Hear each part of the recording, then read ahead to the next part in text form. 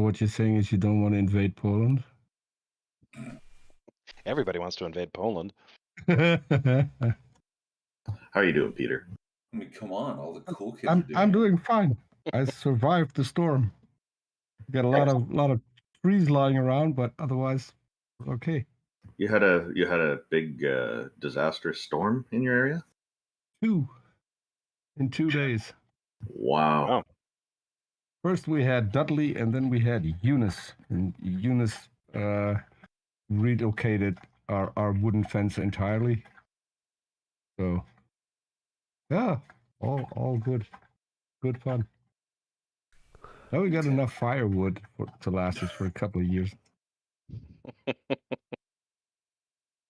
So, it's not all bad. With quite a lot of damage in the country. So.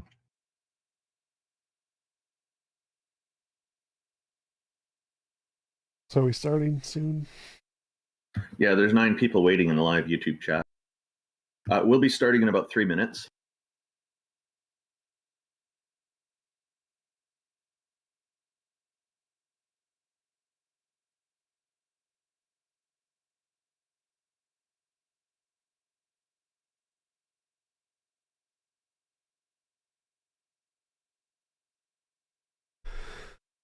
Hi.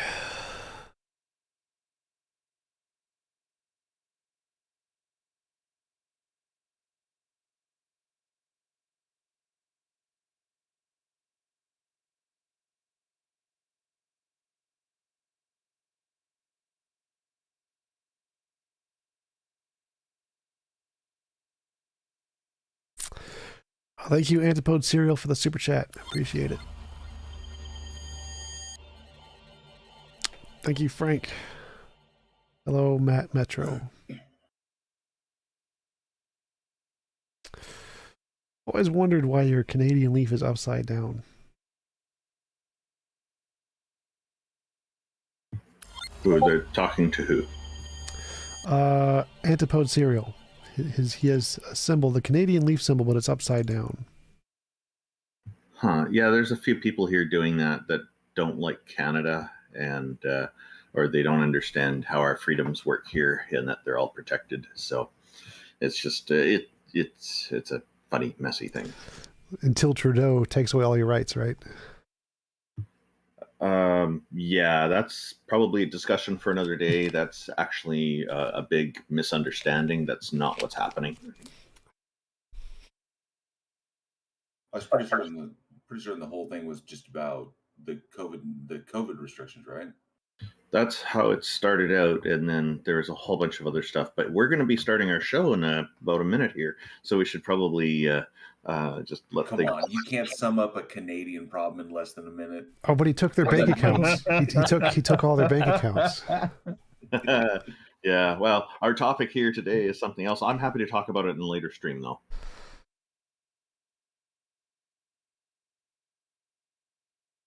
A stream titled "That Monster Trudeau." You guys ready? We're going to start the stream. Welcome, everyone, and thank you for tuning in to today's show. Can you convince us that a god or a goddess exists? And our panel is here. I'm going to leave it to Taco to do the introductions. Yeah, so this is the third one Politics server is letting us run. This is pretty sweet. We've got a new guest as well this week. I guess we'll just start with Jefferson, move left to right. And Jefferson, go ahead and introduce yourself. Hey, I'm Jefferson Spatchcock. I've got a YouTube channel. Yeah, that's about it. Nice to be here. Thank you guys for having me. I'm Randolph Richardson. I am the president of an organization called the Canadian Atheists, where we're promoting atheism in a gentle and non-confrontational approach. We're not trying to deconvert anybody. We're trying to make sure that atheists have equal footing in society to theists, people who believe in deities. And we're looking forward to having a great show today.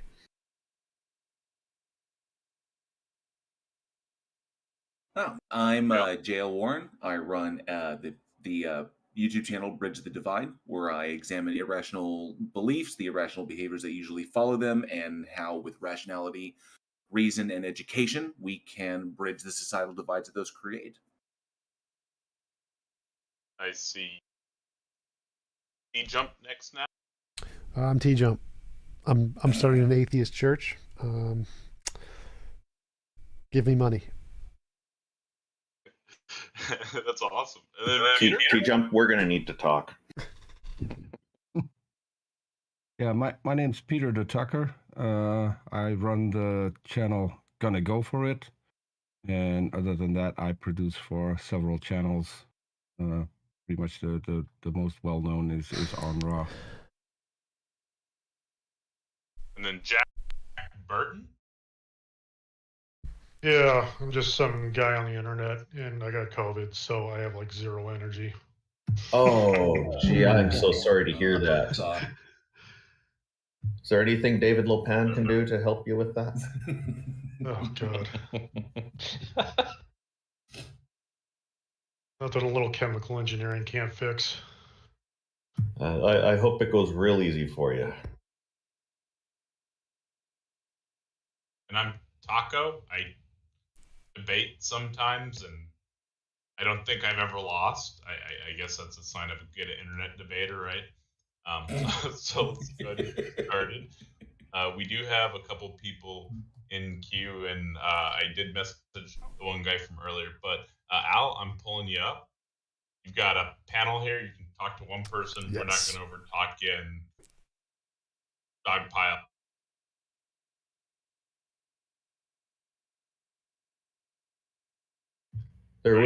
There will be a bit of an effort made to make sure the conversations don't go on way too long, though. But we do want to get to the meat of the topics.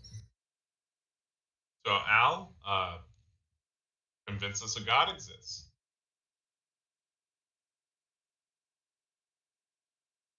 Hello, Al. You're muted right now. I think you need to turn on your microphone. Do you have something for convincing us that a god or a goddess exists? It's like he's muted. We'll come back to you once you get that figured out. Scrum Master, can you convince us a god exists? Sure. Currently in the scientific community, there's a debate for whether or not we live in a simulation. Now, outside of a couple people, like, so let's talk about the people who are very famous for this thought, right? So we do have Mr. Tesla, right? What's his name? Elon Musk. We also have Neil deGrasse Tyson. However, some people who argue this is, what's his name? He's a physicist. I believe his name is Frank something. I think it's physicist Frank Wilczek or Wilczek. I can't pronounce his name. Anyway, so the idea is that we believe in a simulation, right? And just to clarify real quick, yeah, those individuals that you cited I think Tesla, I think Musk, Elon Musk is going around kind of like, I think that may be what he believes. yes, But Tyson and anybody else, any other working physicist or astrophysicist or cosmologist, they're pretty much gonna say that that's a hypothesis. 100%. Yeah, but I don't think any of them actually believe that we are currently in a simulation. This is but I mean that I've heard it put forward as a potential hypothesis is a way, kind of like a thought experiment, a way to think about things, given the light of certain evidence. So, but I wouldn't say that us working at it like this is a real thing would really get us anywhere. Well, To be fair, I mean, we're debating.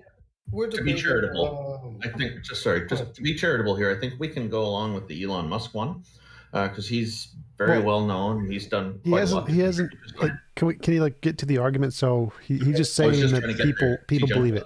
So yeah, people believe it. Yeah, I'm just trying to get there. I think we can go along with that part and we can accept that. And then, so if you want to offer the proof for the goddess or god, then let's maybe go on to that as TJump Yes. is trying to get at. So my premise is basically going to be that if we live in a simulation, or if as far the scientific community's closest admittance to God, in from what I'm saying here, is their belief that we live in a simulation, right? And if we live in a simulation, then there has to be a God who created the simulation, right? That's going to be my No. argument. And so I guess I can put a link. I think that kind of addresses the articles. I can. We can start there. So Okay. you asserted that if we live in a simulation, there must have been a god to create the simulation. Well, no. Correct. Like the simulation could have come about by random chance, or it could have come about by aliens, and the aliens could have evolved, and we're just existing in the universe. Simulations can come about in lots of different ways. They don't require a god.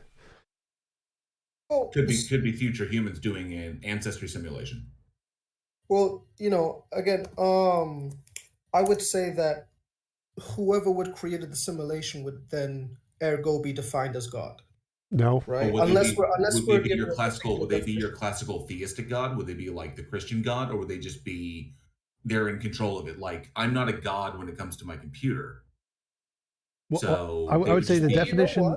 The definition of God is a non-physical mind that created the universe, created everything else other than itself. It's an uncreated, eternal being who created everything else. Well, okay, so that's actually, to be honest, that's my fault. I should have asked for clarification on the definition of God before coming up on stage. So so we're gonna go with. Could you repeat the definition, please? Yeah, a non-physical mind that created everything other than itself. Okay. Well, I can't even debate that, because even in my personal belief of God, I believe God has a physical mind. So I have to disqualify myself from the conversation. I apologize. Okay. Well, where are you going to argue then? Out of curiosity, ahead. Scrum, if I may ask, do you consider yourself a Christian, like non-denominational, or any particular denomination? I consider myself, well, I would be defined as a Nazarene Jew, right? That's the way to define it, would be Nazarene Jew. There are similarities to belief in Christianity. However, fundamentally, the beliefs are still Judaism. Could you explain the physical brain or physical mind that God has thing? Like how does God have a physical mind if he's So the belief, and this is with a lot of Judaic foundations there, right? That God does have a physicality. God has a body. He has a person, right? But again, that's just with a bunch of fundamental, stuff from the Torah and things of that nature. So it's not really, since that really doesn't fit the definition. It kind of not really worth debating. You know what I mean? It's like, Where would we find that person? he would be found where he wants to be found. Well, I'm more interested, like, if it's a physical brain, that means it exists in space-time as matter or energy of some kind. That's what physical means. And so Correct. that means it must be inside the universe somewhere, right? Correct. So if it's inside the universe, did the universe exist before this mind? I don't know. Couldn't give you an honest answer based on the references that I use. I couldn't give you an honest answer. It'd be purely my opinion at that point. Well, you mentioned the Torah, like the whole God created the heavens and the earth kind of a thing on the Alpha and the Omega. Correct?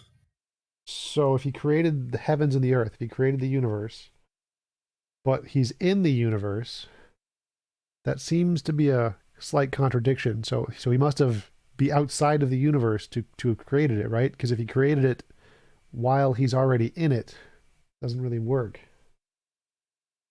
Yeah. Well, he could get in it after he created it, so that would be a possibility.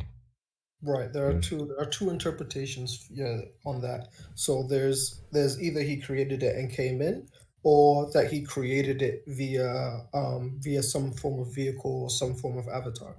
But right, Right? so If you read, if he's in the universe, then and he's a physical body, then we would be able to detect him, wouldn't we?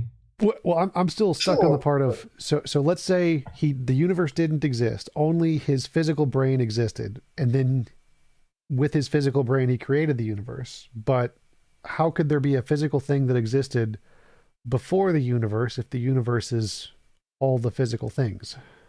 Right. So as I was talking, there is there is that first idea interpretation that the universe was created out. He created the universe from outside and then entered in, and as well as there's a second interpretation, which is he created an avatar, right, in which to or a vehicle of sorts in which to work within the universe, right? If you read when you read Genesis, it tells you about the Spirit of God, right? All the verbs of creation, being when you read Genesis, all the verbs of creation, those verbs are not attributed to God Himself, but attributed to this Spirit of God, of what He talks about, right?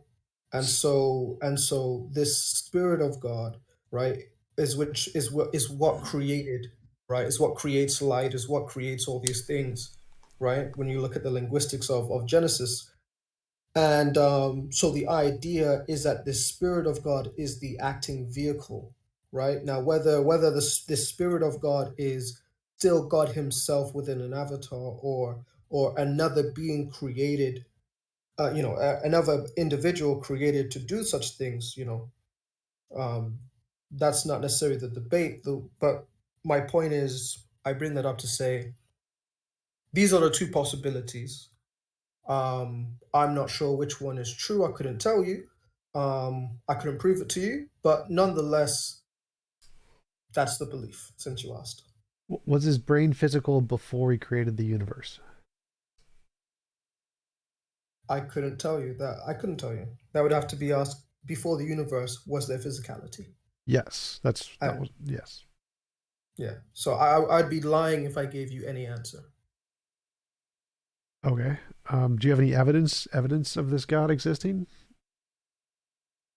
That one's purely belief. I wasn't going to kind of debate that piece, because then that's basically me going through biblical biblical prophecy in the Torah and Tanakh, and try to piece them together to reality. It's more work than it's worth. I like the simulation debate. It's a lot. There's a lot more. It's a lot more articles to debate. So Why do you The think we're in a question was, simulation? can you convince us of a God existing? So can we, since you say you have no evidence, can I ask what convinced you, at least convinced you enough to have this belief? I would say personal experience relating to articles that have historical context. Can you expand on that? Yeah, What kind of I had a personal personal experience, and it lined up, and it lined up within the context of the Torah, right? So Now, my question was, what kind of personal experience? How did that manifest, or what happened? yeah, sure. Let me pick one. Oh, excuse me. Growing up, right?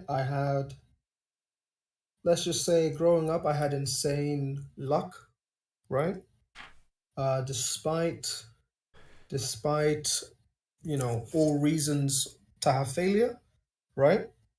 I was extremely lucky to the point of ridiculousness at some point. For example, there were tests I would pass for not even studying. There were jobs I would get that not even being qualified. There were all sorts of opportunities I would have, and despite But either when not you say practicing. test, Correct. just a little clarification. When you say tests I have passed without even studying, Physical so tests, you, physical academic yeah. So tests. what I'm curious about is that you had a test, you were asked something, you didn't know the answer and wrote it down anyway. How did that work? No, yeah. So I had a Scantron, didn't know the answer. Went ahead and scanned it. I went ahead and put my answer on the Scantron, right? And What? still, couple times, all throughout high school. Most of my Yeah, no, studies. sorry. Well, maybe it's because I'm Dutch. You put your answer in what? Scantron. What he's describing is a Scantron test. Essentially it's like a sheet of paper that has multiple choices like A, B, C, D, E, Okay. and then you fill in the bubble as to which one you want the answer. The teacher has pre-programmed a reader to read the correct bubbles that are shaded, and then that's how you score the test. Yeah, it's multiple choice. It's multiple choice is what it is. Yeah, but multiple choice. I'm extremely curious. So this, I mean, you're interpreting the existence of this entity off of well, mathematically it could be derived down to like coincidence or chance. I'm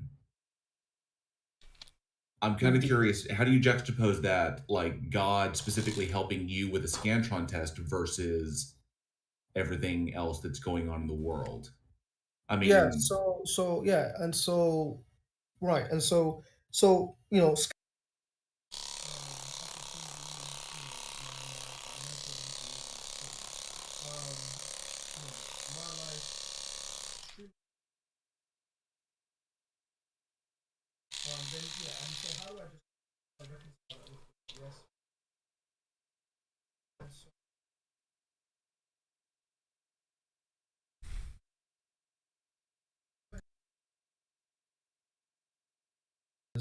when it comes to the Judeo-Christian God concerning how he deals with the world, right? Favor and non-favor, right? And so, when you read these books, they tell you if you follow his traditions, then there is favor, right? He gives what favor about unto all the individuals? What about the billions of individuals that do or believe that they are, and in their heart they believe they are, and they don't get that same favor?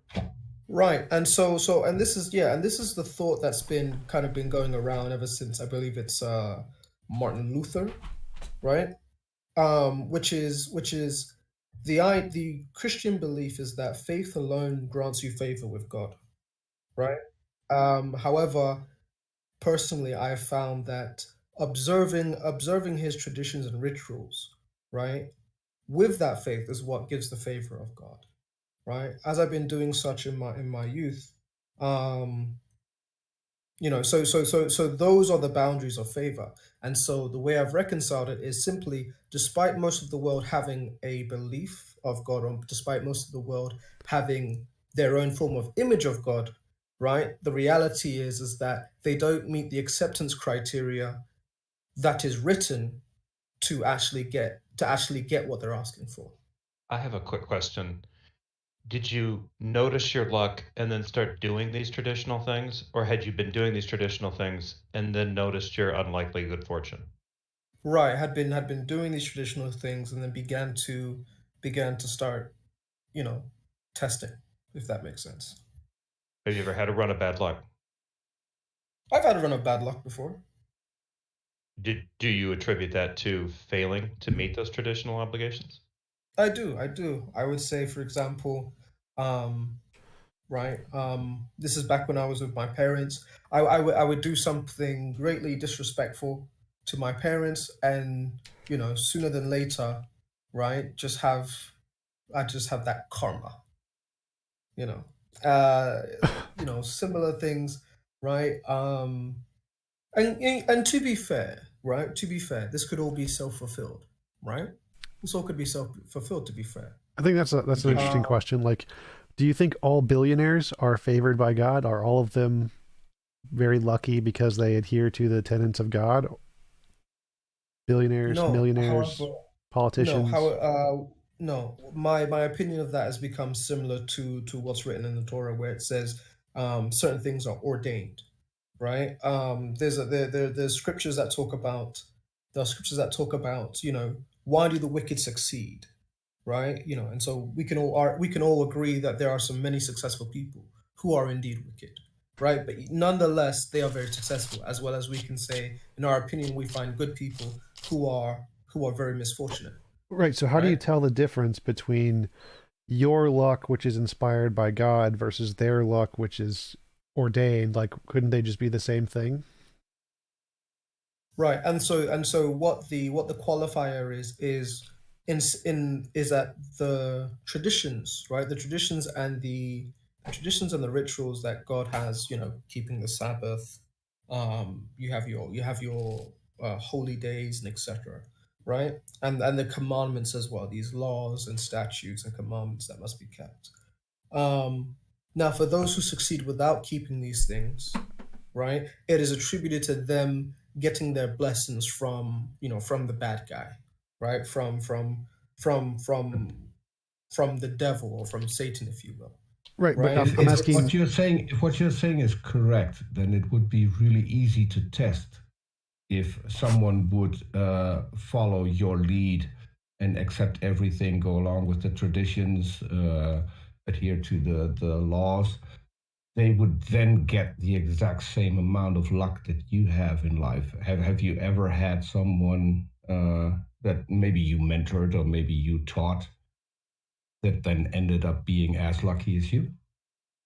I can't say as lucky, because I wouldn't know for sure, right? I don't experience it life. However, I have seen levels of success once people have taken on those responsibilities. I've seen people change for the better. However, right, to be fair, right, these commandments and traditions are very positive promoting, right? They do promote good behavior. They do promote What I good. was Go ahead. what I was referring to is one of the things that you mentioned is succeeding in a test without knowing the answers. I mean, that would be a really easy way to test it. Just Well, give people not really. I tests don't that think they so. know nothing about, and then they would succeed in I don't think that works. So that like, test. because he doesn't say you will win at a test every time. He just says lucky. But I think there's a different point here, which is that if you can succeed if you do the things he's saying, and you can succeed by not doing the things he's saying, then why do you think doing the things you're saying actually is the cause of the success? Because if it seems like you said that there are these other people who can succeed from benefits of the devil or whatever, and you're getting success because of God favoring you and you following his tenets. But it seems, how do you tell the difference between the two? How can you tell that your following God's tenets is actually what's causing the success, as opposed to it just being luck in the universe, just like billionaires have luck in the universe? How do you actually show that your method is a different kind of success than the success that other people have? Because I mean, I did the same thing in high school too. I never studied, and I aced tests all the time. Okay, he's just Scrum Master, just indicating that he got disconnected from the stage. So I don't know if we can bring him back in to continue. Yeah, sure. I'll pull him right back up. Also, for people listening, I just pinned everybody's social media, so please go follow those people. Well, everybody here at some point. That's in the Heathen Hangout discussion channel. I'm also curious as to Scrum's methodology. Yes, and so the parameters are now. This is where it gets a bit supremic. Is that the qualifiers for receiving blessings?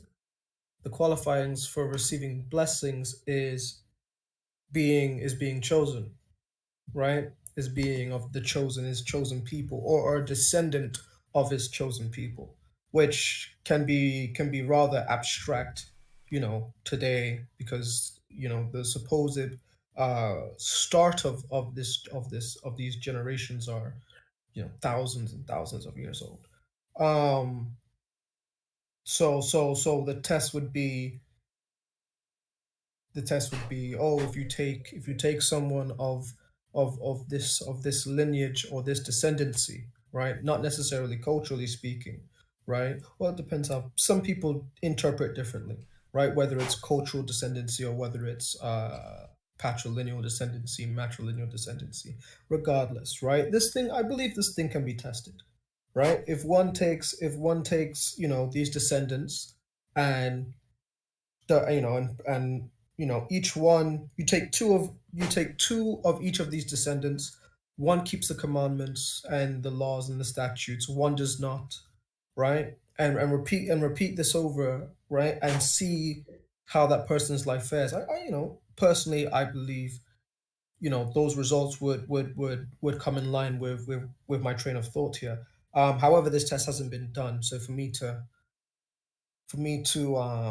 tell you it's as such, right, would be unfair. However, that is the belief. That is the belief. But wait a minute, because most billionaires on the planet don't adhere to your religious faith.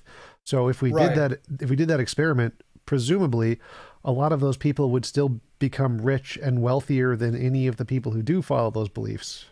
Anyway. Right, and so yeah, and I know you asked a question about it earlier. To answer that, there's a qualifier, right? And the qualifier is being a descendant, right? And so if someone is not a descendant yet has success in life, right? Or if someone is not a descendant and yet if someone succeeds without following those commandments, right? Then the great success, for example, these billionaires, right? They're basically kings of the earth at this point, right? Once you make $1 billion, you're basically a prince or king of the earth, right? Sure. It is still, it's ordained, but it's ordained with it's ordained in a negative form, right? So the idea is, yes, this person is a billionaire despite being wicked. However, right, they have blessings of their wickedness, and it will later be rectified in the future. All right, but I'm asking, how do you tell the difference between those two? You're saying there's two different kinds of blessings here, and you're saying they're different. One's good, one's evil. And I'm saying, how do you tell the difference? Like You tell the difference by maybe they're both the exact same thing. They're just both random luck. Like there might have nothing to do with the rituals at all. The rituals do absolutely nothing. And it's just the fact that everybody has some set of luck and some people succeed and some people don't. And so your rituals do absolutely nothing to change anything. And just the fact that luck happens to some people might be the cause of both of those things. Right. And so the qualifier, yeah, and so one would say the rituals could have nothing to do with it. The difference is that, my experience when I stop these rituals, right, my quality of life goes down, right? However, for someone let me speak plainly in this sense. So according to the books, right, there is a lineage, whether it be cultural, patrilineal, matrilineal. There are these lineages that have made this agreement, right, underneath the covenant, right? The covenant being, do these rituals, keep these rituals and things, and you will be blessed. Don't keep these rituals and things, you will be cursed, right? However, there are people on the earth who don't come from that lineage, therefore they are not bound to those acceptance criteria, right? So therefore their fortune is not dependent upon those acceptance criteria. Wait, However, people of such lineage their fortune and misfortune is dependent on the acceptance criteria. So does that mean that if somebody of that lineage doesn't follow these tenets, it's impossible for them to become a billionaire? Yeah, you know what? I could say that. I would more accurately say that they would just be misfortunate. Okay, so they could have those $1 billion, but not to their fortune. George How Soros. would you know the difference between someone? How would you know the difference between someone who is being blessed by the bad beings versus being ordained to be a blessed bad guy by the good God that ordains these things to be thus and so? How would you possibly know? I would say it's one and the same. So to be blessed by the bad, to be blessed by the bad, or be ordained to have bad blessings is one and the same. Well, I think he brought so up if a you're really not good point there. He said that if he would say that someone who didn't follow the tenets, if they were from this descendant tree, couldn't become a billionaire. And I'm guessing the descendants are like Middle Eastern, right? Like Jews. Well, these bloodlines are thousands of years old. So Right. so the migration, so with the empire expansions, Greek, Rome, or even Sumerian, Persian, Greek, Rome, right? These empires have forced expansions of thousands of people, right? Thousands of different kinds of people and relations. So today you would find them all across the world. You'd Right. find them in the Middle East. You'd find them in India. You'd find them in Africa. You would find them in Europe, right? But Jews would be a good example of this, right? Jews are a pretty well tied into that lineage, correct?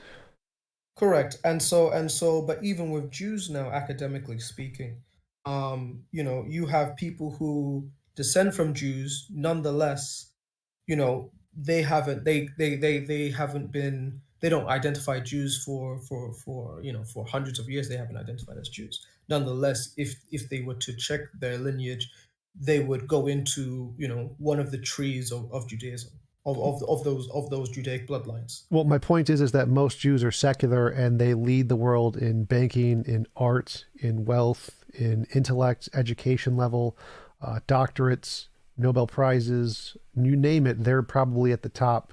And they don't, most of them are secular, most are secular Jews. They don't really believe in God anymore. So it seems like that seems to refute your claim that if the people of this lineage don't follow this pattern, then they can't become successful. The Jews, who mostly don't follow this pattern, are the most successful groups in the world. Yes, that's quite interesting, isn't it? Yeah. Just for clarification, Scrum, are you a Karaite Jew? Oh yes, am I correct? My father was. I am not. Okay. So you stated that your dad is, so because you're putting a lot of stock into the Tanakh. So I'm really curious, how do you, I mean, if you were not born where you were born, if you didn't have the parents that you had, the influences you had as a child, there's a very good chance that your religion and the influence of your peers or wherever you grew up, geographically speaking, that it would be a lot different. So 100%. Okay, so why put so much stock in one particular text?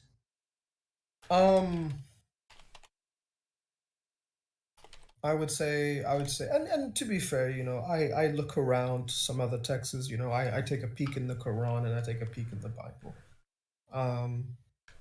Right, but always everything is filtered, right? I try to filter everything based on the Tanakh. And I would say that Yeah, but why specifically the Tanakh? Because you can actually go back even further than that to the text that eventually inspired the Tanakh. I mean, you can. I use the Torah. I use the Torah, right? I do use the Torah. Throughout human history, religions evolve, and so the text that came before that, going all the way back to Babylon, Babylonia or Akkadian, you can trace this stuff way back, for much further back. Plus, there are older texts. You've got things like the Bhagavad Gita, which predate these things by close to 1,000 years. So, Bhagavad Gita is, what is that? That's Hinduism. That's the Hindu. Okay. Yeah. To be honest, I mean, there's bias, right? Identity bias, right? All sorts of biases there. 100%. There's an identity bias with the Tanakh and Torah. So that's, if I was born of a different group of people, then 100% my belief would have to follow that, right? Because I believe that, I'd say not at the end of there are people that convert all the time, but given the geographical issue and given the possibility that you admitted yourself that it could be just confirmation bias, given these two things, that you can't eliminate these two issues. These are two pretty large issues. So how do you justify just kind of like, that those don't matter? I'm going to believe. I would say regardless of their potential, um, it's kind of a don't look a gift horse in the mouth kind of thing, right? At the end of the day, it's like, well, from my experience, right, as an individual, my life reaches prosperity from adherence to these rituals, and my life experiences degradation when I conflict with these rituals.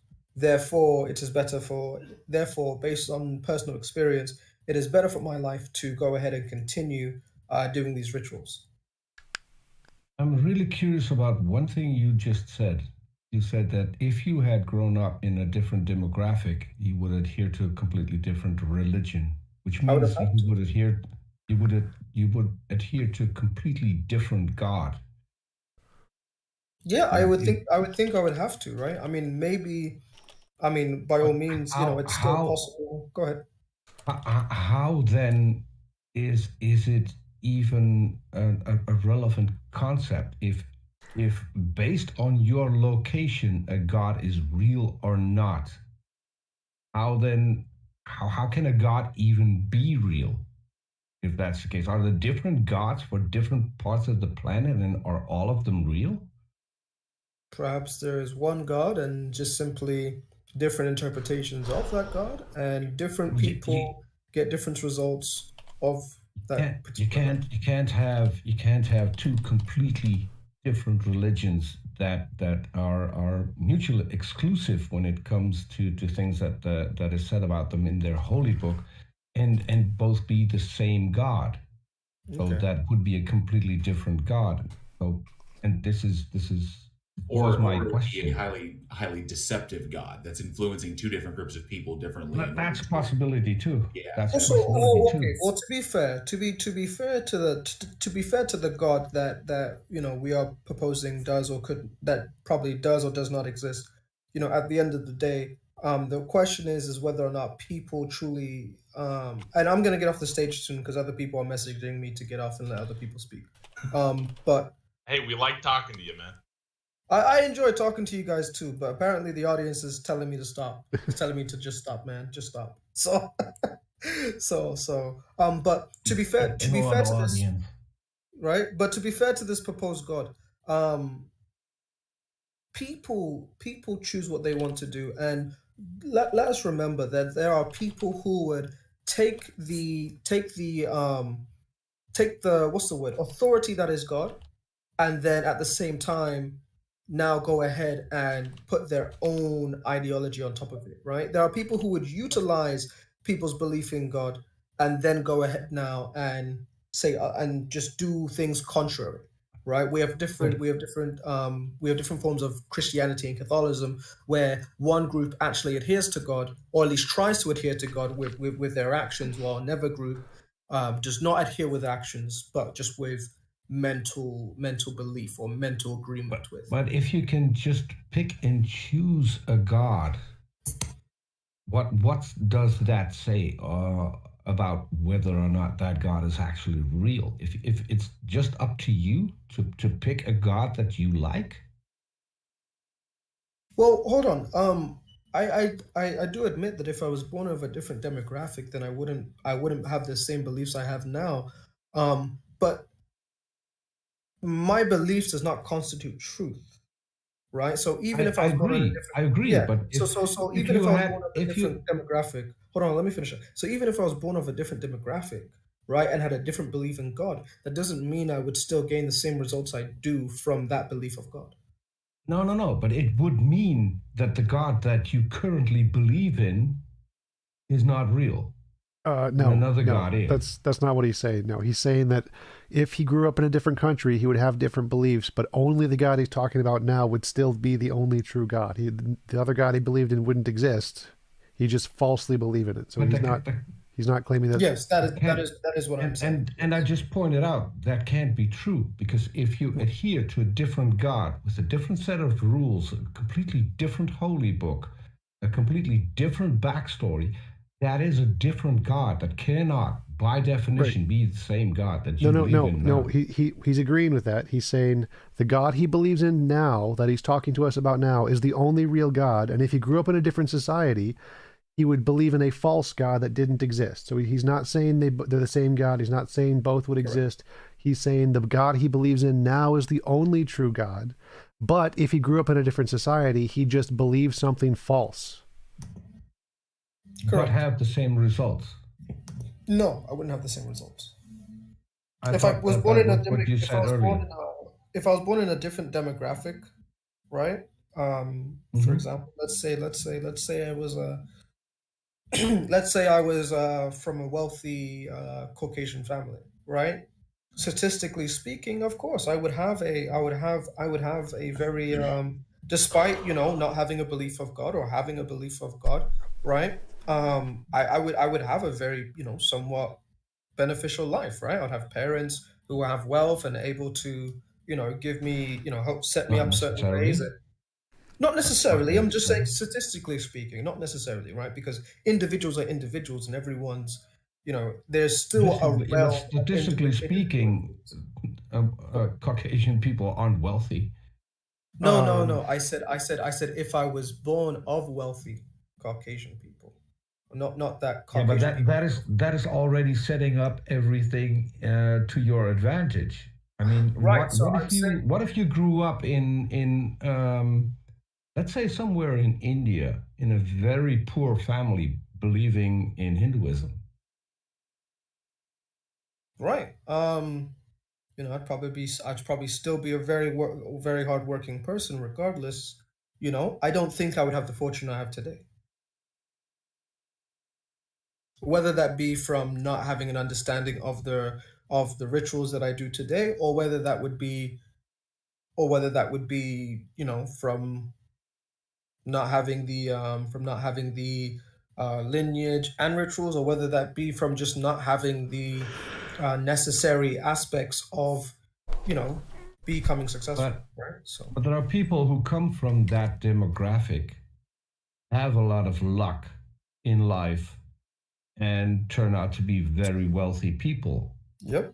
So how would you explain that then? Is that because of your God influencing them even though they don't believe in him?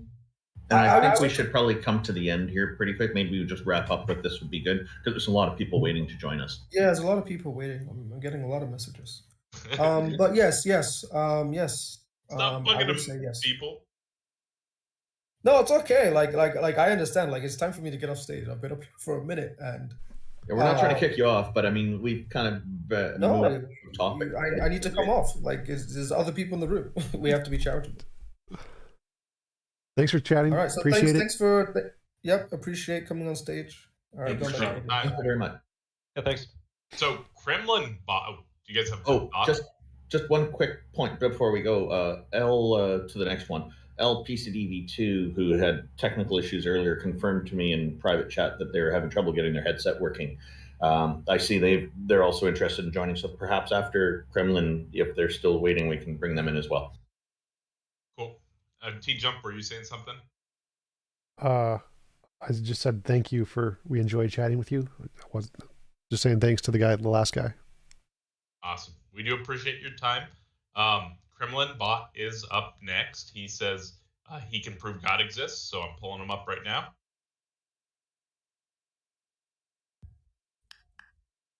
Hello, Kremlin. Hello, Kremlin bot. Can you convince us that a goddess or a god exists? Wait, can you hear me? Yes. we Yeah, can. bud. So first I just want to say I'm a Jewish Muslim with Judeo characteristics, and my irrefutable proof of God existing is that I found a website that said God exists. So please Sorry, prove me what did you find? I didn't quite hear that word. a website. Oh, a website. Oh, okay. So is that your proof? Well, Well played, sir. first important question I'm I have curious. about the website is, Was it a does it Canadian have- website? well, one of the important questions I have about the website is if it has proper validation for its domain name. it was verified by the U.S. government. Okay, so this gives it some credibility. Tell us a little bit No, more. it doesn't. No, it gives us credibility about the website. Well, All even right. if Trump validated it, I mean, No. Prove to me why God doesn't exist. I mean, we're asking to be convinced, right? If you'd like to try to convince us, we'll listen. Otherwise, we'll move on to the next one. I think God exists because I said so. Okay, we do appreciate you coming up. I'm going to go ahead and pull up Al. Al, thanks for hanging on. I know it's been a little while. Hello, Evil, Al. we do see you. Hello? We can hear you, Al. Good to have you on. all right, Al. Yeah, hear me? Yes. You guys can hear me? Yes, sir. What you got for us? Okay. Hold on. Hold on, give me this. As I was saying, a few folks are asking and wants us to why does God exist and how come God exists? But if God existed before the universe, then why did the universe allow God to create creation within its own realm? And if God is a judgmental God, as they say he is, then how can the universe allow a creation of that form or deity to present itself onto us? And as someone else stated, if he is, let me see, if as someone else stated, if so, he's outside of our observable realm or universe that we haven't able to find him yet, then what I'm trying to say is, how can we prove the physical and non-physical if he himself describes himself to us as I am? Oh, so I understood about a quarter of that. First thing, we can come to the belief God exists because humans believe wrong things all the time. We believe in delusions, illusions, misconceptions, fallacies, unicorns, leprechauns, all kinds of things. Our brain produces false beliefs all the time. Secondly, we could prove God exists even if he's non-physical, not spiritual realm or whatever, if you could make novel testable predictions. Like if I believe God exists and if I say my God will give me a gold brick every time I pray to him, and if I pray to him and we can verify a gold brick appears in front of me every time, that would be great evidence of God. That's a novel testable prediction. So it wouldn't matter if God is physical or non-physical or existed before the universe. As long as he interacts with something in the universe, he can be shown to exist. Okay. For a common interest and beneficial means to each individual person, religion grabs a hold of all in one. Many have created their own way, and for not the purpose, in exchange blessings, good luck, an answer from whatever God you pray to, another point to whoever is saying the universe came before. If so, the universe must carry a conscience, which will allow creation within its own realm. If asked and answered, I have a question. If God created all before the universe, he is, I am, okay, both physical and mentally, men and women cannot understand who or why we are here, but why find a reason to. The Bible tells us how to live by so, okay, so my question comes down to, if he is a being and he is, I am, a non-responsible answer to a question that is open to all, did the universe allow God to exist or the other way around? Logic goes out of the window. Neither. I'm really curious. Are you reading this off a website? Because it sounds No. like you're reading it. I said this is something I sent to one of the folks that was speaking earlier. I couldn't get my audio working, so I read. Oh, okay. I read. I read what I sent to him. But Yeah, if he can I read, was just curious. No problem. okay. I'm curious. Do you interpret the universe as having agency? As someone was saying in the Haven chat, they said that the universe and God is outside of our universe observance. So if that is the case, then there must be some influential interest that was left behind, as it is always in the past and not the present. We just have remnants of the past, but in the present, we only find artifacts. We only find things that describe how we should live and why we're here on this planet and the reason that we are here for. We always tend to find a reason to why we're here and why not were we created for our own reason. We're basically living in someone else's experiment, as I would say. I would say no. I would say there's no evidence that there is a mind that had anything to do with the creation of the universe. I would say that the natural world has always existed. It's uncreated, and we just evolved from random chance. So no, there was no mind. There's no requirement of a mind. We're not designed. None of that follows from what we see in the universe. And by the way, Al, I just reposted what you had indicated you'd sent to me in the Heathen Hangout discussion chat. Thank you. Another thing, well, I will listen in for right now and read the chat as well and the feedback of what I just said, if that's okay with all y'all. Well, how about this, Al? What do you believe? I believe that each person individually has been taught some way to believe in their God in a certain way to live by that code. And me, myself, I believe honestly that religion is taught. I believe that we're here consciously minded to the moment we decay. And from the moment we decay, we pass on. But passing on to whatever reason we pass on to is how humans, I would say, find their own way of believing in their God to see what happens after death, you know? So it's a coping mechanism to deal with essentially death. I would say so, actually. If it's not physical or logical, I would say so. Some folks say it's scientifical, but some of this we aren't able to prove. So I do say that it is a coping mechanism for a few. And it has been taught throughout the generations and centuries as well. What would you say to someone who hasn't been taught this? I would first, I would speak logically and about some of the physical things that we have learned on this world and some of the what we can see and what we can touch from our own perspective and our own hands. Do We you have think? not once. Do you think? I have to clarify because what you said, everyone has been taught this.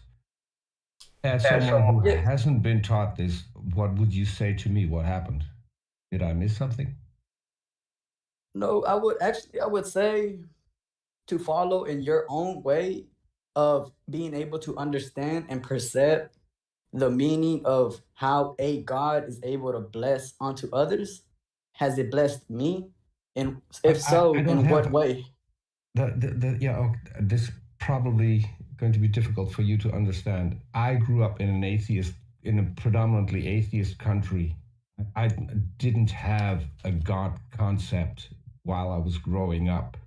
I still don't have a God concept. The only thing that I can remotely get to is what other people tell me. See, I also grew Sitting up. next to me. I also grew You up. want to speak? I also grew up an atheist through my whole childhood. I still am. I've always been. I've never. Most of my childhood, I didn't have any of this God stuff caught to me. You mentioned logic earlier, and I'm wondering, do you think that your God has to work within the laws of logic? If so, I would feel that would be a self-experimented God, if that makes sense. I would Okay, so say you started off with if so. So it sounds to me like you're not sure. So if you're not sure about whether your God has to work within the confines of logic, then that's going to be hard to convince us that your deity is real. Yeah, I would say that I hopped on here to actually speak about. I know it was to see why God exists and to prove why God exists, but some of the comments that I was reading was actually something that I wanted to get out there of everyone to hear and know that I myself don't believe in God of, like, if someone is born blind and his blindness comes, like, he can see again, is that a blessing? Some would consider that a blessing. If his blindness was healed scientifically, yes, by medicine, then it's human interference. It's something we gave back, or as in help him see again. So again, we're dealing with hypotheticals here because you're saying if. We're looking for something that's going to be convincing about whether a deity exists, and we're just not finding it here. It sounds to me like you've got a lot of ideas that you probably. I would suggest that maybe you try to find a way to consolidate them and work on kind of simplifying the whole approach, and perhaps contacting us again next fortnight when we're running this or at a later time. because when you came on, you did present a lot of ideas. It makes it kind of hard to digest. You know what I mean? And I'm trying to give you constructive feedback here and encourage you to try to maybe refine your ideas and try to simplify them down. You know. It would be helpful if you could put it into like a And syllogism. also- Like if you put it into a syllogism, premise, conclusion, that would be super helpful. Excellent. That's the And, perfect way to and, do it. and also don't come on here and thinking that you need to prove God. The topic is convince us that a God exists, and in order to get there, I think an easy way to get there is think for yourself what convinced you. Well, just to That- clarify, it's to convince us that a god or a goddess exists. Either one's fine. Yeah. Okay. Yeah, but if you know what convinced you, then that would be a good starting point to talk about.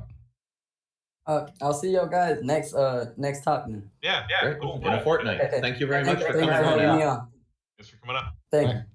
Thanks for joining, Al. All right, I'm gonna go ahead and pull up Evil. He's been waiting. I see Boomer and Jason. Both of them should be interesting as well. Hello, Evil. I pulled you up. Hello. Hello, friends. Just to quickly ascertain whether you guys can hear me, one of my AirPods died. We I can. just got off the train. Literally just got off the train. You can? Yeah, we can hear you. Okay, that's definitely fantastic. So I just want to reiterate, you guys might recognize my voice from a previous conversation that we've had. I just want to reiterate that atheism is anti-intellectual for multiple reasons, but I do hope to convince you ultimately that, from the theist perspective, that a God does exist, and that is the ontological state of affairs. But I do want to understand. Yeah, go ahead. So, yeah, when you're saying atheism is anti-intellectual, I, of course, disagree with you on that. It's actually neutral to that. There are some people who are anti-intellectual, but that's a separate thing from whether they're an atheist or a theist, in my view. Sure. Let me elucidate what I mean by that. So every position that I've encountered under the name atheism thus far has been anti-intellectual. What do you mean by perhaps you would anti-intellectual? Well, specifically you, TJump, if we're talking about you last time, I destructured your argument, like logically speaking. I showed that the infrastructure was actually appeal to ignorance fallacy. I also showed that you actually only have an inductive argument against God, which would be invalid. Because inductive arguments are invalid. So logically speaking. everything you just said is anti-intellectual. First thing, inductive arguments. Hold up, one sec. One sec. It can be validly inferred. Hold up. Hold up. So inductive arguments aren't invalid. That's just anti-intellectual. You don't understand how arguments work if you think inductive arguments are invalid. It can be consistent. So if the form is correct and they don't contain okay, stop talking. Stop talking now. Stop talking. I'm gonna pull you down. Look. So he didn't interrupt you. Nobody interrupted you. Let him talk when he's talking. And he did interrupt me actually. But sure. So specifically, there is two different forms. There's deductive and inductive arguments. Deductive arguments are sound and valid are the terms, and inductive arguments are called cogents. And what's the other one? Cogent and forget. But there's a word for it. There's specifically a word to show how inductive arguments can be valid.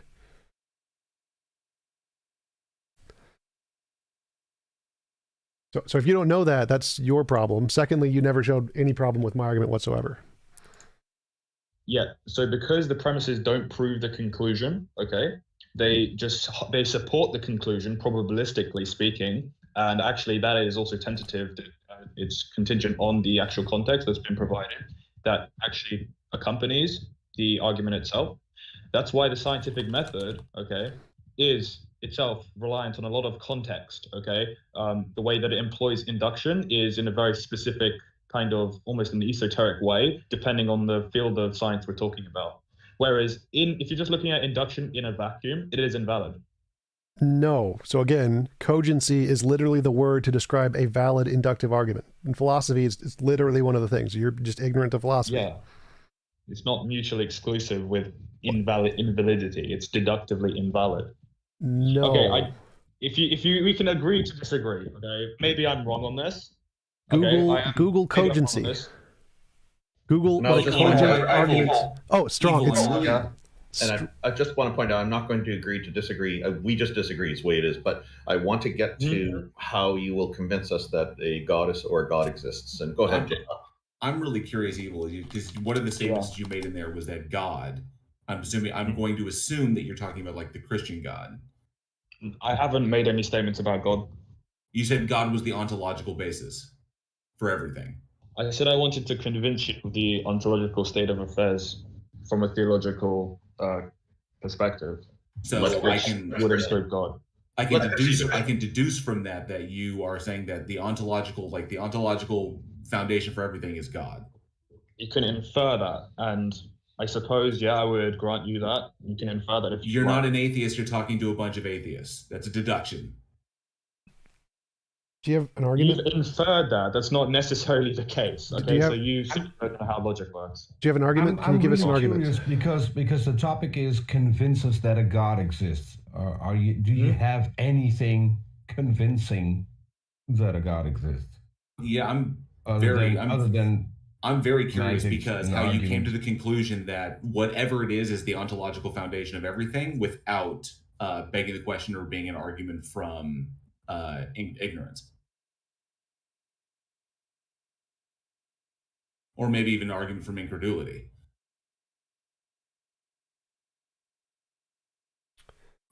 I'm interested in how you're going to convince us. Please proceed if you'd like to. If you don't have an answer for JL Warren's question. Hello. Sorry, my other AirPod died. That's why I couldn't speak. But just respond to the person who said that he's interested in a way that I could convince him without it being like some kind of formal fallacy. I mean, you realize theology is quite a broad field. There's obviously a lot of disagreement. Can we stop with the side tangents? And can we just get to it? Can you just present an argument? Don't need the preamble, dude. Just tell us how you determine. You gave lots of remarks, right? Okay, so let's skip that. Just give an argument. I just pointed you to the topic of the conversation, which is convince us a God exists. Or God. So if you don't think that is important. Yeah, I understand. So the reason that I came off to trying to just basically ascertain your positions is because if you are a hard atheist, that means that you have some form of you've deduced a contradiction. Okay, you're breaking up. I guess we can all go through it quickly. Why am I being overtalked? Because you're breaking up. You're breaking up. Your audio is cutting out. Your audio is cutting out. Your audio is cutting out. We can't hear you. Can you hear me now? Yeah, it's coming back. Okay, my deepest apologies. So what I was saying was that because you guys think from a hard atheist position, there's a contradiction somewhere. That needs to be resolved before I can obviously start providing any, convincing argumentation. Otherwise, there's still going to be the contradiction that has been unaddressed. But in this case, I suppose there is no actual deductive. There's no deductive argument. There's only an inductive argument that TJump has provided. I need some clarification because you're assuming a lot of things. For instance, that we're hard atheists. Wait, I don't want to get sidetracked again. One sec. Peter, 1 sec. I don't want to get sidetracked. It doesn't matter what he calls us. Please, TJump, let me finish. Wait, 1 sec. I was trying to finish. Peter, we're getting sidetracked again. You haven't proposed a single God. Can you first propose a God that we're supposedly going to be convinced of? Because you don't seem interested in, and he's gone. Okay, you don't seem interested in telling us about your God. You just want to tell us about methods how to get there. Sure. I'm more interested in the God that you're proposing. Okay. I understand. I'm not prepared at this time to propose, say, some kind of empirical, empirical God, for example. I can propose like a metaphysical sufficient condition for an Abrahamic God, which would be like an external non-contingent actualizer. Can you narrow it down to the God that you actually believe in? Yeah, I just stated that it is sufficient. Can you please stop interrupting me? Go to the when God I answer your questions, can you please not interrupt me as I'm in the process of answering your question? I was I was finishing up my question, but if you're not interested in my question, then there's. Yeah, I there's was no- answering your question and you proceeded to interrupt me. So I said it would be a sufficient condition for the Abrahamic God. Okay. Okay, what is your sufficient condition? Give us an argument. What is your argument? Which one? Which Abrahamic God? Judaism, Christianity? I'll give you the Islam? my Which rendition one? of. I will keep. Okay, so I just asked two questions there. One by TJump, one by you. So which one am I answering? You decide. Okay, so it's a sufficient condition for the Abrahamic God, which means that any God in Abrahamic religion is the sufficient condition for that. Now, I said metaphysics, like Baal? so I'm not discussing. I'm not discussing. Hold on. Like Baal? Yeah. Who's a god in the Abrahamic religion? Isn't he no longer like a? I'm sorry, that's incorrect. He's not a god. Asherah would be a good one. It's a goddess. You don't hear a lot Jewish. about her. Oh yeah. Yeah. Okay. Do they still believe in? Oh my I'm not God! too Can we well get to versed the on- evidence? Like, I want an argument. Yeah, I sure. don't- I'm sure. you said Sorry. a This God. guy is going on about Judaism. I don't really care. Yes, for I that know. right now. It's a distraction, You which is said- why I you try to said stop a it. god in the Abrahamic religion. I just mentioned a few, so I'm still curious which one you're. I don't care which one. I Yes, want to know his all of evidence. It them. doesn't matter which All one. He can of them. indicate any one. Just give me Yes. evidence. Exactly. The entity that I'm proposing would be a sufficient condition for all of those gods. Okay, and what is Now, it that you're proposing? I just stated an external no, non-contingent the evidence. What is the actualizer, evidence? which would terminate an infinite regressive series of contingencies, which would arise if you have, in the instance where you have concurrent contingent actuals. So any potential for it to be actualized, you require this entity, let's say, to terminate paradoxes which would arise as a result of it not existing. This would also include stuff like, because you would have to, you couldn't actually instantiate the series in the first place without having without having this God, let's say. There's also a book called Approaching Infinity by Michael Humer, and it basically goes through in both physics and quantum physics, and it applies the BGB theorem to this temporal contingency arguments.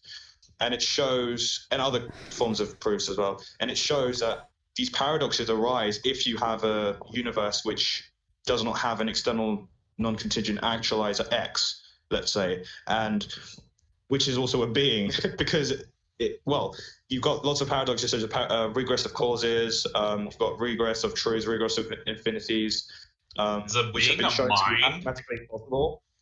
Yeah. It's metaphysically impossible. Evil, if you could take Occam's razor to all that, what would be the elevator pitch for it? Occam's razor. I Shit, think. I have to search that up. Well, one sec. I think he says, can you simplify the argument? His argument is the contingency argument. He's saying infinite regresses are impossible, therefore there needs to be a necessary being. That's his argument. It's false. You don't. Yes. In simplified sense, yes, that is. So you don't. It's But false. I also provide justification for the premises, Right. since a lot of people don't. That's fine. That's fine. So You hold the view that it's false. yes, Could you like elaborate most on that? Why it's physicists, false? the consensus in physics and philosophy, like most experts in the field. One sec. Let me address your points first. So This is metaphysics. one sec. This isn't One physics. sec. Evil, One please sec. let T-Jump finish. So metaphysics is a branch of philosophy. So philosophers are the expert here. There's no such thing as like an expert in metaphysics. It's purely hypothetical. Secondly, the closest thing to an expert in metaphysics is the physicist. There is no higher expert. The philosophers get no say on physics. Thirdly, the consensus is that infinite regresses are perfectly possible. There is no logical contradiction. Paradoxes are purely apparent. There's no actual logical contradiction anywhere in them.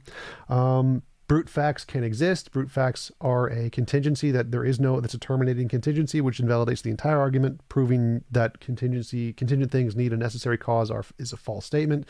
They are logically possible, so it proves that one's wrong. We can go through every single premise. Every single premise is wrong. You don't need an infinite regress. You can have a brute contingency. One second, I'm not done yet. Not done yet. So we can have a necessary thing. We can even grant there's a necessary thing, and it doesn't need to be a mind, like naturalistic pantheism. Yes, I said that it has to be mind. Wait. Stop. still talking. So there can be a necessary thing without a mind called naturalistic pantheism. There's no reason to think it has a mind. We don't need a necessary thing at all. There can be a brute contingency. So there's no infinite regress with no necessary thing, brute contingency. Or we can have an infinite regress of contingent things, like the multiverse, string theory, etc. So all of the consensus in physics says that everything you said is wrong, and the consensus in philosophy is like everything you said is wrong. This sounds quite reasonable to me. What are your thoughts, Evil? Okay, thank you for that. So that was by definition a Gish Gallop, but setting aside that, no, aside the it fact that it was. Oh, come on. No, I just told you that sounded Right, reasonable. what- That's not a Gish Gallop. TJump was very clear. Well, actually, to be fair, right, I do have ADHD, so I do have a weak working memory. So it is difficult for me to actually recall every fucking thing he just went through. But anyway, I'll try. I literally my just best to. addressed your premises one by one and showed they're false. So if you want to pick one, I can tell you which premise yours is Yeah, false. you should have done it one by one instead did. of going I literally did. iterating through the entire series. I literally did one by one. That's what I did. No, we didn't go through it one by one. You just listed them out all in one. So you I'm not made gonna a go claim. through Let me this let me now. walk you through this again. So you made a claim that there can't be an infinite regress of contingent things, right? That was your first premise. So that Wait, was one right? of my premises, okay, which I supported, which you haven't addressed the actual support that I gave for the premise. I cited multiple paradoxes. I can actually go through the. I did. each I literally paradox addressed that. I said those if you had it. paradoxes are apparent. Regress of unactualized potential. Yeah, I literally addressed that. So those paradoxes are apparent. None of those paradoxes show a Yes. logical contradiction. Therefore, there is no contradiction You know in they infinite do. regress. That's what a paradox is. No, God. paradoxes Yes. are not logical contradictions. Well, not entirely, but they are. That is typically a necessary condition of a paradox. Yeah. No, it's not. Yeah. What is a paradox then? A paradox is a intuitive inconsistency. I don't think that's the. It's a self-contradictory, logically no, self-contradictory. it's not. Oh my god. No, You're so it's not. stupid. But anyway, it literally says it on Wikipedia. Okay, no. We're not doing that. Oh, he's gone. Okay. Who's next? Evil? Oh, Don't call Evil's your back. Oh, bring him back. interlocutor. Let's give him another chance. Okay. I'm pointing out, do not call your interlocutors names. Well, one sec. I'm just going to read from the Stanford Encyclopedia of Philosophy. Paradoxes. By paradox, one usually means a statement claiming something which goes beyond or even against common opinion, what is usually believed or held. No part in that doesn't include logical contradiction. It's not a part of the definition of paradox at all in any philosophy textbook. So, in certain societies, an intelligent blonde would be a paradox. Okay, guys. So fine. I accept that there is some contention on this semantically speaking. However, I am using a fairly credible definition considering I'm using like a Wikipedia one, which is typically peer review cited. But anyway, I'm not going to go into that. Fine. I will say paradox doesn't have to be a contradiction, doesn't have to entail that, but that's the definition I'm using. And it's not proprietary. Now, with regard to whether science or physics is some kind of precondition for validating metaphysics. Physics, sure, there's a reason why those two words are similar, but physics is like the foundation upon which metaphysics typically is built. It undergirds metaphysics. However, it's not empirical. Sorry, it's not ontological, which is the exact limitation of physics, which metaphysics addresses. Okay, metaphysics is there to address why, say, Gauge boson, like a photon, travels at sea, why it's been denoted as such. And rather than just stating it as a brute fact, which is what TJump seems to allude that this is somehow a defeater for the omnipotence, sorry, not the omnipotence paradox, the infinite regress of contingencies, which I've, posited as being something which is evident for a God, right? Because when you have an external non-contingent actualizer which terminates this, or let's say instantiates this mathematically, this is a sufficient condition for other proofs such as maximally great being and actually downstream Abrahamic religion. Okay. So, first thing, I said that the brute contingencies are logically possible, which defeats your first premise that all contingencies must. Yes, brute facts are brute contingencies are brute facts. are a logical possibility. They're logically possible, which invalidates your first argument that all contingent things must terminate in a necessary cause. Logically possible is so you're using S5 here or using S4? What is it? What do you mean that logically possible? You can pick whichever version of logic you want. Logically possible just means no logical contradiction. They all entail this. Clarify your claim. No, I don't. I'm You asking can you to pick clarify any the logic. They all say the same thing. It's logically possible means no logical contradiction. Also, the wiki So it quotes the paraconsistent- Stanford Encyclopedia of so Philosophy. paraconsistent logic would say the same thing. What? Would a paraconsistent logic say the same thing? No, I'm using standard logics, as I said. Okay, so when you just said that all logic would say the same thing, that was incorrect. No. Now, moving forward... No, it was not incorrect. Okay. Okay. So you're what I evading would the like point to say here. in So I response to proved that you is wrong, and you're you need evading the to point. I would like you to provide some kind of argument that shows that a brute fact negates somehow negates my position. Because you just stated that a brute fact negates my position, which is Yes. fine. That's your counterpoint. But I would like an infrastructure which obviously concludes that. I as a already provided that. counterpoint. Your claim You that just provided the counterpoint. your claim that all contingent series must terminate in a necessary cause is false. Brute contingencies are an example of a contingent set that does not terminate in a necessary cause. Therefore, not all contingent sets must terminate in a necessary cause. Owned.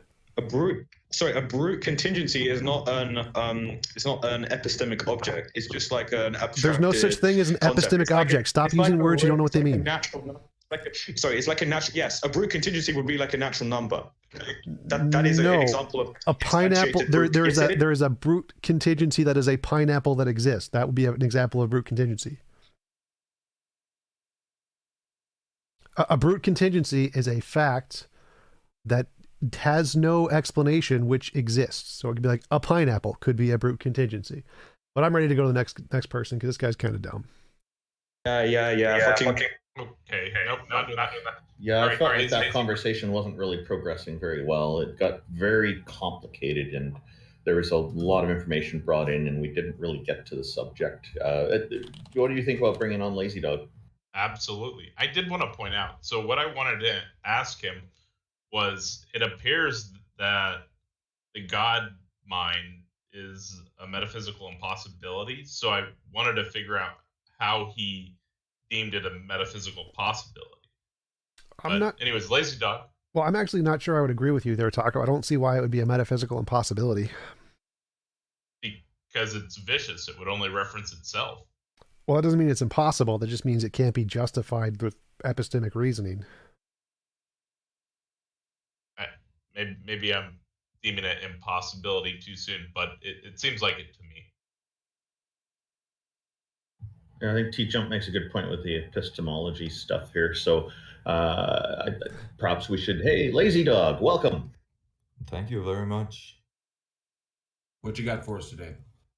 Well, first of all, I want to say I'm a little bit nervous. It's okay. Take your time.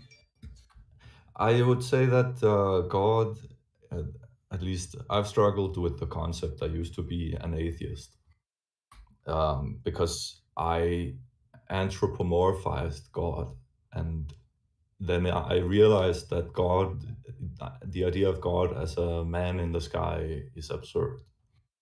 So that's how I became an atheist.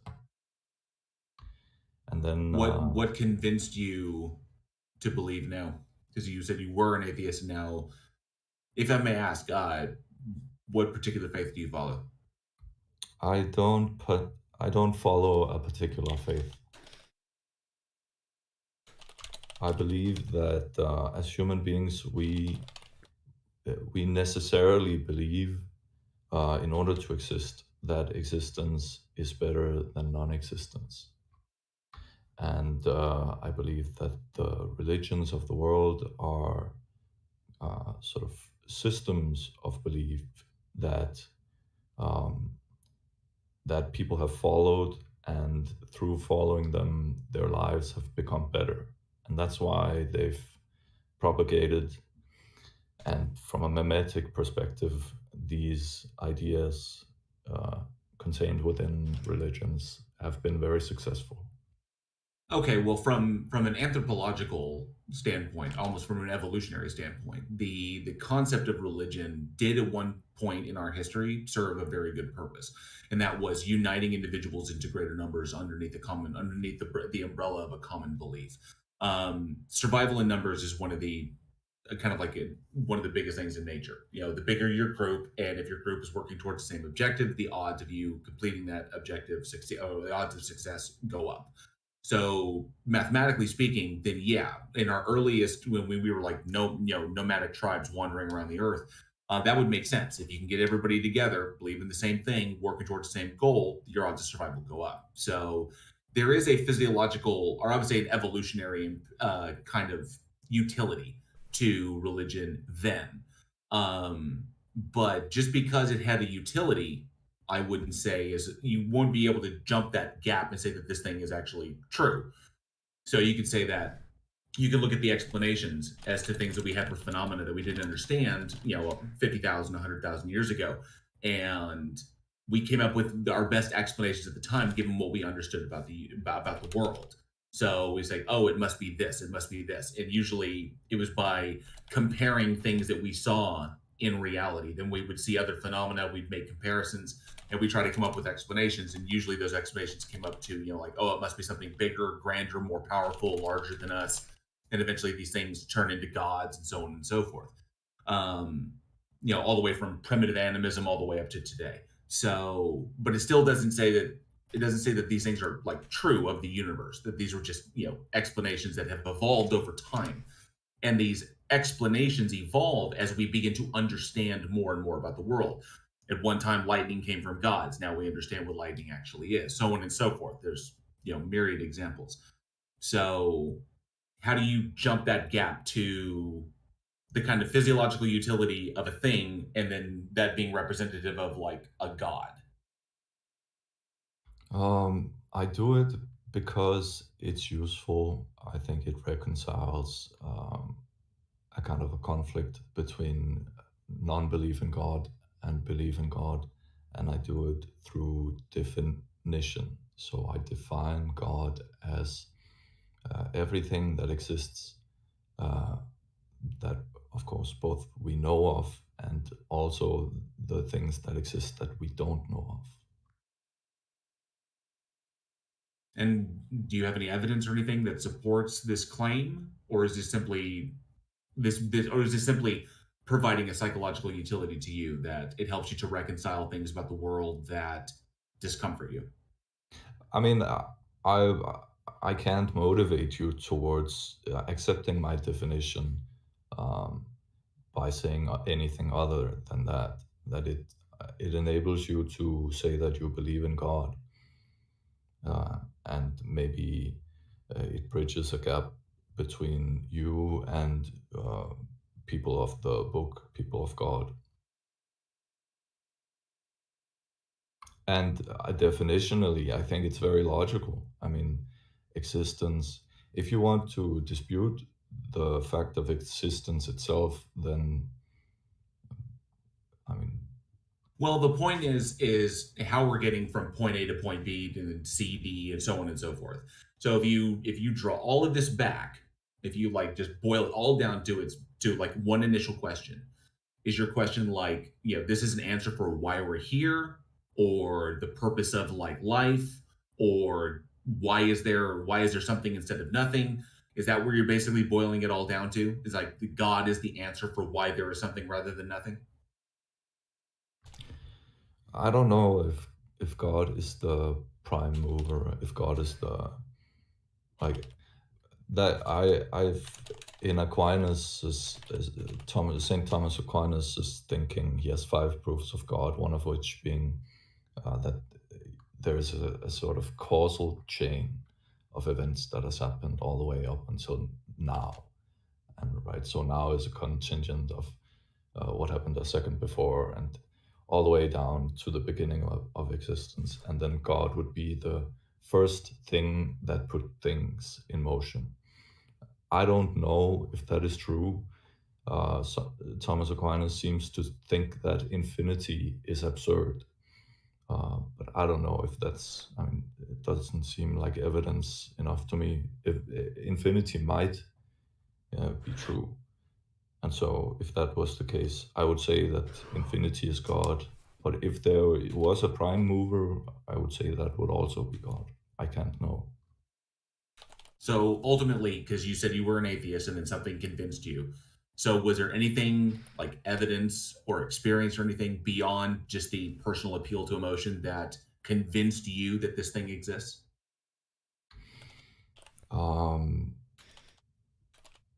Anything? No, I think it was just contending with certain ideas. I was very interested in Jordan B. Peterson.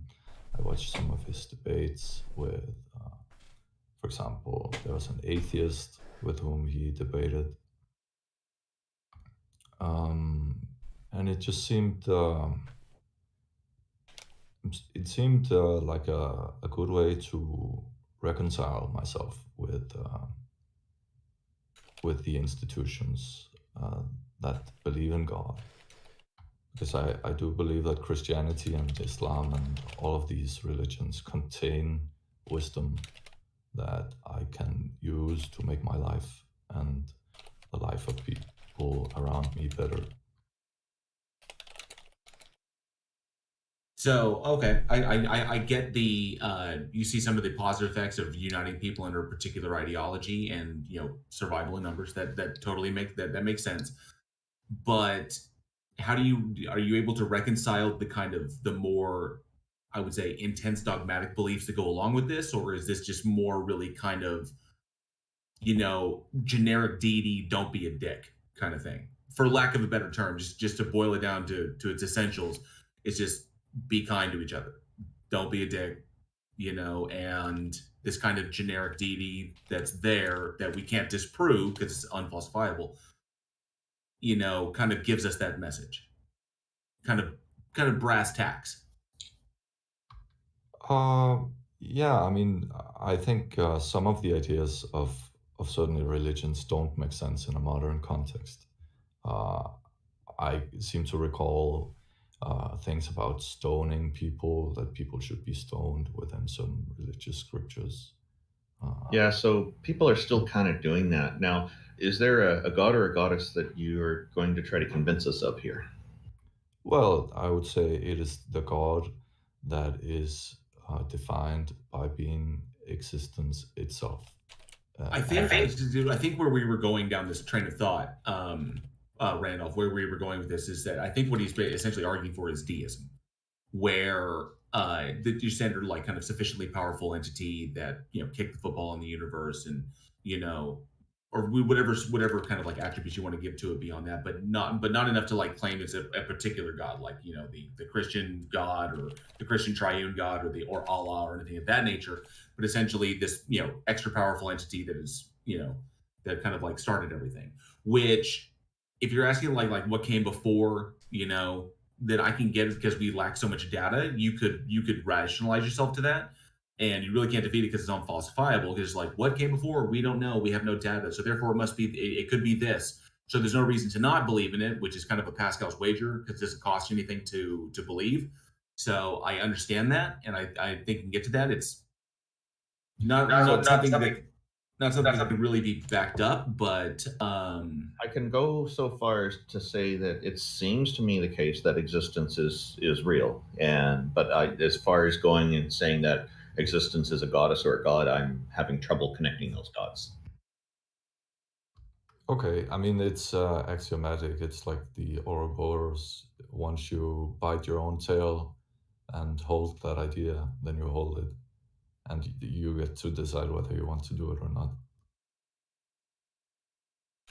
Well, I think it's. I mean, like I said, I think you can get yourself to deism without running into any major problems, and I don't see a real problem with that. People. I mean, it's as graphic as it may sound. People aren't running around blowing themselves up in the name of a generic deity. So, if this is something that provides a psychological or physiological benefit to you, and it doesn't harm anyone around you or spread any kind of particular like divisive ideology, then that's fine. That I wouldn't have a problem with that.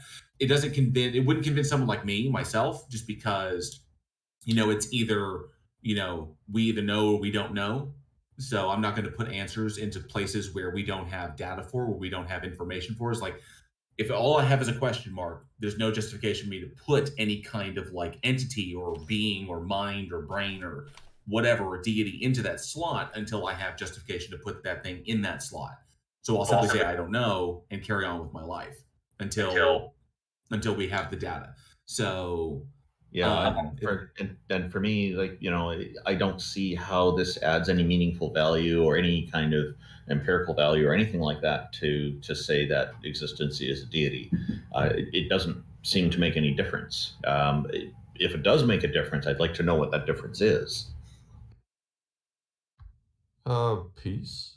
You don't have to. If there's something, I think that falls under the umbrella of uniting people towards a particular idea. Just strength in numbers, is it just has that kind of evolutionary benefit of helping us all to survive by keeping us all focused on one particular thing. It's like if our objective is like peace, living together in harmony, one world species, that whole kind of thing, then I would say that. But it's like the primary issue that I have is like when you bring in a lot of that dogmatic, crazy ideology that comes along with it. It's kind of like all the baggage. That's why, the generic deity is, I say fine, that's good to go. It wouldn't convince me. I doubt it would convince anybody here on the panel, but I wouldn't see a particular problem with it. And one last issue that I would have with it is also, why would it be just one deity? Why not a group of deities together to make existence operate as it is? But I would say that if there were more deities, they would have to be contained within something, so that why is that? Superstructure. I don't know. Can there be something that isn't within, that doesn't exist within something? I don't know. I haven't thought a lot about this, so maybe it wouldn't be valuable. See, they could be separate, like a bunch of bubbles that make up a foam, right? They could be individual bubbles, but they work together to create that structure, that foam structure. You can think of it in terms like lazy. I think the easiest way would be like a coin has two faces. That's an idea. Yes, a coin has two faces, but it's still, the coin is the totality. And So the faces still, are the attributes. two separate of the things coin. can join as one deal, but still two different things on each side would be the best way that I can analogize it. But as far as like convincing us, I pretty much stated, that wouldn't convince me. I mean, I can understand how you got to that point. I wanted to see exactly where you landed, and would that convince me? Would that convince? And I can't speak for everybody here, but I can tell you, I mean, I can see why you got to that point. I think that's okay. I wouldn't take it any further than that, because one, is unnecessary. Two, it will do more. I think, in my opinion, it does more harm than good. I think you need to keep. I think in a certain respect, keep asking questions, which is good. Just keep investigating. Would be the best bet. But beyond that, I think if you're just arguing for deism, doesn't convince me. But that's fine. But I'm curious to know whether you would, if any of you would have any contention with the idea that existence is real. It seems to me that it's real. Did you say existence is real? Is that what you said? Yeah, that existence is. I don't have any objection to that. It seems to be the case. Okay, and so if you were to define God as existence, then that would be fine too. Well, so the problem I'm having is defining it as existence, and I did raise a question that I think was unresolved: is why should it just be one deity, and why not multiple deities working together? And there's a lot of problems I have with connecting those dots. I got a question real quick. How is saying existence is God any different from saying this cup I'm holding is God? This cup exists. I'm going to label it God, therefore God exists. How is that different from what you're doing? Well, it's not necessarily much different. I would just say that the cup is not the totality of God. Okay, And so if there were multiple deities, they were individually, they would not be God in its totality. Only the unification of all of them would Do be. you consider existence to be the totality of God? And if so, how do you know that existence is all there is?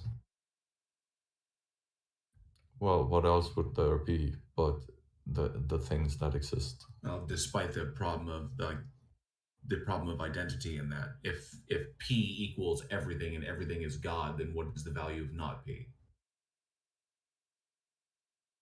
Yeah. The I value didn't of follow not that. P. Like, So I think it, P equals P, and P does not equal not P. So basic like this. So if P is everything, like, and everything is the existence of God, and everything is God. So if God is existence and existence is everything, and that's how he's determining that, or that's how he's defining that. So if P equals everything and everything is God, then what is the value of not P? There is no not P. it would be non-existing So- things. Unicorns, leprechauns, not P would just be non-existing things. Okay, sure. But I I'm mean, still then not. you can do this. You do concepts exist though? They're mental states. I mean, but they exist as a mental state. So just the fact that I can conceive of a thing, even though it doesn't exist materially in reality, I can conceive that mental state. Technically, that falls within the parameter of everything that God created. No, because that concept exists, but the actual existing unicorn independent of your minds does not exist. It would be in the set of non-existing things. It would be a not P thing. But I'm still like, what is this God that is existence? Like, I agree existence is real, and I agree you can make up a label for it. You can label it God, but unless you're saying this God has like intentions, desires, consciousness, then you're just saying reality is reality. Yeah, basically. It's very simple.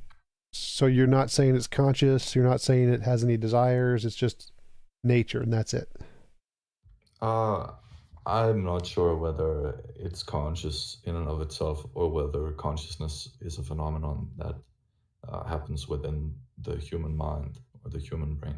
But So I would if it like was- to say or think this is what I believe, and I can't logically deduce it, but I would like to believe that consciousness is endemic. I think they call it panpsychism. So that the universe itself is consciousness. So if the That universe would mean is, then that rocks are conscious. Yes, in a certain sense, yes, but not through sense organs or a brain. So the expression of its consciousness would be something inconceivable for a human being. Well, then by the same logic, the hairs on my head are also conscious as an overall part of who I am. And so I don't see this as very useful argument for convincing anybody that of what you're trying to convince us of. well, he didn't say an argument. He just said he liked to believe that. The only argument he presented was that he's just labeling reality as God, but that doesn't indicate that there's any consciousness there. He just said he likes to believe it's conscious. Oh yeah, that's an important I'd distinction. What I'd be curious of is how is this beneficial? How's this belief? What do you get out of it? Well, by believing that consciousness is endemic to the universe, it closes the gap for me to believe that when I die, the consciousness which is contained within me might flow out of my organs and out of my organism. And that's that psychological utility. How you Yes. reconcile the fact that at one point you will not exist. But you still have to reconcile the other side of that.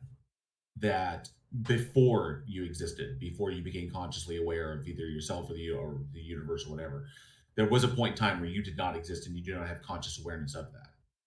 And then after the fact, after you die, we can presume that you will simply return to that state. There's a state in which the atoms that composed your body did not exist in that form, and then there will be a state in the future where your atoms no longer are forming you anymore, that they will return to essentially the universe, and right. So, but you didn't have any consciousness before that.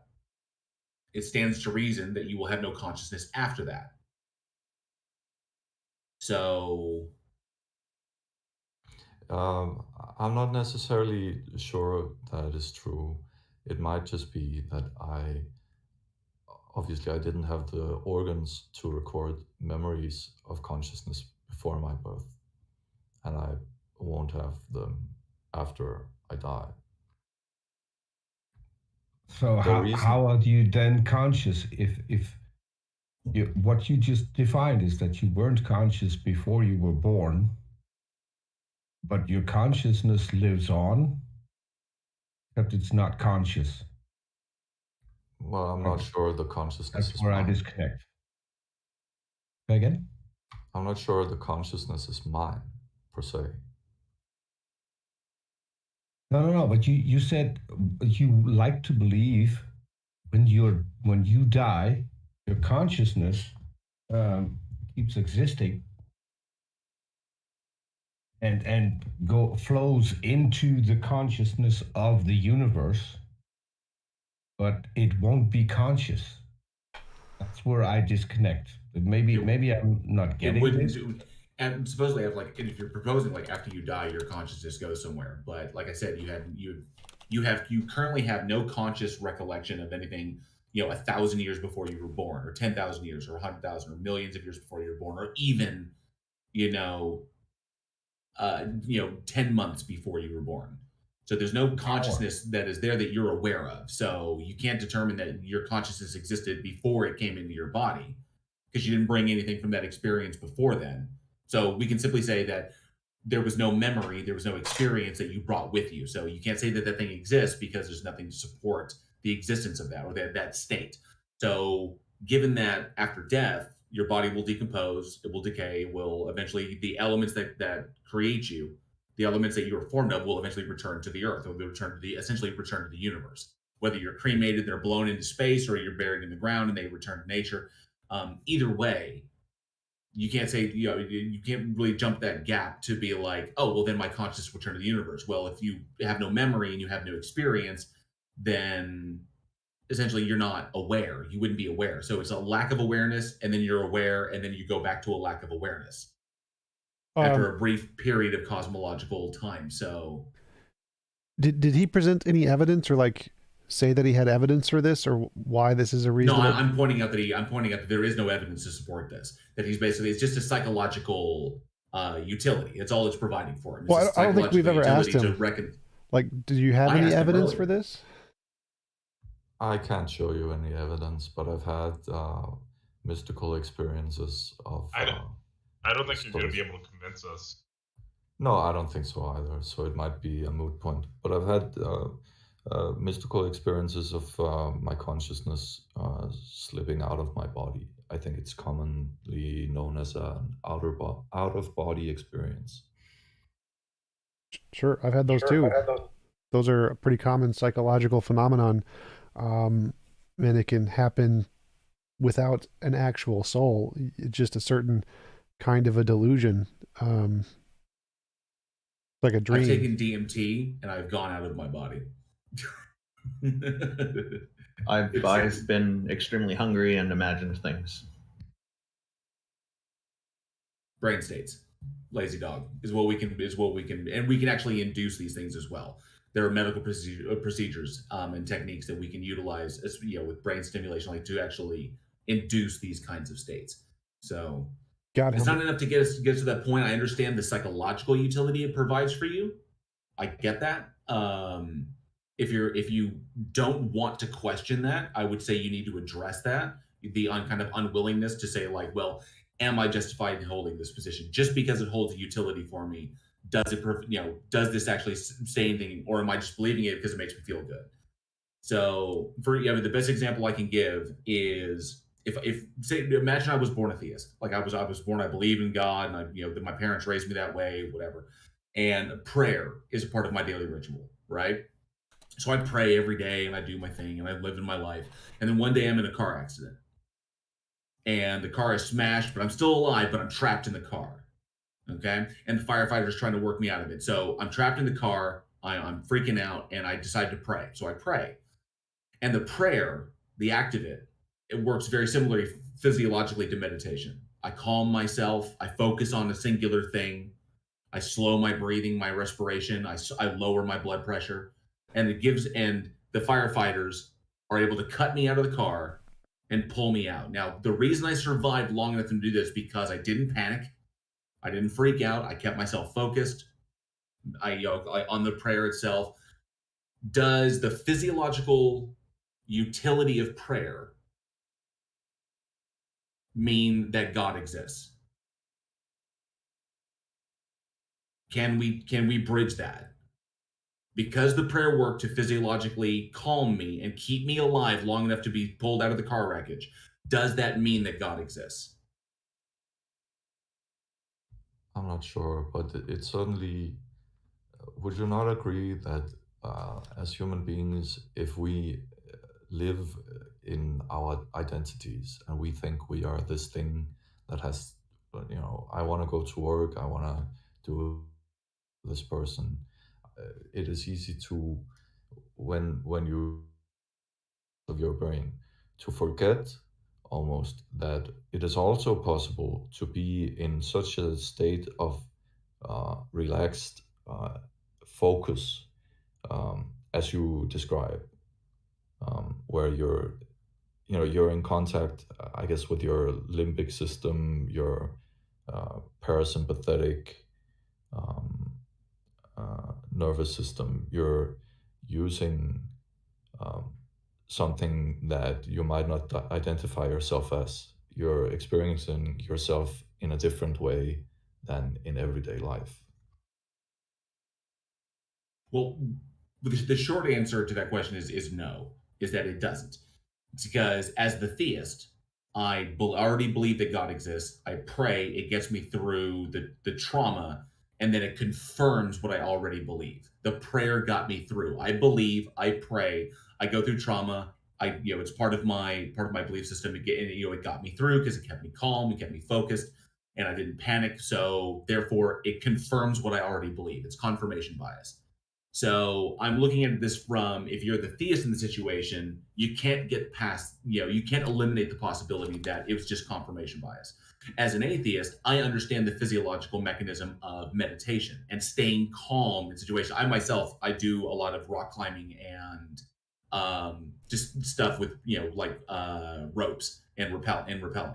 So there are situations that I've been in as I've done this over the years where I've had to remain calm, where things happen, a rope breaks or a strap snaps or something starts to fail.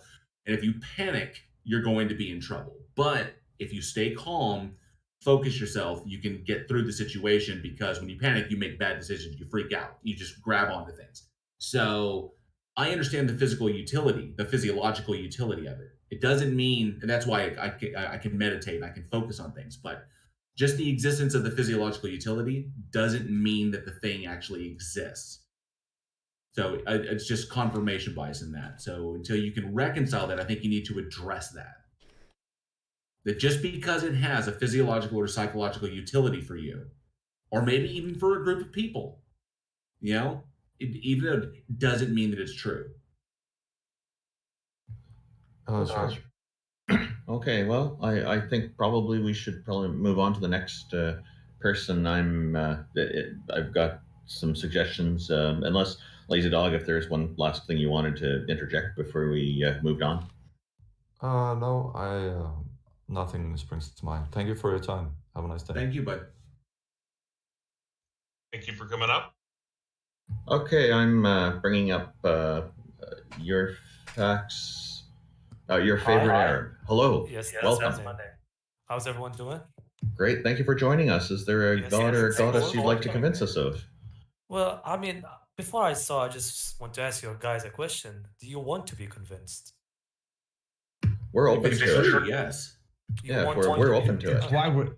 It's why we're here. Yeah, Right, if it's true, so- I'd like to know. Yeah. I mean, considering me, I'm also trying to get educated on this subject, right? So I thought like if me coming up here, I can learn more, and So the first thing I think about when I think about God is his beginning or his ending, right? But when you think about a beginning or an ending, you think about a being or a thing, right? Let's say the beginning of this pencil, for example, came from this, this, and this, which is a factory, the wood, the graphite, right? When I think about God, I think that he has no beginning or ending, right? That doesn't make him nothing though. I think about God, how do I put it in simple terms? God is above time and space, which means he is timeless. I How can the think thing that God, exist for no time? well, how can something exist without time? No, existence implies like temporal state. It exists. Temporal. So how can a thing exist for no time? I don't agree. Like the consensus in physics is that space and time are emergent from something else that existed before time. So I don't really see that as a huge problem. Well, you could think about it as he is basically not time and space, but like the creator of it. I mean, So did you what convinced you that it's just a single creator and not multiple working together? why would someone as strong as God have more than one of him as strong as him? Okay, you're asking me a question. I just asked you a question. Well, I'm wondering what convinced you. God is so strong that I don't think he needs people beside him. I mean, not other eternal beings. So this is so I asked you what convinced you. I've asked you what convinced you, and you're talking about what's needed. It necessity doesn't determine whether there's more or less of something. We may only need so much water to drink each day, but there are people who will drink more than they need. That doesn't stop it from more water existing than what we need. But doesn't that the same thing apply to God? I'm asking you. I would like to know why it doesn't apply if you're convinced that it doesn't. I mean, can I ask you a question? Is that Certainly, I'd like to get an answer though, but sure, go ahead. I'm gonna be honest here. I don't have an answer to that question, right? That's fair. No problem. To be honest, I'm also pretty uneducated. I'm pretty educated, but well, what do you think is behind all of this?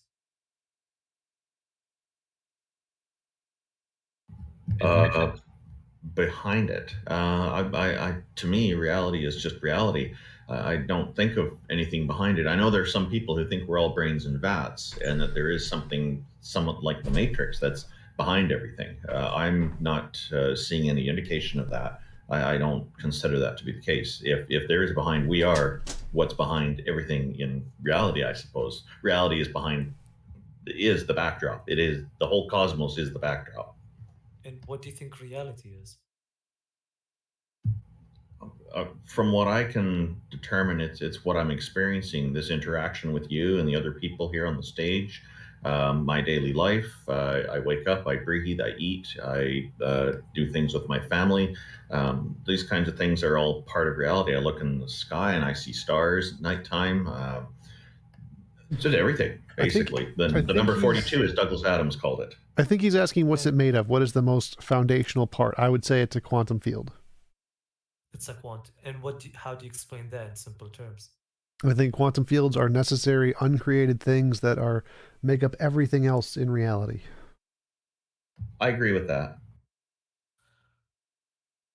Do you think that we came from evolution? I mean, that could be Yes. also like a counter argument. Because like I think We God don't, created we don't have us. we don't have to think that. We've got multiple lines of evidence to confirm that is the case. That is no longer a question. How far back do you want to go, though? Sorry. How far back do you want to go? Because evolution is how we are here now, but where we came from, we could go as far back as abiogenesis, for example. Like how far do you want to take it back? That's a bit off topic. I'm sorry I started this, but No, it's okay. I just think it's hard. I'm pretty sure it's hard to explain, because like you have to believe in something to believe in God. I don't know how to explain it. Let me try. So I believed in God because I believed in His miracles, right? I mean, how can you explain a book, which is the holy book of Quran? How can you explain a book that has not changed over thousands of years?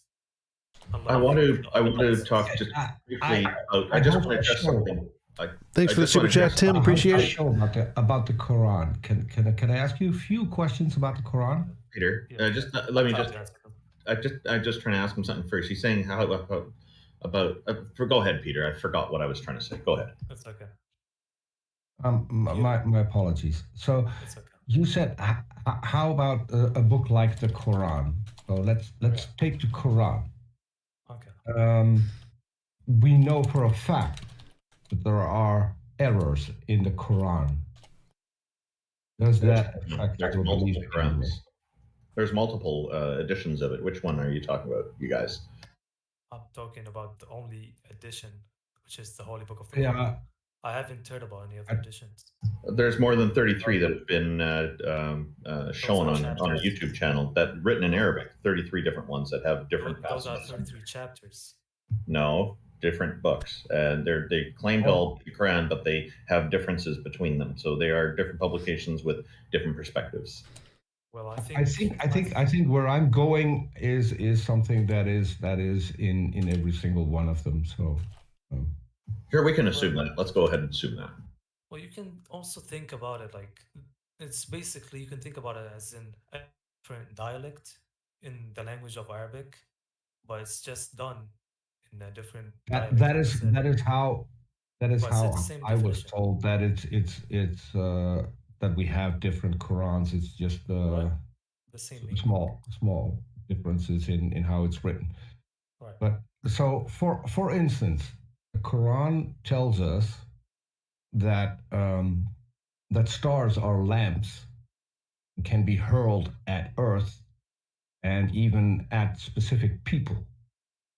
We know that it's completely ridiculous to think that a celestial body that 9 out of 10 times is bigger than our own sun can be hurled at a single person on earth. We know that, for instance, is wrong. That's where gods come in. That's where God comes in. It doesn't matter who comes in. Right. If you hurl a planet, a star bigger than our own sun at a specific person on Earth, it would no longer affect that specific person. It would affect the entire Earth. It would annihilate the entire Earth. So the concept that is proposed in the Quran is completely wrong because it's impossible. It is physically impossible to hurl a star at a specific person without affecting the rest of the planet. Well, did you tell me the definition of the verse, or did you just read it out directly? I don't have the verse.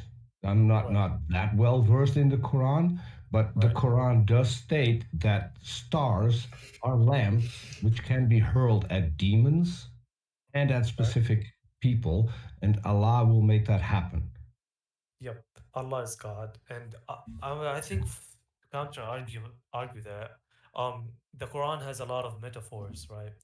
So what God implies here is that the same force as a star that's as big as the sun or even bigger, the same force as that could basically be hurled at a single human or a single demon. No, it couldn't. Hey, Faye, just real quick. When the Quran was written, did human beings understand what stars actually were? Yes. That was 1,400 that years they were ago. that they were hundreds of millions of light years away, or sorry, that they were millions of light years away, some hundreds of millions of light years away, and that the light that's reaching us is actually coming from stars that are long dead. No, I don't think we were that They know advanced into that technology. some of the stars Did they know that some of the stars are bigger than our entire solar system? I think in the Quran it explained somehow, because I can tell you straight up, Arab, it doesn't. When the Quran was written, and I'm not making any claim as to who wrote it or why they wrote it or what inspired it, but I can tell you, they did not. The understanding of what we have of stars today was not possessed by humans then. So the assumptions made about what could be done with them was wrong. Well, I think it would be reasonable to assume that under Islam they probably had at least a slightly better understanding of stars than the biblical authors did. Like I'm going to guess that under Islam they probably didn't think that stars would fall out of the sky. Would you say I'm correct on that? Oh, I'm sorry, I have to cut you off, Randolph, and just go back a little. Warren, you asked that question, right? Yeah, I asked, at the time of humanity itself, when the Quran was written, did human beings have an understanding of stars, just stars themselves, stars, planets? Were they able to look up to the sky and determine what was a star, what was a planet, how far that star was away, how close it was? These various things. No, just because for the sole reason that Peter mentioned that verse, because God actually wrote the holy book of Quran, and God is it basically knows everything, right? And I think he wrote that in the book and basically tried to explain it to us humans. Okay, I can get you to a topic that involves knowledge that we did have at the time the Quran got wrong. What would that be? And that is how embryos form. Embryos. Mm-hmm. Isn't it cells that multiply from the host body? According to the Quran, when the sperm meets the egg, it forms a blood clot, which is wrong, which then in turn starts forming bones, which is wrong, which then in turn are covered with flesh, which is wrong. Can you give me the chapter and the verse? Aspect, as I said, I don't know this off the top of my head.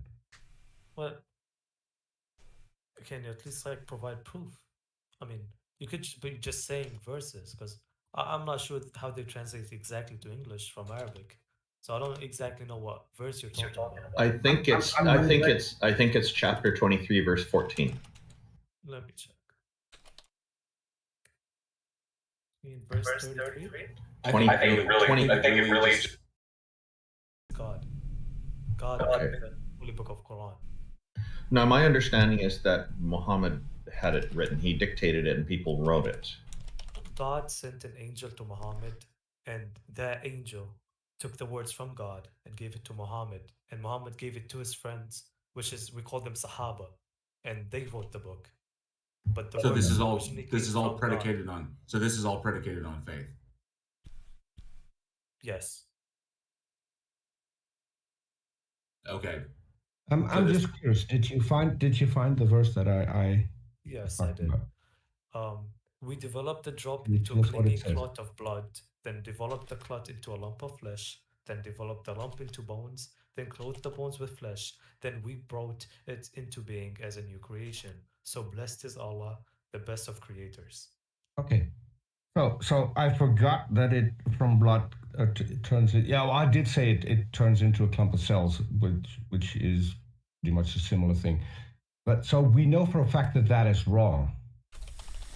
And the people at the time knew for a fact that that was wrong, because they were, at that time, they were eating animals, or they were slaughtering animals, and they would have come across embryos in different states of development.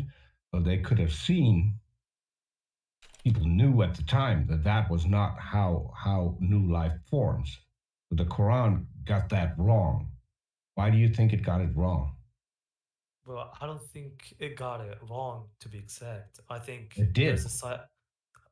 there's a scientific reasoning, and there's a religious reasoning. Which is wrong. Well, Arab, you run into an issue. If Allah, he runs into an issue.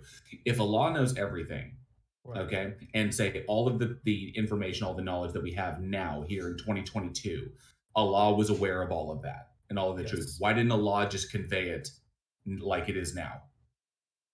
Well, the sole reason that God created us is to test us. And if he just basically told us what's going to happen. I agree, but why would he write something down which is demonstrably wrong? And not only that, but the people at the time knew that it was wrong. Well, Why how would can he you write it provide down? evidence that they knew it was wrong? Because as I said, people were eating animals and would have come across embryos in different stages. What At makes you that think that they time, knew it was an people embryo? knew. Well, also people knew. the Greeks demonstrably had a better understanding of anatomy and development than Islam did. So if the Greeks had a better understanding of it through experimentation and observation and the things that they were able to and things they were able to do, if one culture has a better understanding of it, and then all of a sudden a book comes along and claims a bunch of other things that are demonstrably wrong because human beings as a whole, humanity already possesses better understanding of it, why would Allah give a worse understanding of it after we've already discovered the knowledge beforehand? Like, for example, why would this all-knowing entity not convey information as it is true? Why would, if it's supposed to provide understanding, for the world, why wouldn't it give the correct understanding of the world? Why wouldn't Allah simply say, hey, those things in the sky, those lights, those things are called stars, and those things are like millions of light years away. In fact, the light that's reaching us, those stars are already long gone. It's just that it takes that long for the light to reach us. Well, why would you just... Do you know, that's a lot of information to put into a single book, right? Don't you think you really just simplify it? It really isn't. There are cosmology books that are shorter than the Quran. I think what Jalen just said was shorter than the verse. Yes.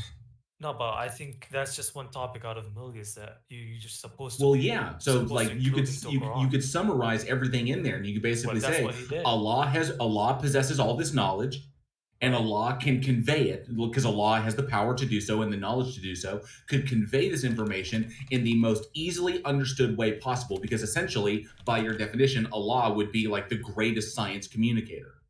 Right. And so, why wouldn't it communicate the science in the most like palatable way, but yet chose to put it this way? How are we supposed to determine truth from reality? How are we supposed to determine what is true when what we get from nature and through our own personal observations and the work that we do comes out differently than what the all-knowing entity that supposedly is explaining everything did? Now we have two conflicting points. We have something that supposedly came from a god that doesn't describe anything really at all, and then we have everything here that says, okay, yeah, this is how we know it not to be true. So why wouldn't Allah, if it knows everything, simply convey it in the way that it knew that we would eventually understand it and just advance our reasoning? Well, it's true what he wrote in his verse, but it's just in simple terms. I mean, we start off as blood clots, right? That is the problem. You can keep saying that it's true. We know it's false. We know for a fact that it's false. I gave you two examples that are false in the Quran. But you can't keep saying that it is true, but it's conveyed in a different way. It's not. It's conveyed in simple terms. It's conveyed in simple No, I put it in simple terms. The lights in the sky are actually stars. They're composed of gases, and they exist millions and millions of light years away. And the light that you see is coming from objects that are long since gone. That is an easier explanation of what a star is than what it gives in the Quran. Allah would be in possession of this knowledge and would even be able to describe it better than I just did right now. If Allah was not in possession of that knowledge, then he would fail in being omniscient, all-knowing, basically. Say that again? And then if Allah was in possession of this and did not give us basically, if Allah is in possession of this and does not convey it in the best way possible to further our understanding, then Allah is deceptive. If Allah is not in possession of this knowledge, then Allah is not omniscient, and Allah does not know everything. So in the then 53rd you come chapter- into the real problem of, if Allah has this information and conveyed it in a way that was wrong, why would Allah deceive us? And then you say it's to test us. To test us for what? Because No, if I did Allah not is say that. all-knowing, I did not say that. You said, I but did not release. I said he did not release all information to test us. I didn't say he changed information. what we're trying to tell you is that it's not about not releasing information. Right. He on purpose released false information. Well, it's consistent with the God of the Quran because it specifically says that he is the greatest of all deceivers. Does that He say does that? say that. I've never heard about it. Yes, it does say that in the Quran, that Allah deceives those, and it also says that Allah chose certain people to not believe and to never believe, and that is why Allah is calling himself the deceiver in the Quran. But I would really like to stick to these two examples, which are I'm pretty sure that's The 350. star, That's I'm pretty sure that's 354, and I think the word that it uses is makir.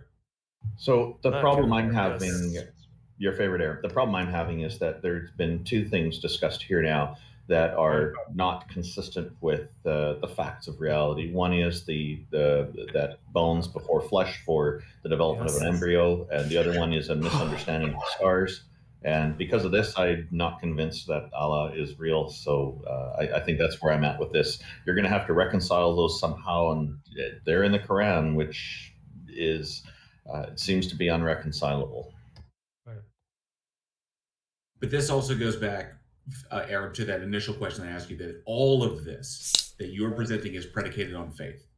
Right. Why would we use faith as any kind of a tool? Why would we use faith to get to the truth? Why would we use faith to get to the truth? Okay, to I make don't it a have little an bit more concise, to make it a little I bit don't more have an concise, a little. Okay, so yeah, because there's problems with that. Faith can be manipulated. It can be manipulated by external sources without you knowing it. It's pretty much emotion based. It's how you feel. So if your feelings, which are you know that your faith can be that you can misplace your faith into things. Right. You know that you can believe in things that are wrong. You can, especially if there's no evidence. I'm looking at all you flat earthers out there. Given faith and how unreliable it is, why would we ever use it? I don't have an answer. I can come up with a clear example. So, for instance, the Christians take the Bible on faith. The Muslims take the Quran on faith. Those two books are conflicting on several issues. So one of them is wrong. You take it on faith. How can you determine whether or not you got it right?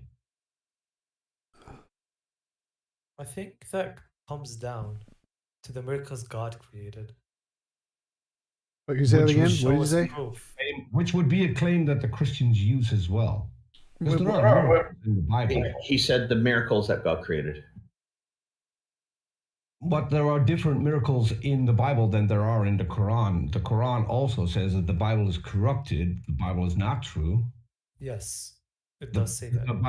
The Bible is recognized as the word of God, but it was corrupted by men. So some of the miracles in the Bible are not miracles at all. So, for instance, Jesus never rose from the dead. What are the miracles in the Quran? For one In the instance, Quran, Jesus is still alive. I can remember one miracle, which is like the most famous one, which is our Prophet Muhammad came to a city, right, or you could call it a village, and he tried to spread Islam, right. The villagers asked him, they were like, if you want to prove us that there's a God out there, we want you to show us a camel with 6 feet and that could basically that is also pregnant, 6 feet, and that could also feed this entire village with milk. And he pointed to a bush and a camel that was pregnant with 6 feet and could feed an entire village came out of that bush. I don't think that's coincidence. I think God I don't think it created that happened. animal. Let's go to a bigger miracle. Wow. Right. He also split the moon in two, which we know didn't In happen. the ocean. Right. He also split the Yeah, ocean which too. we know, No which we ark. know didn't happen because the moon is still in one piece. What makes you think It he didn't didn't split. put it back together, right? As far as I know, it doesn't say that in the Quran. He's the strongest being, right? Can't he just Yeah, do he that? used telekinesis As to far move the two halves of as the far moon as back I know, together. as far as I know, putting the moon back together isn't in the Quran. Might be mistaken, but as far as I know, that part isn't there. Well, if you can, don't you think something as strong as God could split the moon and put it back together? It could, but it would mean, he split also it. put that in. It would also put that in the book, so it would line up with reality again, which it didn't. I'm just gonna I'm gonna search up the verse just so I can know what I'm talking about. Well, you can look it up. You can look it up. I want to go back to the two verses. Why did Allah put misinformation in the Quran? Knowing that we would figure it out, knowing that would sow doubt on whether or not He is the one true God. You know, the Why would he Quran do is that? the Quran is the source of information about Allah.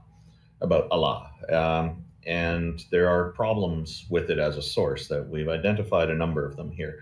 So probably moving on to our next, I'm going to just say this: none of this stuff is convincing me, and I suspect it's probably fair to say that the others in the panel here are not convinced by it either. Probably for at least that reason alone. And I'd probably be good to move on to our next caller, but you'd be welcome to come back. I appreciate your time, Can I make Randolph. one quick suggestion, yes, Randolph? go on, Peter. Sure. So I host a show for Right. a guy called On Ra, in which he goes through the entire Quran. Right. And every surah is named. It's you can look it up, the entire series. Yes. So we went through. Thank you for the super everything chat, that is Adam. Appreciate wrong it. You're awesome. In the Quran, there are 3 episodes left. Next Sunday is the next episode. I would urge you to go and watch that. Right. So And I'll be in the chat. from I'll be in the chat. I'm the only moderator in the chat. yes, what I understood from all of this is faith. It's legit faith, right?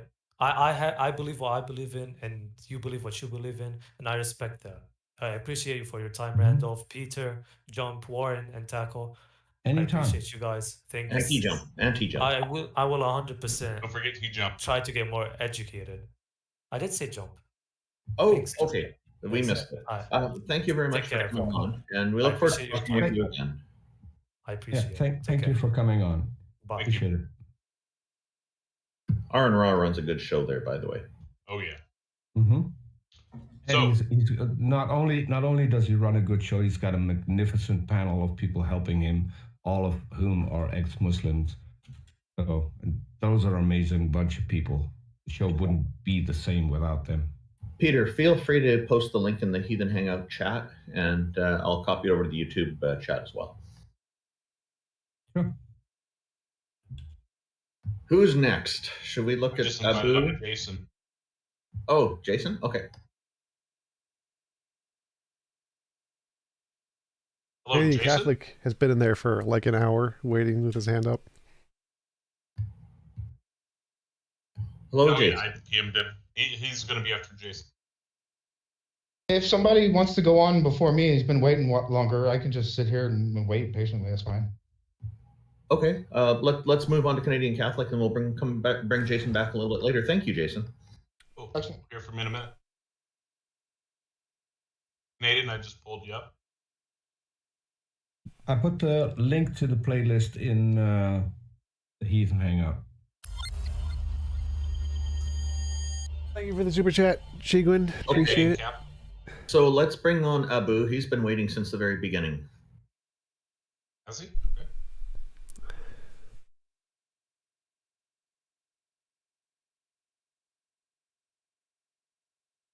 Hello, Abu. Welcome. Yes. Thank you for joining us. Thank you, man. Basically, quickly about the. You are really quiet. I cannot hear you at all. Hello, can you now? That's Yeah, better. that's Yes. Okay. Basically, about the moon thing, getting it back together is not mentioned in the Quran, but it's in the Sunnah. You know what does Sunnah mean? Can you turn up your volume about 50 or 60%? 200% would be great. Is it good now? 100%. Is it good now? Yeah, it's better. Yes. Okay. Basically, I said the moon getting it back together is not mentioned in the Quran, but it's mentioned in the Sunnah. If you know what is Sunnah. Okay. Do you have any evidence for God? If I'm correct, the Sunnah are the explanations that Imams gave about the Quran. Am I correct? No. If you want to go to it, the moon thing, or should I give my evidence for, let's say, God existing? Our focus is on Can God you or God briefly existing. explain what the Sunnah is? It's everything mentioned about Prophet Muhammad sallallahu alaihi wasallam, and Hadith is basically everything about him and his companions. The hadith are written by different imams. There are thousands of hadith.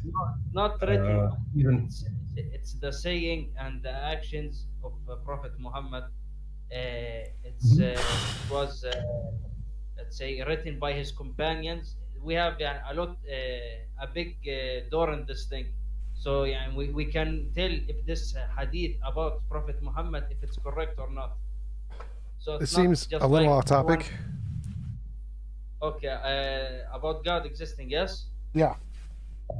Okay, basically, first and biggest evidence is prophets on history. Is it history? Miracles. Yes, prophets. From Adam to Muhammad. It's mentioned there was more than 10,000 prophets with their miracles. So I think you as atheists deny the miracles, let's say, of Jesus. Yes? Yes. But why is that? Because there's no evidence it happened. It is written.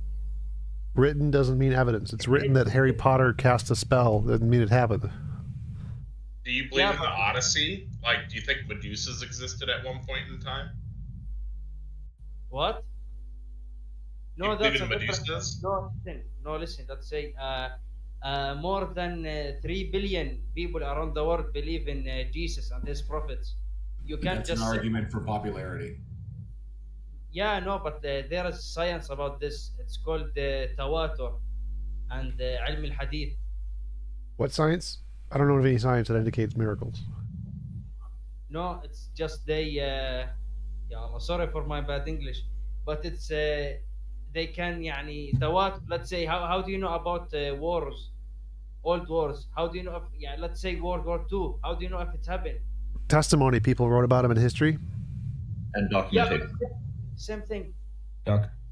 Well, the difference is that testimony about things we have evidence for, like if somebody in history said I saw a dog, that's reasonable to believe. But if someone in history said I saw a unicorn, or like I forget who brought up the Iliad and the Odyssey and the mermaid example, if someone said they saw a unicorn, that's not reasonable to believe. So historical accounts are only evidence for things that already have an empirical basis: dogs, horses, people.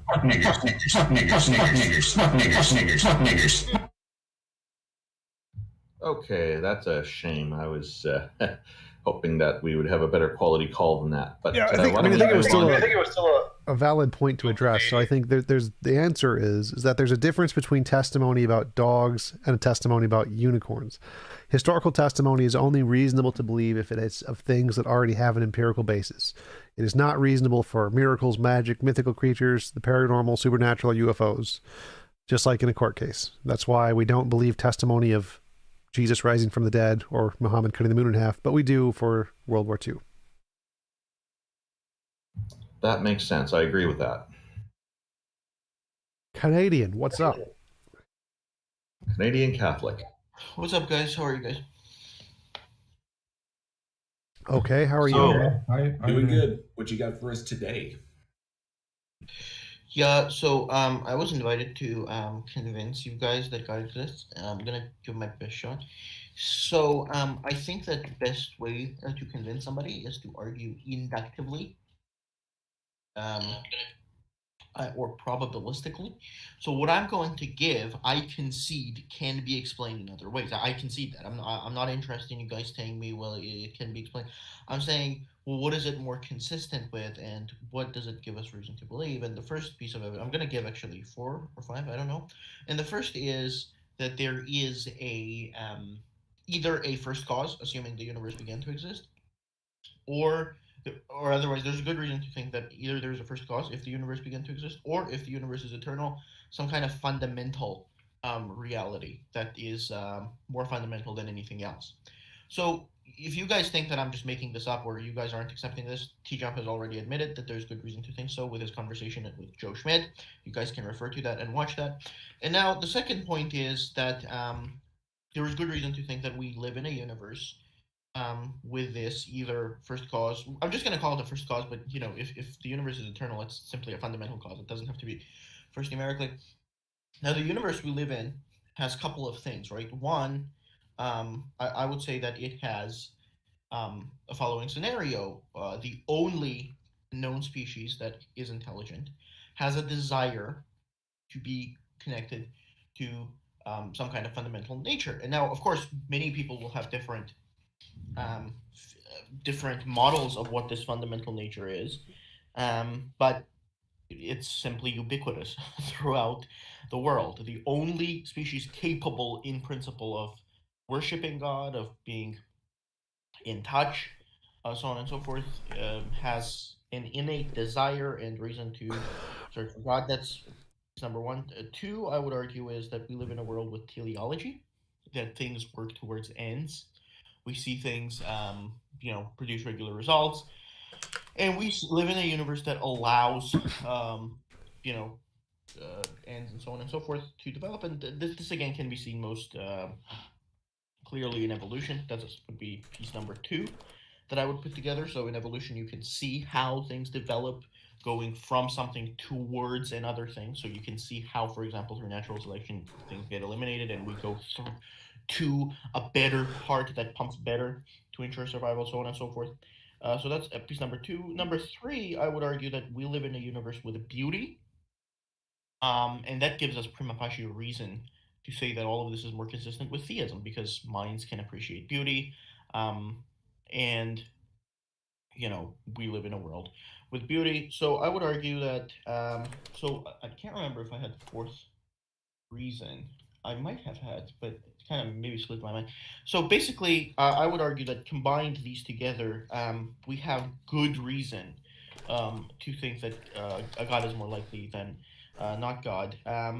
So once again, I can see that you can just say that, well, this and that, you can just explain these away, but I don't think it's going to be consistent. It's just going to be a bunch of ad hocs, because again, if there is a God, then the fundamental first cause is 1-1, right? 100% you would expect it. If naturalism is true or accidentalism is true, not really. You wouldn't expect it a lot. Secondly, the religious experience and so on and so forth. Well, again, you wouldn't expect this on naturalism, but on theism, that would be 100%. And 3, existence of beauty. Yeah, that's, I think, more consistent with theism. So if I remember if I had another point, I don't know, but these 3 I think are strong enough to convince people to think. So go ahead. Mind if I go first? So, all right. So it seems like of all the things you presented, God would be the more ad hoc. I don't understand why you think God is a better explanation here. The first example you gave is the fact that people have an innate desire for connection with something greater or whatever. That's clearly seems to be like something really obviously caused by the anthropocentric fallacy or hyperactive agency detection system. We also see ghosts and monsters under the bed and pray to things and think that gods and minds cause lightning and tornadoes, and it seems that is the exact same phenomenon. So it would seem like a more plausible explanation is that that's just a result of evolution, not actually that there is in fact a God there. So I'm not just saying it's an alternative thing, because just the fact that there could be alternatives, you're absolutely right, is not a counter argument. But it seems like this is a far, far better explanation that is just a type 1 fallacy, because we know that's a huge product of evolution. The development thing seems to be more of a product of just physics. We see physical changes all the time and betterment through essentially just different combinations of physics. I don't see why that would in any way indicate a god.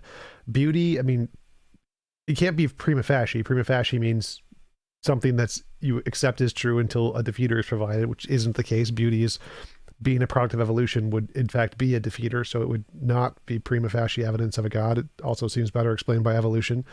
And you said we wouldn't expect this on naturalism. Well, that's just post hoc. So one of these things that people use in theism is a post hoc fallacy, where they say, well, if I posit a god to explain everything we see, well, then under my theory, we would expect to see everything. But like, for example, you could do the same thing with any natural hypothesis. Like, we wouldn't expect to see this mountain here unless there's my god Blahumabloob, and Blahumabloob wanted to put this mountain here. Therefore, under the Blahumabloob hypothesis, this mountain is highly likely. Whereas under the naturalist hypothesis, this mountain is very unlikely. The probability that an Earth would form with exactly the features it would to produce exactly this mountain seems extremely low. Therefore, if I posit the Blahumabloob, well, the existence of this mountain seems very high, and you wouldn't expect it under the non-Blahumabloob hypothesis. It's just post hoc reasoning. It's not actually evidence of Blahumabloob. You're just using a hypothesis to explain the data you already see. So none of those things seem to be evidence of a god, and I think all of them collectively are better explained by naturalism, and I don't understand why you think that they would indicate a god more so than the natural explanations I just gave. Yeah, so really quickly, I don't think that any of those were refutation. I'm sorry. So the first one was to argue... Anthropocentric fallacy? Type 1 fallacy? No.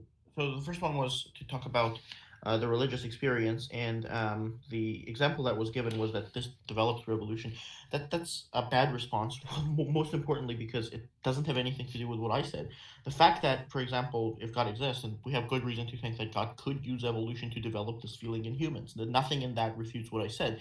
We still, Tom concedes that we still live in a world where religiosity would develop, and the only species that we know of is capable of thinking intellectually or conceptualizing intellectual properties. So simply appealing to how it happened doesn't explain away. We still live in a world where the only species capable of religiosity is ubiquitously religious, and how this came about is irrelevant, because I mean, if there is God, then there is good reason to think that he might use evolution to... Wait, just to clarify.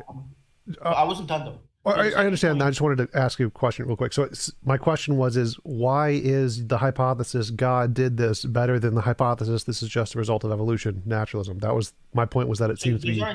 So the problem is those aren't conflicting statements, right? Right.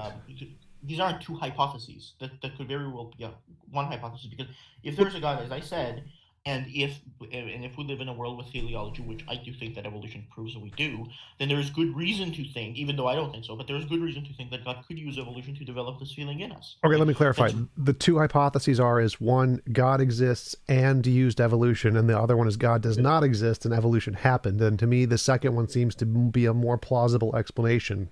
Well, you haven't given a reason for that. You've simply said that we can explain it through evolution, which, again, you could disagree with, but that would be irrelevant. That would just be a genetic fallacy if it's an argument. So the problem is the first one hasn't been addressed. The second one actually has been addressed even worse, because I haven't heard Tom address my teleology argument.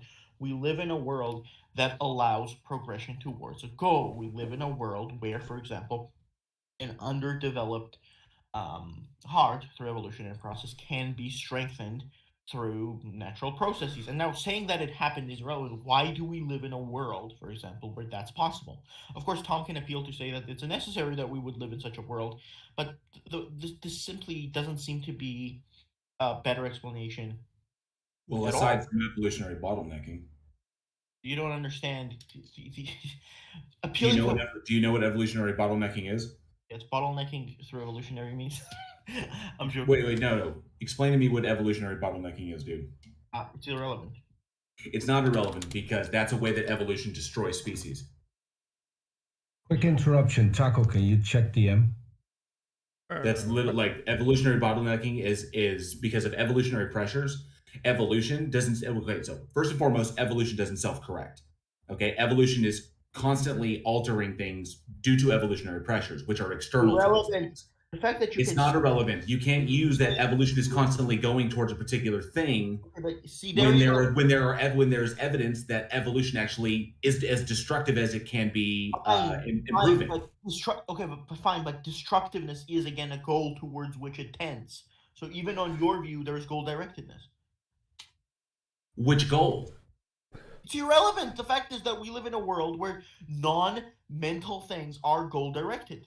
And goal directedness is consistent with intentionality. That's my point. Appealing to telling me about How did you determine that evolution is goal oriented? You assumed that it was goal oriented by saying No, that I didn't. I don't assume that it's goal oriented. Evolution is a natural process. I don't assume that it has any goal in mind. You just said that it bottlenecks. It tends to. It does on occasion. Occasionally it bottlenecks. That doesn't mean that the goal was to destroy the species. This is simply a thing that happens. You just spoke it that way. Now you just you're changing your. Let me clarify here. So, one sec. So, Canadian, it seems like you're making a semantic argument here that he's using words that have goal orientedness imbued in the words, but it's not inherent in his argument. His argument is that there are physical processes like gravity. Things go towards things that have big gravity, but that's not something that's goal oriented. And so destruction in the case of something hitting a black hole wouldn't be goal oriented. So his question is why think evolution is any different from gravity, and it just is a physical process. Yeah, so the point wasn't semantic. I'm saying that you can't talk about evolution in any other way other than goal orientedness. And you can I just did. I just stated evolution is a natural process. That's it. It doesn't have a goal in mind. It's simply by the way that organisms develop over time due to the way genetics works. And it is not really controlled, but the way genetics works is it's affected by what we call evolutionary. It's affected by what we call evolutionary pressures. I can't point you out, right? There you go. You said the way genetics works. Right? Wait. The way genetics work hides a lot under it. So what is the way genetics works, right? There's a way genetics works and there's a way genetic doesn't work. And we can identify the way it properly works and the way it improperly works. How is this not goal directedness? That's the point. You can because there's no end goal in sight. Can you give an example of how it works improperly? So, for example, we can identify genetic mutations, and we can say, for example, that somebody born with an enlarged heart has a heart problem, and it's really irrelevant if it increases mortality. Let me finish. That is how genetics works. How is that improperly? Can I finish? So we can. So the point is, can I finish? So we can identify what is it in genetics that is improper product and a proper product. The fact is, no, you can't. There is no such thing as a proper and improper product. You're assuming that survival is a goal, is like a specific goal that things are trying to attain, and then they're not. I didn't say that. The point is that's where you're deriving your conclusion from, is that there is some end goal to be reached, that there's some finish line to get to. And there's not. This is why I didn't ask for an example. I asked you to define. I asked you. One sec. Please hold on. I asked you to define how genetics can work improperly. Don't give an example. Explain how it's improper. Wait, no, he did. His example was an answer to the question, but so our response should be his example his example was perfectly fine. Peter, his example is perfectly fine. So wait, Peter, stop. Holy shit. His example was perfectly fine. The objection would be is that a larger heart would not be an example of an improper function, because if the environment if you would survive better with a bigger heart, and it would be a good thing. It would be a proper function, which therefore the fact that which is why I wanted to clarify what he meant by stop, please, Peter, stop. So our response is that no, that is not an example of improper function. It's just a random mutation, which may end up being beneficial, but it tends to be unbeneficial given our current environment, therefore defeating your argument, Canadian.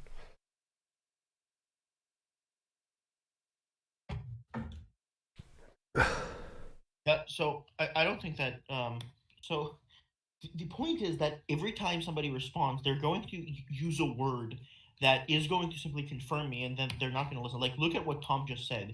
It tends to be beneficial. We live in a world where things are so we live in a world where beneficial things tend to survive and non-beneficial don't. How is this not teleology? And JL misunderstands me. By saying an end goal, it doesn't mean that there's a finish line. All it means is that it's directed towards something. It could never end. Evolution could go on and on and on, and we could still identify. The point is, Peter, which please. is why I asked you to define what you meant by improper. Okay, we can't do it if Peter keeps interrupting everyone. Now, I just wanted to clarify. Wanted to help you clarify. I don't want to clarify it with you. I'm sorry. I don't want to clarify it with you. Is that okay? I don't want to clarify it with you. Is that okay? Thank you. Now, how is that? How is me asking with you? I don't want to clarify it with you. I don't want to clarify it with you. I'll clarify it with others. Okay, thanks.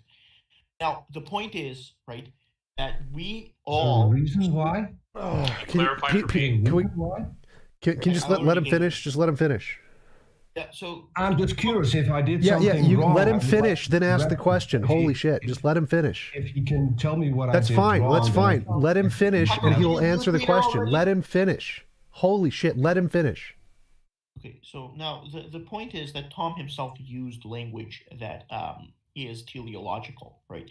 And he described a tendency in nature, right? So why do we live? So the question can just be rephrased: why do we live in a world where there's tendencies in nature, right? And simply saying it's evolution isn't going to help because evolution itself is an example of tendency in nature. Right. Why is there tendency in nature? That's the question. And saying, oh, there's tendency in nature because of this thing that already has tendency of in nature inbuilt into it isn't going to help. Right. That's why I asked you. We live in a world that has tendencies in nature. You said that like 6 times. So that's why I asked earlier, like if we say gravity is a tendency, if a thing with large gravity pulls things in, that seems to be a tendency, but we do not think that's goal-oriented, or I would not use that as goal-oriented. And I would say the processes of evolution are exactly analogous to gravity. They both tend towards something because they're determined by the physical processes, but neither are goal-oriented. And are you saying that they are both goal-oriented, or would you agree that neither are goal-oriented? No, I would argue that both have goal-orientedness inbuilt into it, right? So the reason they have goal-orientedness inbuilt into it is because we can decipher regularities in nature. So anything on Earth, so we can, for example, go to a doctor and find out what an improper heart is. We don't have to know that this heart is going to kill you, and we don't have to care. We can find an insignificant animal whose life doesn't matter, or we can find diseases that don't kill, diseases that simply don't kill. And we can one second, just to clarify, did you say? One second, Canadian. Did you say both? Did you say both? One second. Did you say both do have tendencies? So you're saying black holes do have tendencies and are goal-oriented? Yes. So let me give a clear example. Okay, from the fact that particles behave properly, it follows that they ought to fall to the ground. So if Tom is on Earth and he lives in a normal world, then he ought to fall to the ground. And this is the language we can use about the eye. If the eye is healthy, it ought to see. If the heart is healthy, it ought to pump, right? So on and so forth. This language would be impossible if there was no tendency in nature. So are you saying the language is impossible, or you're saying that there is some like innate oughtness independent of the language that exists in the black hole? So my point is the reason why you can't avoid this language is because the concept itself is necessarily teleological, and that's why all of the language is always going to be teleological, no matter how much you avoid it. So you're going to say, evolution tends to do this. There you go. That's teleological language, but it doesn't tend to. It just produces this regularly. That's teleological language, so on and so forth. You're going to continue using teleological language because it's inbuilt into the concept, and you can't make sense of it. You're going to have to say this is an improper way heart functions. This is the proper way. Well, why? Because it's inbuilt into it, right? Same thing. This is the way particles behave. This is the way they don't behave. Why? Because regularity is inbuilt into it. You can try to avoid it, but that's what you're going to get at every time. All right. So now, two responses. We live in a world. So the point is, I don't think that this is being evaluated correctly. I'm saying we live in a world where there is a first or a fundamental cause, and this is the world in which we live in with that fundamental cause. So the point is this consistent with atheism? I'm going to argue not really, right? Yes, it is consistent with atheism, but there's two responses there. One is you're confusing the map and the territory. Our expressions, which may entail teleological language don't imply that there is any ontological fact of the matter that entails it. It just means that's how our language developed. So trying to make a connection between our language and the actual, some kind of ontological directedness is false. That's just confusing the map and the territory. Secondly, I would say that you just essentially committed the is-ought fallacy and just said, because hearts pump, they ought to, but because gravity pulls, it ought to, because nature does stuff, it ought to do that stuff. It seems like obviously just is-ought fallacy 101. I don't see any oughtness anywhere in any of those physical processes. They're just acting the way they act. There's no ought anywhere in gravity. There's no ought anywhere in any of the physical processes of evolution. It seems like you've just made a leap from just is to try and get to an ought to support your argument. There's no actual ought there. Well, so first of Sounds all, like out of the gaps to me.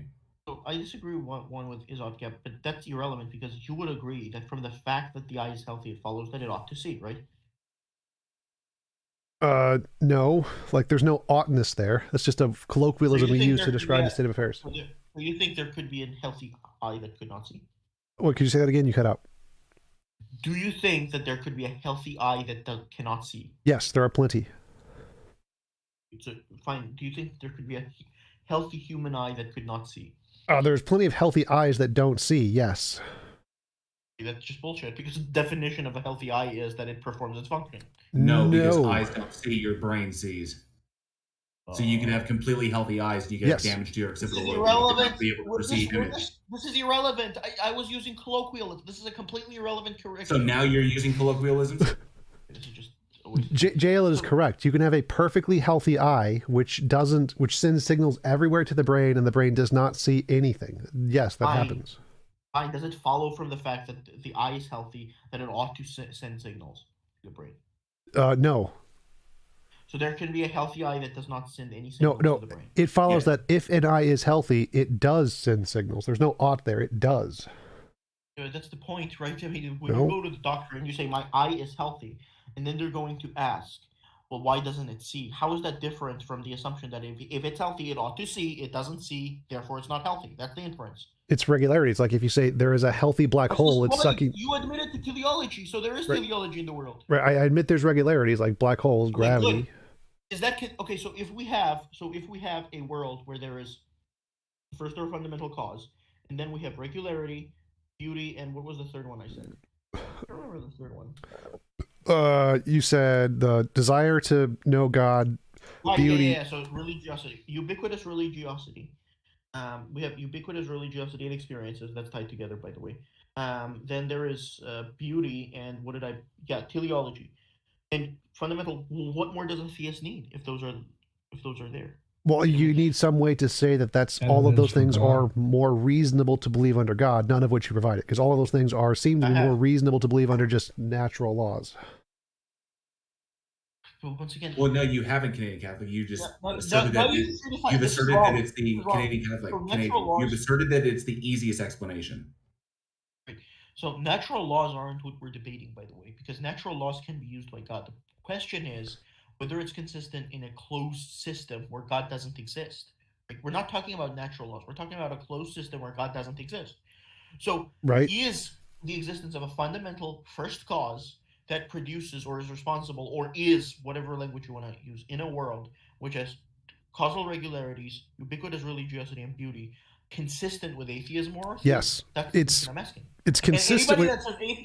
No, it's not consistent with atheism because nothing on atheism predicts this. Let me answer the question. Don't just say no. So Canadian, yes, it's consistent with both, but as you said earlier, just coming up with a different alternative doesn't actually make it better. Like if I said this mountain existing is consistent with the magical leprechaun Blue Blue Blue who created the mountain, yes, but it's also consistent with a universe with no such being that created the universe, and the one with no such being is simpler. It's Occam's razor, it wins because it's a simpler hypothesis with less ontologically asserted variables. So if we have two hypotheses that can both explain the data, we want to assess which one's better. The naturalistic atheistic hypothesis is better because it's simpler. All of the features of that hypothesis are supported by empirical evidence, whereas yours has an extra feature, and worse than that, it's an extra feature that has no supporting evidence. So your hypothesis is less supported to explain all of the things you listed, and ours, which is simpler and has only parts that have been empirically demonstrated, explains all of the phenomenon you listed with a simpler hypothesis. So 2 points. First of all, the objection that Tom brought up is the objection of that this is just a so story, meaning that it's simply invented to explain one thing. So the God was invented to explain the evidence. So first of all, even if that were true, which is not, that would still be conceding that there is evidence for God, right? I mean, just not particularly good. The secondly and most importantly, of course, is his point that naturalism. Like how you glassed over that. I want to finish. That atheism is simpler. Well, that's what we're debating here, and I've been asking what on atheism predicts that there will be a fundamental cause which is responsible or coexists in a world with beauty, teleology or causal regularity, and ubiquitous religiosity, and desire. And no one has provided what on atheism predicts this. No one. All I've heard is saying, well, we can explain by evolutionary psychology, which isn't an explanation against my thesis, because again, anything you bring could just have been used by that God to bring about that world. That's simply appealing to how it came about. That's not what Canadian Catholic, we don't need to provide an alternative. You need to be able to justify your claim that it is the case. I'm saying that you can do this a lot quicker. If you say that there's evidence for God, why not present the evidence for God? Why go through all of this without presenting the evidence for God? But it's not. It doesn't justify the belief in it. You can hold it if you want, but it doesn't justify it doesn't get you to that. It doesn't get you to that conclusion. So instead of like throwing this out there, saying that it justifies it, which it really doesn't, and then saying that we need to provide an alternative when we don't have enough data points in order to come to a specific conclusion, so we can say we don't know. So why don't you just give us the evidence that supports what you're saying? Well, so Canadian, he did. So he's making an abductive argument. He's saying, here's a hypothesis, here's another hypothesis. This one better explains the data. He's making an abductive argument. So if it worked, it would count as evidence. It doesn't work, though. So the reason it doesn't work is, as I said earlier, our hypothesis explains all of the data equally. Where is that explanation? I've been asking you for that explanation. You keep saying it explains it. String theory is fine. But the main problem here is that... Wait, Canadian, one sec. So the main problem here is your post hoc ergo proctor hoc fallacy. It's the post hocness of saying, like, as I gave an example earlier, if we see a mountain and I have a hypothesis of the Bloogablug, who literally just designed in his nature to want to create this mountain. Now that in the hypothesis of the Bloogablug, the mountain is more likely than the hypothesis of string theory or naturalism, because in string theory or naturalism, there is nothing in those that entail that this mountain we're looking at exists. But in the Bloogablug theory, its nature entails that this mountain we are directly looking at will exist. The problem is that because this mountain is possible to exist under naturalism, under string theory, and those things have supporting evidence, they're a better hypothesis than the Bloogablug theory, because the Bloogablug theory has no independent evidence of the asserted being. So even though the asserted being makes the probability of the mountain significantly higher because it explains the existence of the mountain, whereas naturalism and string theory don't entail its existence, it's still a worse hypothesis because it's adding in an extra thing that has no evidence beyond the scope of what we can actually demonstrate. Therefore, it is a worse hypothesis. So if we have a hypothesis that doesn't entail the different things you listed, the belief in a God, fine-tuning and beauty, but could explain those in principle, then the fact that it's built by only things that we have evidence for, like string theory, which is built on two different empirical phenomena that we've demonstrated, that is a better hypothesis than asserting a Bloogablug or a God who is built on things that have no evidence in order to explain the data, even if you could say that if my Bloogablug God existed, it would make this thing more plausible a priori. Yeah, so I kind of addressed it. That's the just so story objection. So basically, I've heard it this way, that, stolen shoes are evidence of shoe-stealing fairies. That's how people stated that, on a shoe-stealing fairy hypothesis, it would be expected that shoes would be stolen. So the reason why I don't think that objection works is, one, with this, so I'm not making any extra assumptions about this God any more than it was made when these hypotheses are being compared. I'm not making any kind of, I'm not making any assumption about his desire, so on and so forth. Secondly, I am positing what a God is. I'm not merely saying there are things in the world that God is consistent with. I would say that if this argument succeeds, then this first cause, or the fundamental cause, would be God. That's all. I'm not saying that there's things in the world that occur and therefore we're positing some being. I'm saying we have this being in front of us. That's the necessary cause, fundamental cause, and there is good reason for us to identify it with with God. That's what I'm saying. So the just so story objection doesn't work.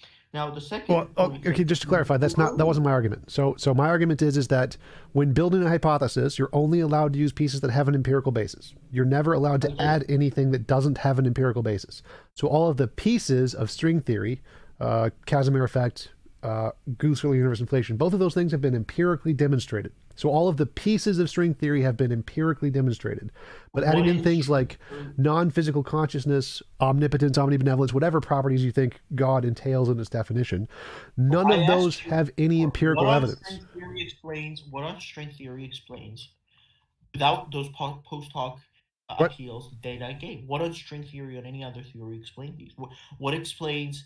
So simply appealing to how religiosity came about isn't explaining it. You're explaining to how it came about. That's fine. It could have come about that way through God or naturalism. Wait, I'm not understanding your argument here. So string theory says. My question is, it's not an argument, it's a question. So I'm asking you, I gave you simple cause, right? We have a first cause or good reason to think that there's a first or fundamental cause, and you admitted this. Go back to your discussion with Joe Schmidt. You say that, yes, you agree. Now, the second is, we live in a world with these three facts where there is this first cause or fundamental cause, irrelevant whether you believe the universe began or Wait, I'm lost, Canadian. So my argument is that a hypothesis that is only using empirically verified features is better than one that's adding things that have no empirical basis. So everything I'm using is empirically based. Everything I'm using like, so is God a non-physical mind, or have we empirically demonstrated God? Have we empirically demonstrated all of the properties that you think are in a God? We don't need to. We don't need to. All I'm saying that's my argument, Katie. That's my argument. So my argument is that you're only allowed to build a theory. Everything in the theory is only allowed to be built based off combinations of things that have been empirically demonstrated. If you add in a new property to your theory, God or the string theory, and it is not have any empirical evidence, then what this is called making shit up, and it's a bad hypothesis compared to one that's only built on things that have already been empirically demonstrated. I didn't say anything about anything else, right? All I said is, give us an explanation. Give us an explanation. Okay, I've been waiting here for these facts. And the explanation you gave was simply to account for how they came about, which just leaves us with the same question. Did they came about that way because of God or natural processes? And simply saying that, well, religiosity came about because of evolution is irrelevant. That pushes the question further. Is evolution something directed by God or natural? Right? So now I'm asking you, how do you explain these four facts? The first is there is an existence of this fundamental cause. What's your explanation, and why is it that this fundamental cause exists with these three facts in the universe? And none of the explanations you gave are anything, right? Anything other than yes, it does. So like string theory, the nature of string theory is such that it will produce the laws of physics as we see them, which will result in the three things you listed. That just kicks the can further. Why is the nature of string theory that way? It's necessary. As you mentioned before, like 6 times already, I grant that there's a necessary thing or a necessary part of nature, and it is inherent as a part of its nature to create what we see around us. Now our hypotheses are 50-50. There's really no difference. So no, there is. Remember, as I said like 8 times already, the difference is that my hypothesis is built on things that all have an empirical basis that we can show aren't imaginary. Your hypothesis adds a bunch of imaginary baggage with no evidence. Omnipotence, omniscience, omnibenevolence, simplicity, aseity, non-physical consciousness, whatever properties you think are entailed in a God, none of those have evidence. All of the properties of mine have evidence. The string theory is a combination of 2 things: Casimir effect, which has been demonstrated in a lab, and early universe inflation, which has been demonstrated by observing the CMB. So all of the pieces of my hypothesis have been demonstrated to be real and not imaginary. None of the pieces of yours have been. Therefore, my hypothesis is better and simpler. Okay, so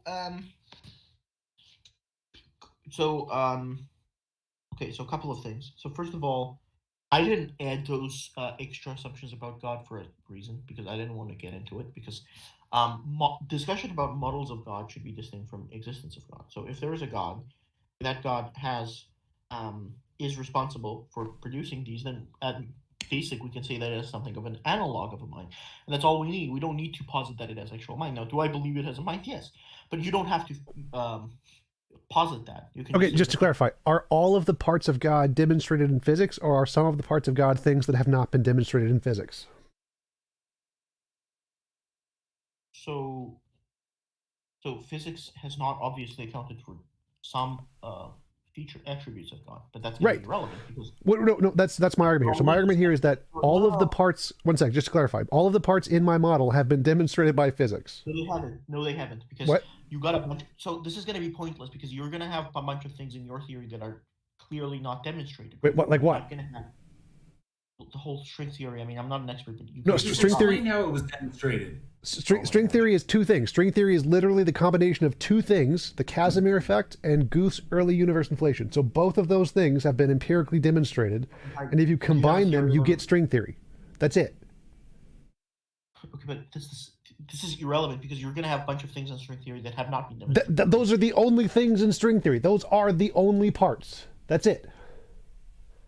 Fine, in physics then. It really, you're just kicking the can down the road, right?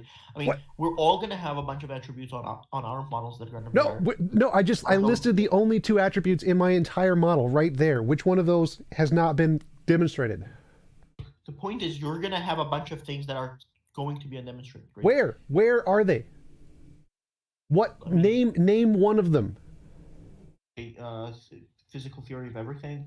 No. In string theory is literally just two things. It is a combination of the Casimir effect and Guth's early universe inflation. That's it. That's everything in string theory. If you combine those two things, you get the multiverse essentially. So those two things are literally the only things in the model. That is everything. That's the entire model. There are no non-demonstrated parts. Those are the only parts. Of course, we are discussing only those parts. Right? Those are the only parts. Those are literally the entire theory. This is direct from Sean Carroll. This is literally the entire theory of string theory. It's just those two parts. So in your theory that accounts for the universe, do you think there are some things that have not been studied yet? There are some things that have not been studied yet. There are parts that we can't see yet, but all of the parts are made of these two things. So that's the point, right? That's the No, situation I'm in. no. I'm just saying that there's attributes of God. Just a second.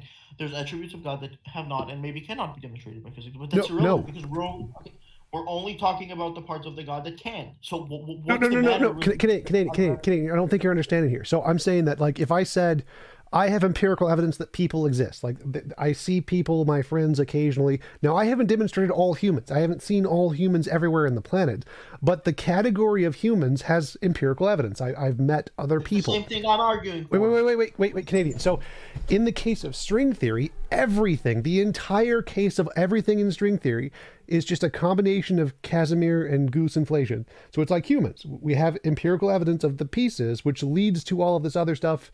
We don't need to see the other people in Australia. They already have evidence. Whereas you're adding in completely new things that have no evidence. Like, I'm pretty sure you're like a Thomist, so aseity, pure acts, whatever, all that nonsense. I don't need to appeal to any of that. I don't need to appeal to any of those. I don't need to appeal to any of those. Okay, so are there parts of God which have no evidence in physics?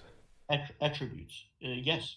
Yes. Okay. There are no parts of my theory that have no evidence in physics. They all have evidence. That's a lie. That's a lie. That's a lie. Because there's a bunch of things that are undiscovered about the universe. There's a bunch of things that are undiscovered. You're just going to limit this thing to string theory, which, by the way, is a highly disputed theory. Right. Yes, it's a highly disputed theory, but it's still better than yours because none of the parts don't have evidence. Literally all of the parts of the theory have evidence. I don't know why you keep denying that. This is literally a fact in physics. In physics, you're not allowed to add in things that have no evidence. So I'm not adding anything that has no evidence. You've already admitted you are. You've admitted like 10 times. Are there attributes of God that don't have evidence in physics? Yes, right? Sure, but we're not discussing that right now. That's literally what I'm discussing. I am discussing that's the difference between my model and your model. In my model, I'm adding nothing. In your model, is there a bunch of things? So in your model, which isn't, by the way, just string theory, it's accounting for why religiosity came about, so on and so forth. That's all in string theory. So you're saying that nothing is going to be unexplained? Yes. That's a joke, right? You're just joking. That's just a joke. So string theory. The whole point of string theory is to explain everything. That's the point.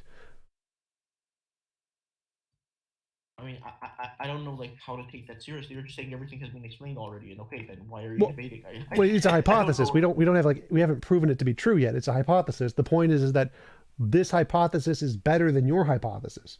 Obviously, I don't think it's been proven, but it's significantly better than yours. So if we're looking at the data you've presented, the data you've presented can be better explained under this naturalist atheist hypothesis. Explain it. So explain it. Go ahead, explain it. I'm waiting. Okay, so the nature of string theory is such that it will produce the laws of physics in the way that we see them, which result in evolution as we see it, that produces all the things you've seen. You listed. Okay. So why is the nature of string theory? It's necessary. So you have a necessary being, right? Yes, we have a necessary being, string theory. Okay, so then we are stuck with the same thing, 50-50. No, because again, yours adds in a bunch of made up stuff that has no basis. Mine doesn't. No. So so as the study progresses, there's going to be things that you haven't studied, right? But there's going to be things discovered that you haven't studied. So we're on the same page here, right? Like literally all of the things. Like if we assume string theory is true and we study everything about the universe, we will never discover a thing that violates these two principles that we've already discovered. It's going to be relevant because you're going to have a bunch of things you're going to discover in your model that are unknown right now. No, they're all going to be known right now because they're all a result of these two things we already know. Well, I mean, obviously that's not true, so I don't know what to say. That's literally string theory is literally just combining these two principles that we already know and saying if these two principles are intertwined, then they will result in string theory. There's nothing we don't know about that. If they're right, that's everything. There is no unknowns there. Everything else just a result of these two things. Okay, I'm just going to say it's properly basic that you're wrong. I don't know what else to say. I don't know what you want me to say. Like, you know. Can I ask a quick question, because I'm still looking at the topic of this conversation, and I love your standard of evidence, Canadian Catholic, but let's apply your standard to your God. What is your evidence for your God? Because that would make everything so much easier instead of trying to find fault with. Please, can you please let me finish? That would make things so much easier instead of trying to find fault with a position you reject in the first place. Why not promote your position? So God is a being, right? Basic definition. I don't know. You guys can argue. God is a being that is responsible in some way for either the universe or humans, and that interacts with humans and cares about us, or so on and so forth. In some way, I mean, you can be analogical or whatever. I'm saying we got basic. Okay, we can go with that definition. Okay, let me finish though. Okay, or I mean, I don't know if you guys want to define it in other ways. I don't know, right? I mean, there is going to be a bunch of attributes that are beyond this conversation, right? There's going to be omnipotence, omniscience, Trinitarianism, so on and so forth. I'm fine with that. Okay, but that's Fine going to be with that. We can go with the definition you just gave. So, what is your evidence that that particular God, that the one you just defined? The evidence says that we get the checklist. So the checklist is first, fundamental nature of reality. We get that. Check. Second check is it is involved in the universe. We get teleology. Check. We get intelligence with ubiquitous religiosity. Check. And we get beauty. Check. Okay, that's consistent with some form of mentality. Now we get to the God. What is the evidence for the God behind all of this? I just gave it. Yeah. So he's making. No. You gave the things that line up with your model, and I'm fine with that. I'll grant you all of that. Now let's get to the thing you seem to be avoiding, which is the God itself. You just said that there is evidence for the God. The things you just listed, I grant you. You've got evidence for all of that. Cold, hard evidence. Now get to the cold, hard evidence for the God that is also there. Oh, so just to clarify, Canadian is giving you evidence. He's making an abductive argument in an abductive argument. I know. And I want to just hone it in on one specific thing in his entire reasoning, which is the God. He just said that there is clear evidence. So let me try to clarify. He said that there's ubiquitous a desire for some kind of connection to something greater, and he's saying that is indicative that there's some kind of intelligence behind the universe. Well, that wouldn't apply to my country, since that is 80% plus atheist. So apparently, the ubiquity of desiring a religion isn't applying to my country, which is why I'm coming from a different position.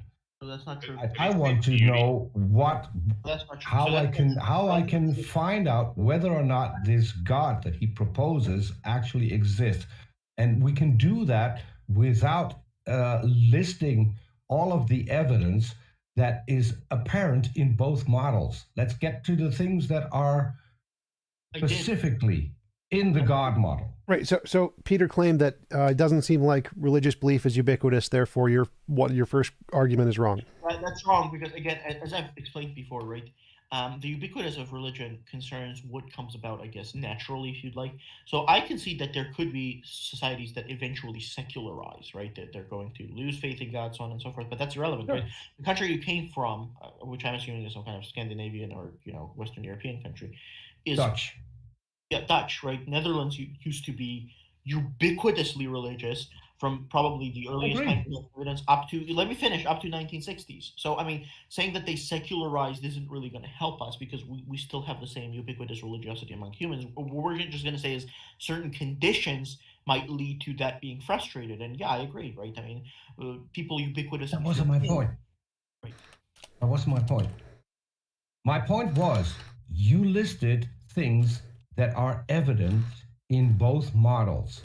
No, they're not evident. There is, however, hold on, let me finish. There is, however, please let me finish, because you got it wrong twice already. Let me finish, and maybe you'll get it this time. You listed a bunch of evidence that is part of both models. There is one thing that is not part of both models, which is the God itself. So let's get to the evidence for the God itself. I know you want to deflect from that because you don't have anything or don't want to present it, but let's go there anyway. Wait. So just to clarify, Peter, if you have two models, there can be a bunch of evidence that works for both models, but they don't work equally for both models. Like, for example, flat earthers bring up the fact that, like, you can look across the ocean and it looks flat or whatever, and that's the same on both models. It looks flat, but it works better for one than the other.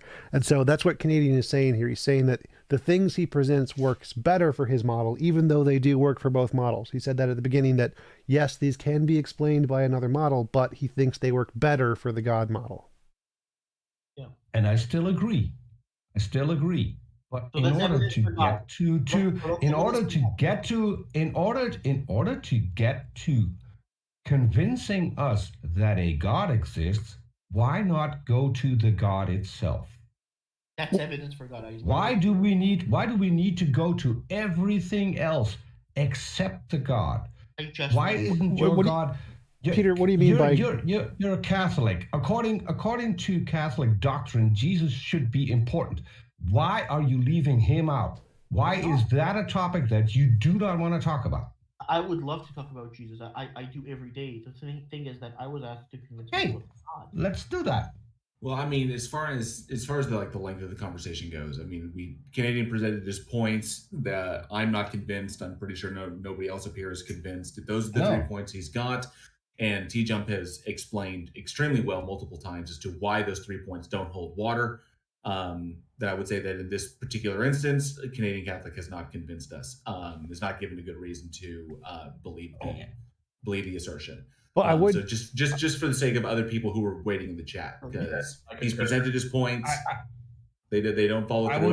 I would say he at least for me, he got the opposite of what he was going for. But I do want to say that I'm less convinced now. Peter brought up a good point. I do want to hear later on, if we get a chance, bring Canadian back so we can talk about Jesus. I would like to hear his arguments for Jesus at some point. Did he mention beauty as a required, necessary attribute? And one TJump mentioned that string theory is an attempt to explain everything. I'm thinking of adding with no strings attached, but I don't know if that's funny. So Zanati and Captain Coyote, I do see you guys in chat. We have a special guest though. Jason himself has requested to come up and present an argument for God. And I would just like to say thank you to Jason for being so graceful earlier to allow some other guests to go ahead. It's great to have you on. What's up, Jason? What you got for us? Maybe the worm. I think maybe the worms got him. I think the tech issues. He has to refresh the page, probably. Try that. Hello? Yep. Hello, not we can working hear you. now. Hey, the worms got me, bro, like you said. So what you got for us, bud? Okay, so I heard somebody say, and no problem about that thing earlier. It's no problem at all. But I heard somebody say earlier, it's about big God, small God, and that got me thinking. There's a small God and multiple gods within 7 billion people that whisper dirty little nothings into their ear. Subconsciously, chemically inside. And what's scary is that doctors will literally tell you. like those. Yeah, doctors will literally tell you both, like without even like cracking a smile to your face, that yeah, you're supposed to have parasites sucking your nourishment and I've never stunting had your a doctor. growth. I have never had a doctor tell me this. So this is not an ASMR thing? No, So it's, anyway, it's true. It's true that you do need bacteria and viruses in your body to keep you alive. So you do need. Yeah, and they are yes, parasites. yeah. They're literally parasites. So he is I mean, correct. well, they're not parasites by definition. They're symbiotic. So No, parasitic. Symbiotic means that they don't leech off of you, and they actually do it to a point where it symbiotic slows talks your about the growth. relationship between the two, how we provide and they provide for us, and we provide for them. Well, That's so do symbiotic viruses. relationship. So there are a lot of viruses that are. A parasitic relationship only takes from the host. Okay. Well, okay, fair enough. Whatever. The 4 helminths, which are intestinal parasites that I'll be speaking about, are parasitic. Okay, so what's your evidence? My evidence that there's parasites in 7 billion people, which indicates a god. It indicates that there is something that is controlling you, which can be misconstrued as a god. Okay, so if it's misconstrued as a god, that means it's not a god, and so you agree with us. But yeah, exactly. I do agree with you guys. But I'm telling you how people see a god. I'll tell you how people see demons as well, things that make you flail out and lash out and things like this. This is all just cases of with all due respect, I don't think it's a good thing to speak for all people, because 9 out of 10 times you're going to get it wrong. It's much better to speak from your own perspective. I think his argument is that and let other people talk for themselves. That would be so much better and so much more productive. I agree. Just to clarify, I agree, but I think, would really appreciate that if people understood that they have a parasite that might be controlling them, that if they were able to get rid of that parasite, then make them conscious decisions without a outside entity interfering, that would be optimal. How do we get rid of our parasites? That's interesting. So stop eating them first. Have evidence. So are you presenting do we have personal god? For such a parasite? Wait. So you said that it's a personal god for 7 billion people. Wait. You said the reason people believe in God is because of parasites and fallacies and brain stuff. Yeah, I agree. So you don't actually believe there is a God. You believe there is no God. You're an atheist. You agree with us. I believe that people once saw gigantic people, gigantic men, bigger versions of themselves, and they called these things gods. Okay, so 2 things.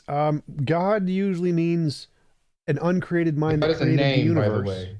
But yeah, God is a name created by the Hebrews, the Hebrew language. No, God is used. God literally translates to the word ball. Okay, so that's an etymology fallacy. The fact that the word was invented there doesn't mean that its current usage is that. Currently, the word God refers to lots of different things. But so you don't believe there is a non-physical mind that created the universe, but you said something about big men. They're large men. I believe that something has created this environment that we are in, and I believe something has created us. I don't believe it is the Christian God or Allah. I believe that they are mistaken these entities for a deity named Zeus, OCL, Baal, named God. He has a lot of different names that we keep giving this person throughout history, and it was a guy, and it was a giant dude. He stood huge. Giant motherfucker, and we just were like, oh my god, that's a fucking god, that's a god. How big? God, that's a god. And we freaked out, and we wrote stories about these fucking things. How big? Big. I don't know. Big. Look up fallen angels. No, I mean like Nephilim. The size of a solar system, planet, galaxy, huge guy 10 theory. feet. Yeah, if you want to know what it looked like, Greek mythology. No, I'm looking for a size. Like, how many meters tall is it? 2 meters, 200, Look up Greek 2,000? mythology. They explain it there. Right. So I'm asking This you. is where we I get don't. this is the time period that I'm referring to. Right. So I'm asking you, how tall are Okay. they? Anywhere from 20 to 80 feet tall. 20 to 80 feet? 280. 20 to 80 feet. Feet, Yes. Regardless meters, of the- yards. Yeah, He in said between feet. that. He said feet. In between that area. He Okay. said somewhere in between 20 to 80 feet, despite the fact Just, that an 80 I mean- foot human, despite the fact that an 80-foot human could not walk on the planet. Well, I mean, this is different times. This is different situations. This is just what they believe in, by the way. I don't believe the heliocentric story, and this one What? seems to have a lot more. Wait, you're a flat earther? Yes, sir. We all are. Can we not? Can we not?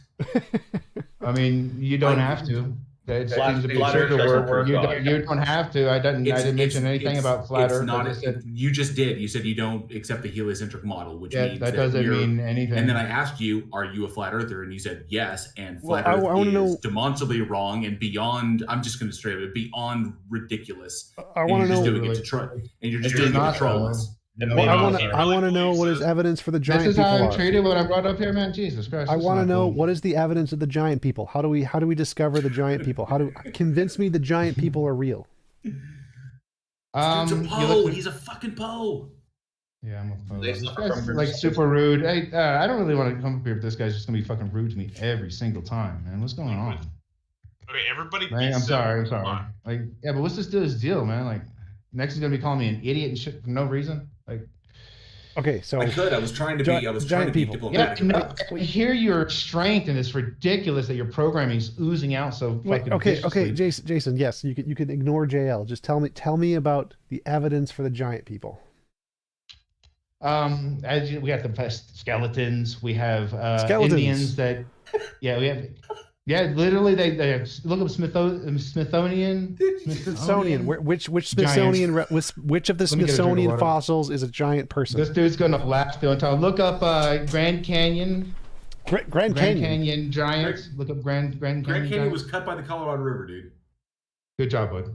No, actually, it was cut because there was a giant reservoir of water that let loose above it. You could look that up. That's too. not how fluid dynamics works. You literally don't know shit, dude. That's Shut not up. how fluid dynamics works, Be Jason. quiet. I don't like talking to you. I'm gonna leave if this dude says anything else. I'm tired Anything of this else? guy's attitude. Anything else? Can I mute this guy? I mean, No, you can't. this is ridiculous, man. What's going on? Okay, guys, All right. calm down. You don't understand how fluid dynamics works. You don't understand how gravity works. These things cannot exist. The theory of gravity and fluid dynamics is on my side. Do you know what a The theory reservoir is? gives Do you know what a theory is, inches out of Jason? its. Jason, do you know what a theory is? Tell me what a It's scientific a theory set of is. statements or ideas. No, it's not. Well, I You are a googled little turd. I don't want to talk to you anymore. One Thank sec. you. So Well, I you're gonna googled. have to, 'cause I googled. okay. Whoa. So I googled Grand Canyon giants, and I can't find any fossils.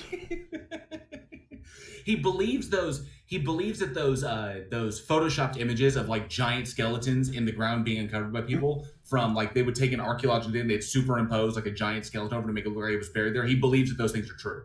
He most likely also believes that rock formations that, when viewed from a particular angle, look like they have humanoid features. He believes that those are probably petrified giants. He said they were in the Smithsonian, and I have access to the Smithsonian. I don't see any.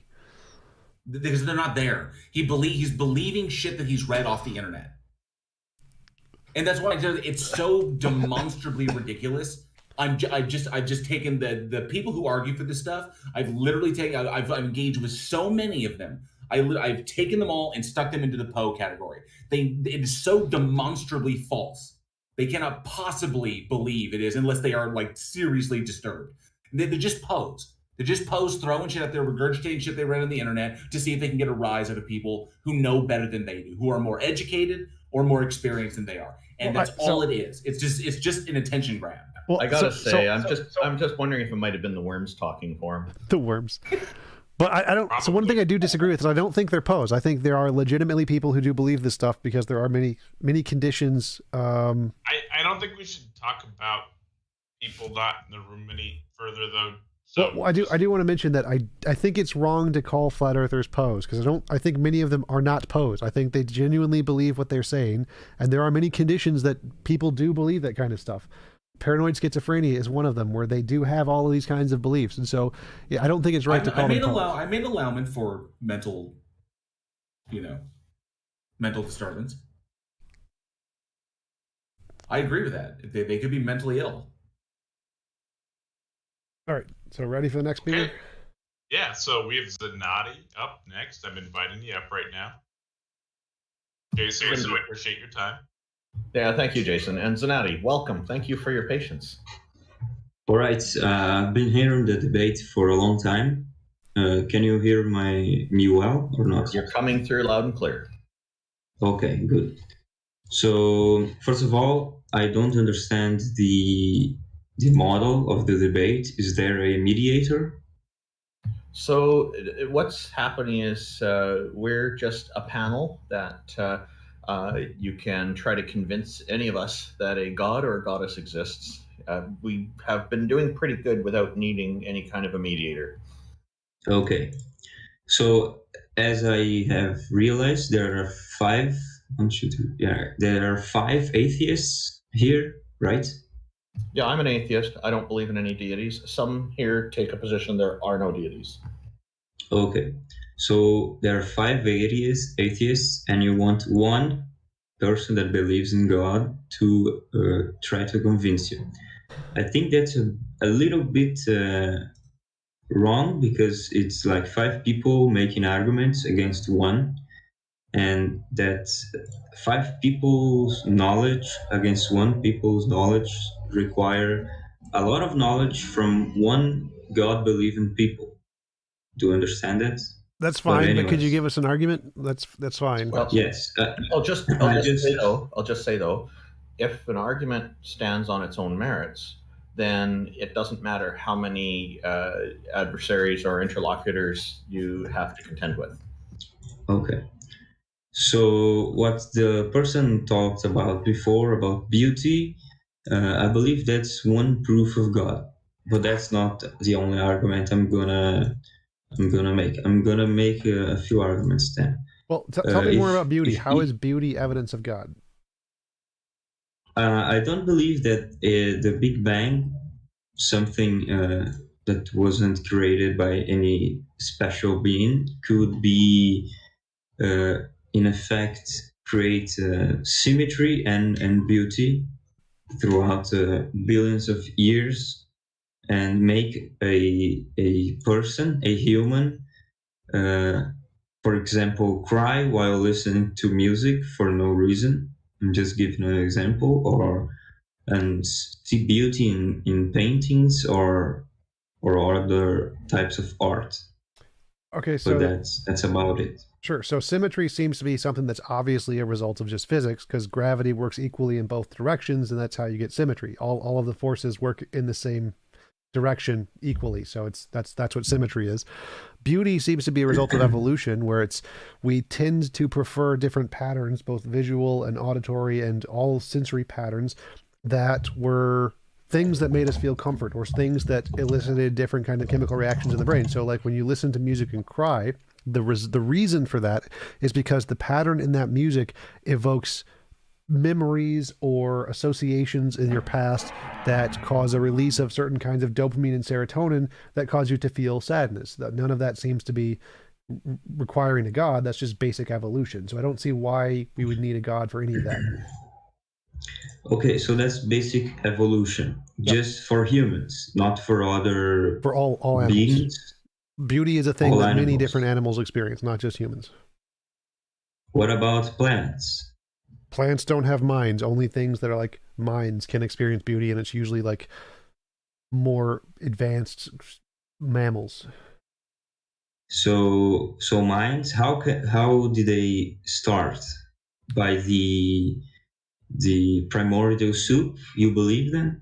Yes, minds evolved from other animals that didn't have minds, like sea potatoes, and those evolved from single-celled organisms, prokaryotes and eukaryotes. Okay.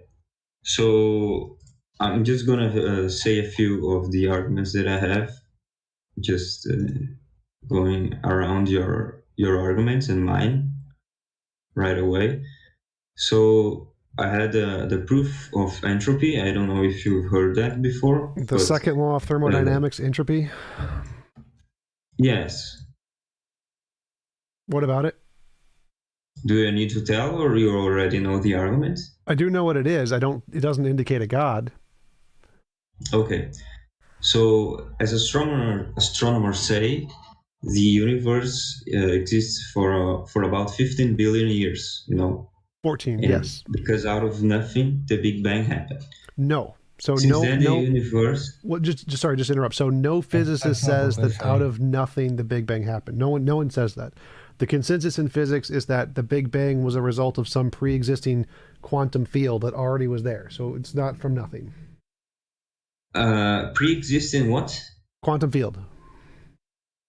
Do you believe that pre-existing thing could be a god? No. What it could be, but there's no evidence of that. There is evidence it's a quantum field. Do you have evidence of this quantum field? Yes, lots. Okay. You can tell me after I finish the argument, okay? But Casimir effect, just Google the Casimir effect. Okay, Casimir effect.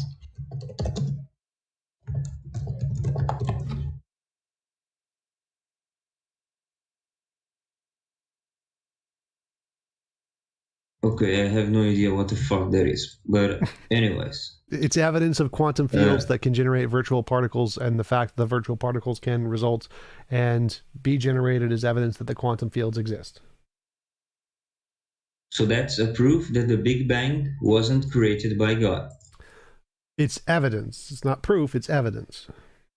Yes, it's evidence. And the evidence has been found out when? When we did the Casimir experiment in a lab and repeated it. So it's like which was in the 20th century? Yeah, we could do it any time now. It's an experiment we can repeat all over the world. Yes. So it's an evidence from like 60 years ago of something that happened 15 billion years ago. Yes. Right. So we can literally observe things from the past, like the cosmic microwave background, which is light that came from the Big Bang 14 billion years ago. So yes, we can do experiments with the things that we see today, which tell us about stuff during the Big Bang. That's the whole point of the Large Hadron Collider, is that we're reenacting things that happened in the Big Bang. Right. So continuing what I was saying, out of nothing, you disagree with that, so let's discard that. It wasn't out of nothing, of course. Something happened before the Big Bang. Yep. We disagree on what's caused it. Yes. After the Big Bang, the universe has been expanding it or not, depending on what scientists you believe in. Yes, But they all believe it's been becoming- expanding. That's like every physicist believes that. Okay, I had a teacher that didn't believe it, but anyways, a physicist. But anyways, and it's also becoming more disorder, and the entropy is increasing, and also that means the energy is being scattered, never to be recovered again. No. So yes, entropy is increasing. That's true. It's not the case that it's not necessarily going to never be recovered again, because one of the theories from Neil Turek is the Big Crunch theory, where he posits that dark energy is going to reverse at some point and all of the matter and energy is going to recollapse into another Big Bang. So they're not saying it won't come back again. And the quantum field can create another Big Bang. It's going to happen again, probably. But this is a theory of that could happen in the future. Well, the Casimir effect, virtual particles popping into existence, that's how we think the Big Bang happened. And it's likely another Big Bang is going to happen from the same thing. Even if all of the entropy continues to disperse, another Big Bang is going to happen anyway. Okay. Well, we'll see. We won't see. We will wait when maybe before we die, we see another Big Bang. Can you believe it? That would be amazing. It's possible. Yeah. So that argument has been refuted by you. So I'm gonna discard it as well. Wait. Okay. So I'm gonna say another argument. Okay. So either man was created by God with a purpose and a destiny, or he's a multifaceted organism accidentally and with no reason or purpose formed from non-living nothing. Say that again. Either man was created by God with a purpose and a destiny, or he's a complex organism accidentally and with no reason or purpose formed from non-living nothing. Well, That's that wouldn't, correct. No, that wouldn't be true, because there are many different religions that don't have a god but still have meaning and purpose, and humans were created like from the Dharma field or whatever in Buddhism, and so you can still have meaning and purpose without a god. I didn't say that that couldn't happen. I just said that either man was created by God with a purpose, or he was created he happened accidentally with no reason or purpose, formed from non-living nothing. Right. So For I'm example, saying that's the second part is wrong. So we can be I created. need to have some clarification on one thing. What is a nothing? Well, I think he means unguided processes, so random forces. He means there's no intentionality. I think that's the point of his argument. The thing is, there's no such thing as nothing, because when something starts existing, it is a thing. He didn't mean literally nothing. Nothing exists. He meant guided by a mind. He keeps. I know, but he keeps putting that in his second argument, where something came from nothing. Well, no, that was in his first argument. So in what he's saying right here is no, he just said it again. No, again, you're misunderstanding him. By nothing, he does not mean literally nothing. He means not by a guided intention. So he means random forces. He means there's no intentionality that gave us purpose. That's what he's saying. He doesn't mean literally nothing. He ended with a non-natural nothing. I've heard him say it 3 times in his last argument. Okay, I'm going to make a recommendation here, is that if we're going to be talking about something that would be like absolutely nothing, then we should use the phrase absolutely nothing to describe it. Okay, absolutely nothing. Do you even remember my argument? Right, so your argument is if humans are either created by a mind with purpose and meaning, or they were created by no mind and just a result of random forces with no purpose and meaning, right? That's your argument? Yes, formed from absolutely and non-living nothing. Right. Okay, so the argument here is that you can still get meaning and purpose without a living thing. Like in Buddhism, there is this thing called Dharma, which is a field, which is a non-living thing, and it created people with intent, with meaning and purpose, and even though it doesn't have a mind. Right. So you can still get meaning and purpose and created by it's not random, it's just by a force of pure goodness. I didn't say it's not possible to find reason or purpose without God. Okay. I just said either or that. If the man was created with no reason or purpose, formed from... Man was created with reason and purpose. We didn't find it. They were created with it by a non-mind, by a field of Dharma. The field of Dharma created man with purpose. Right, but you're going out of what my argument says. Well, I'm saying your argument is wrong. You can create people with purpose without a God. So then you agree with me? No. So we were created with purpose, but no God. So we still have purpose. But who created us then? The Dharma field. And the Dharma field came from where? It's uncreated. It is an always existing field that exists everywhere in the universe in Buddhism. So you're a Buddhist then? No, I'm just giving you an example to show that why your argument isn't necessarily true. because you can still get meaning and purpose being created with people without a God. Okay, but I didn't say you can't have meaning or purpose without a God. Oh, I thought that's what your argument was. Your argument was either we were created with meaning and purpose by God, or it's impossible for us to be created with meaning and purpose. No, that wasn't the argument. I'm going to repeat it then. Go ahead. Either man was created by God with a purpose, or man accidentally and with no reason or purpose was formed from absolutely nothing. Right. So there's several parts to what you said. The first thing you said was either man was created by God with a purpose, but yes, God man can be created. Man can be created by not God with a purpose, right? Or he was created from absolutely no. This is nothing. This is a question. So this is a question for you. So man can be created by God with a purpose, or man can be created by not God, but still have a purpose, right? No, I said man. I'm not rephrasing your argument. I'm asking you a question. So I'm asking you a question about your argument. So I'm saying so your first premise was man was created by God with a purpose. But now this is my argument. This is separate from your argument. I'm asking you, man can also be created by something that is not a God and be created with purpose. Therefore, your first premise is false.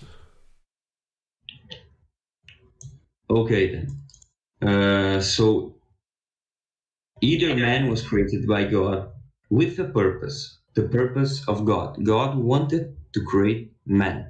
He had a purpose. Right. But the other option is no one, no God, because the argument of God or not God.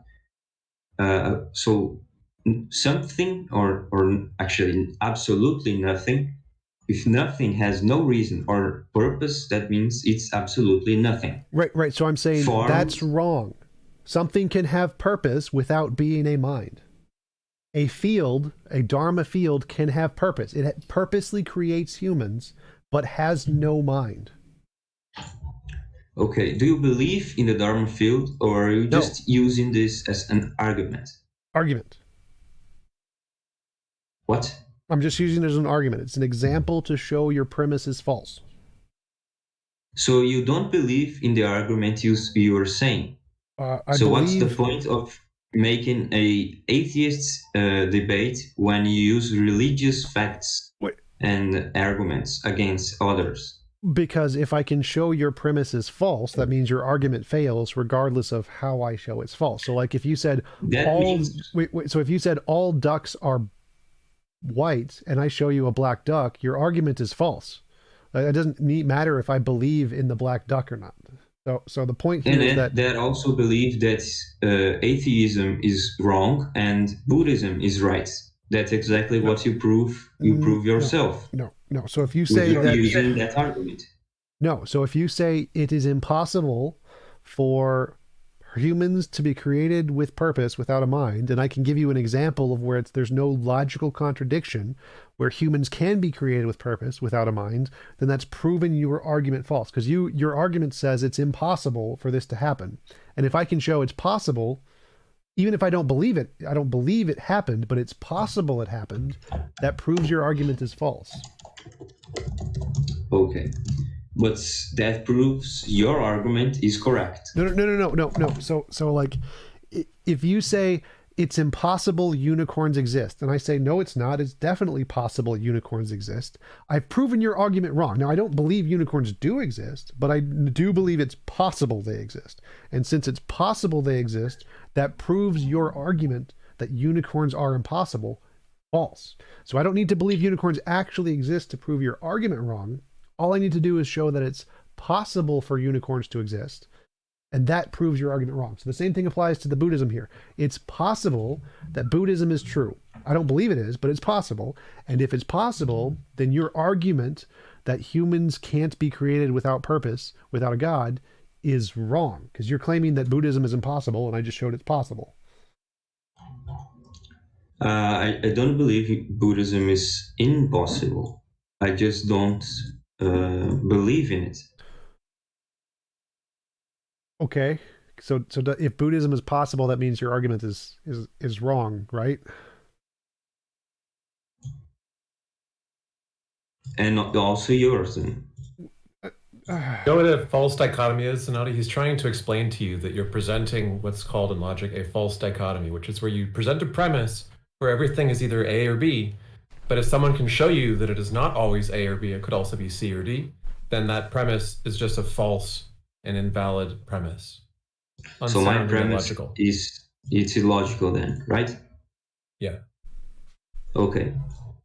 So like if you want to amend your argument, to say yes, either... I was always trying, but I kept getting interrupted. But I don't like the politeness. Well, if you wanted to change your argument to say something like either the world was created by a god with a purpose, or the world was created by natural processes without a purpose, or by something that doesn't have a mind with a purpose, then maybe someone might agree that those are the three possible categories, right? But or it could be some other thing that you haven't specified, and you could leave an option for that. But as presented, your argument is what's called a false dichotomy, and he's very patiently tried to explain that to you. Okay, I understand it. So leaving that false dichotomy in our heads, let's continue. The evidence tells us that just life can produce life. That's a correct fact. No. No, not all life. So hold on.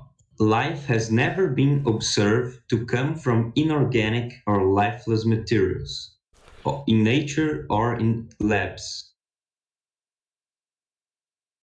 Do you have any proof that life has been created out of inorganic or lifeless materials? We have evidence. We have lots of evidence. Yes, give me one then. Okay, there's a paper that I have saved called, what is it? Some kind of progress in the field of abiogenesis that shows that the process which life originated most likely came from RNA on clay, forming corpuscles that formed the outer shell of the cell, and the RNA could use the clay to bind in a specific pattern that could result in a reproductive, self-reproducing organism. So all of the evidence made by the scientists in this field is that life originated from an RNA world hypothesis where RNA can form on clay and produce self-reproducing patterns. So that means that living things can happen with no life. Yes. And inorganic materials, right? Yes. And that sounds completely reasonable to you. Yes. In fact, it's called when you say life cannot come from non-life, that's called a composition division fallacy. So, for example, it's called biology. No. So everyone in biology thinks that life did come from non-life, or the consensus. So like if I said walls cannot come from non-walls, like that would be false, right? Because you don't build a wall. That's a false metaphor. Well, wait. So you said life cannot come from non-life, and I said walls cannot come from non-walls. Now, if you could build a wall out of a smaller material that isn't a wall, like a brick, then you could build a wall out of a non-wall. So if life can be built out of some smaller material that isn't life, like atoms, which is what we see life is built out of atoms, and atoms are non-living things. So we do see life built from non-living things all the time. Then yes, we can say life does come from non-life, just like we can say walls come from non-walls. Okay then. Walls can come, but not from another wall. I still don't believe in the abiogenesis. I learned in biology that that's impossible, and I couldn't get any arguments. I couldn't get any arguments that would prove otherwise. So he just gave you the argument. It's called protocell abiogenesis. It's the consensus that there are numerous plausible pathways, and I think the university, the paper. Yeah, the university lab that's done a lot of the latest research has shown that it's a lot more likely to occur in much greater frequency than we previously suspected. And the current consensus is not just that life evolved once on Earth, but it probably evolved multiple separate times. Yes, because of the. But you still believe in the prebiotic soup, Yeah. right? Yes. I'll send you the article. So I'm gonna DM you. Right. DM So you you the also article. believe that life came from non-life, and life came from life at the same time. No. Yeah, the it first came from non-life. protocells. The first protocells had lipid membranes, and they had randomly generated molecules, some of which were like RNA self-replicating. And the combination of those two things is sufficient to bootstrap the first replicating cells. Right. Okay. But RNA on its own isn't considered living, so life did come from non-life. That's true. That I remember hearing that in biology. But at the Did you same get the link time, I sent you? I sent you a link to all the Yeah, evidence of I did. embryogenesis.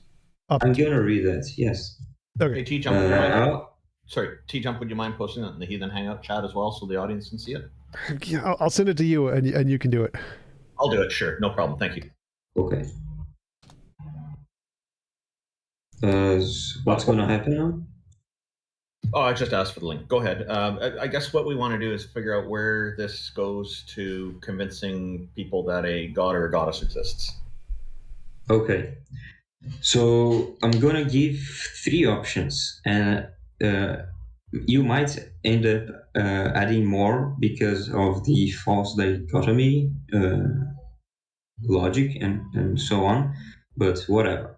So the first is everything came into existence by itself anyway, without the help of God, right? That's one option. Or the second option is everything in the universe has always existed for all of eternity, which is also scientifically impossible because of the. No, It's not scientifically impossible. In fact, all of the current consensus models in physics are that nature has been there for all of eternity. So like string theory, many worlds, multiverse, they all say that nature's always been there. So it's not scientifically impossible that nature's always been there. Okay. At least in the last few years, that's the consensus, right? Yes, consensus is like nature's always been there. Yeah.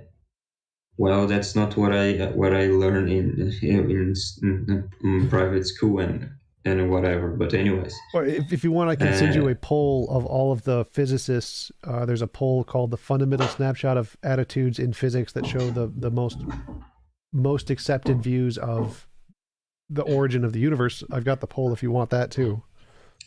Is that from which country? All of them. It's just a poll of physicists from around the world. Okay, so my teachers probably never participated in that poll, but they were always they always believed the universe hasn't always existed for all of eternity.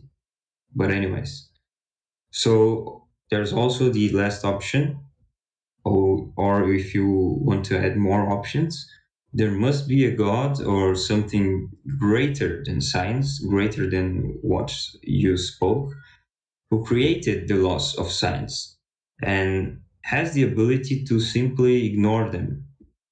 Is that different? What was your first option? So that sounds like the same as the first one.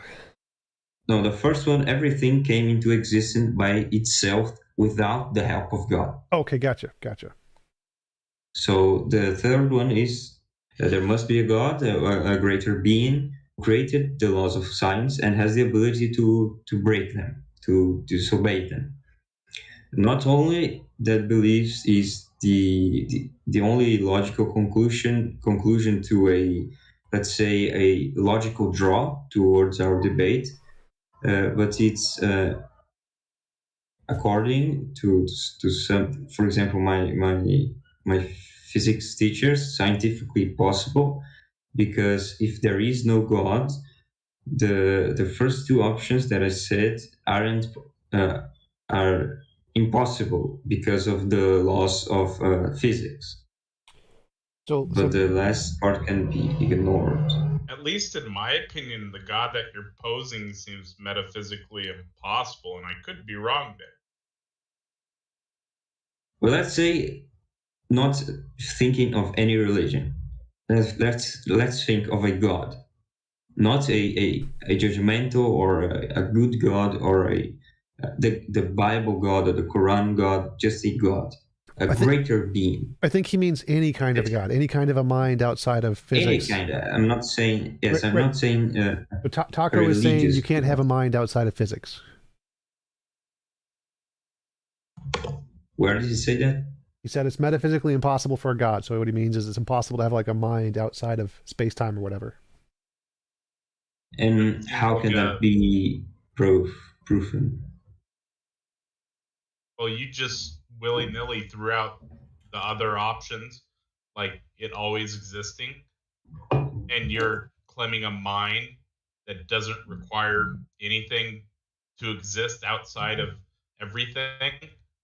Kind of a strange thing to say that's possible. It is possible.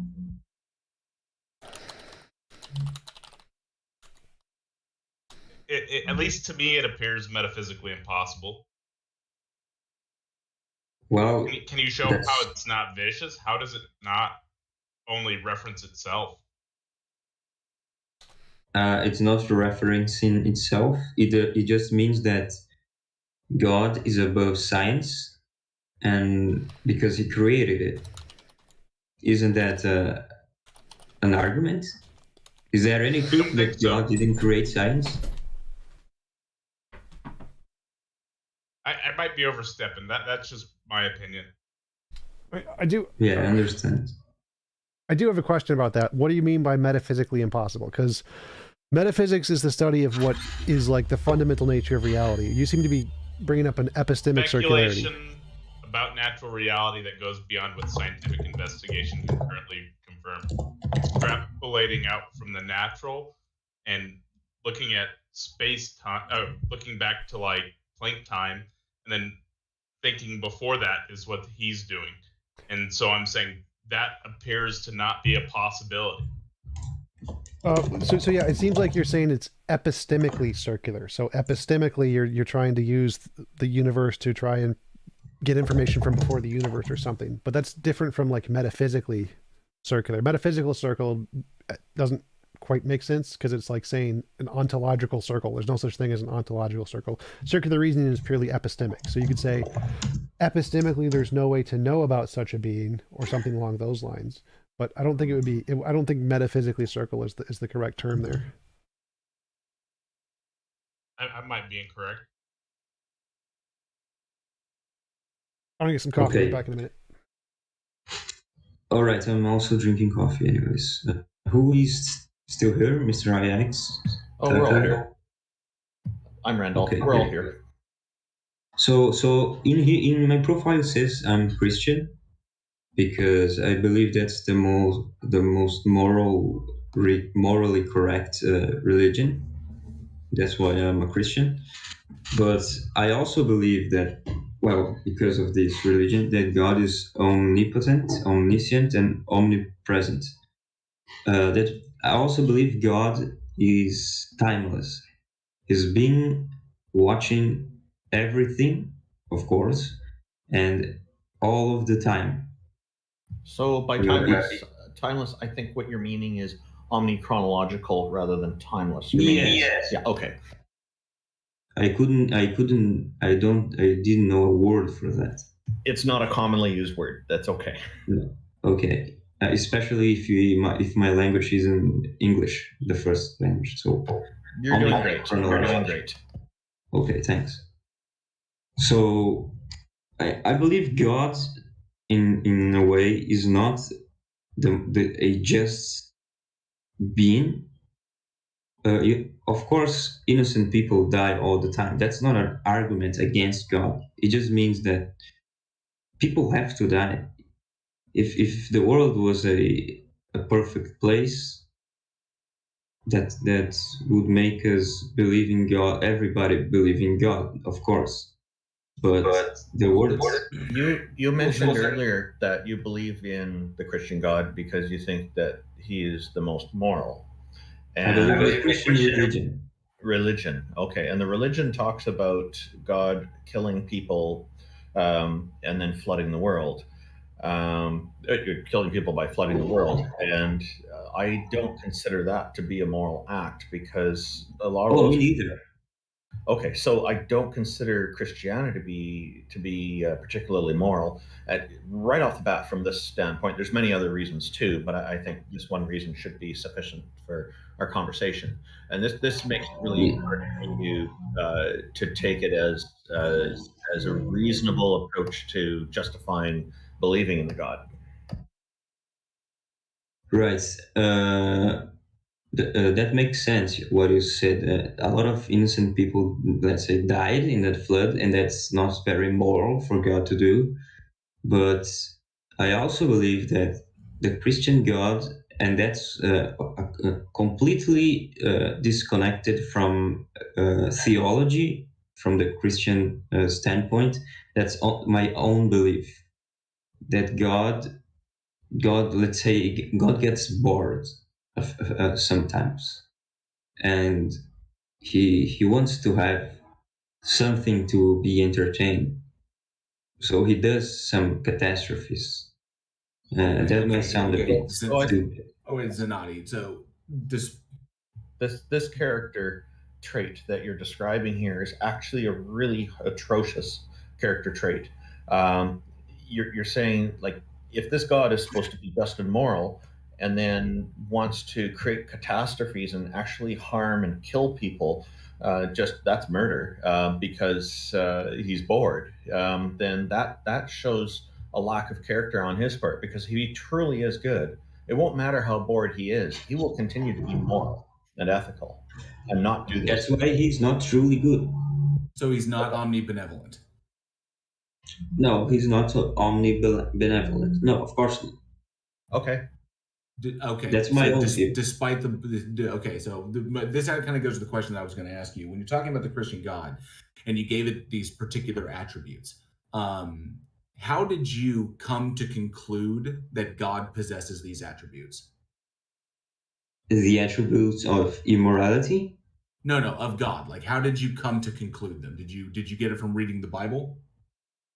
No, I concluded, I did all of the, well, I don't know the words in English, but after you get baptized, you learn a lot from going to the church, let's say courses, and then the last thing you do, you take the bread of God. Do you know what that is? Yes, I was born and raised as a Methodist. Okay, so I'm Catholic, so that's the way. But I have little is not the right word, but I don't have enough knowledge of God to say that he is this or he is not this. But I have my own thinking, my own head, and I can watch the world. I can see what is happening, and I can understand how things are happening. And as a collective, it makes no sense for God to punish, let's say, an innocent person for the bad deeds of a good person. So if he's punished, do you think you would come to the same conclusions about what you observe in the world if you were not a Catholic? Perhaps I would, but I believe Catholic is the prettiest religion. Well, it's not by far not the oldest. I mean, even Catholicism derives from other belief systems. So, but my curiosity is if you were not a Catholic, if you were, say, a Hindu, or if you were, I don't know, heck, maybe just whatever faith you want to throw out there. Do you think the conclusions that you've drawn about God, that God is omniscient, God is omnipresent, that God is immoral, do you think that you would derive these same conclusions if you were any other faith?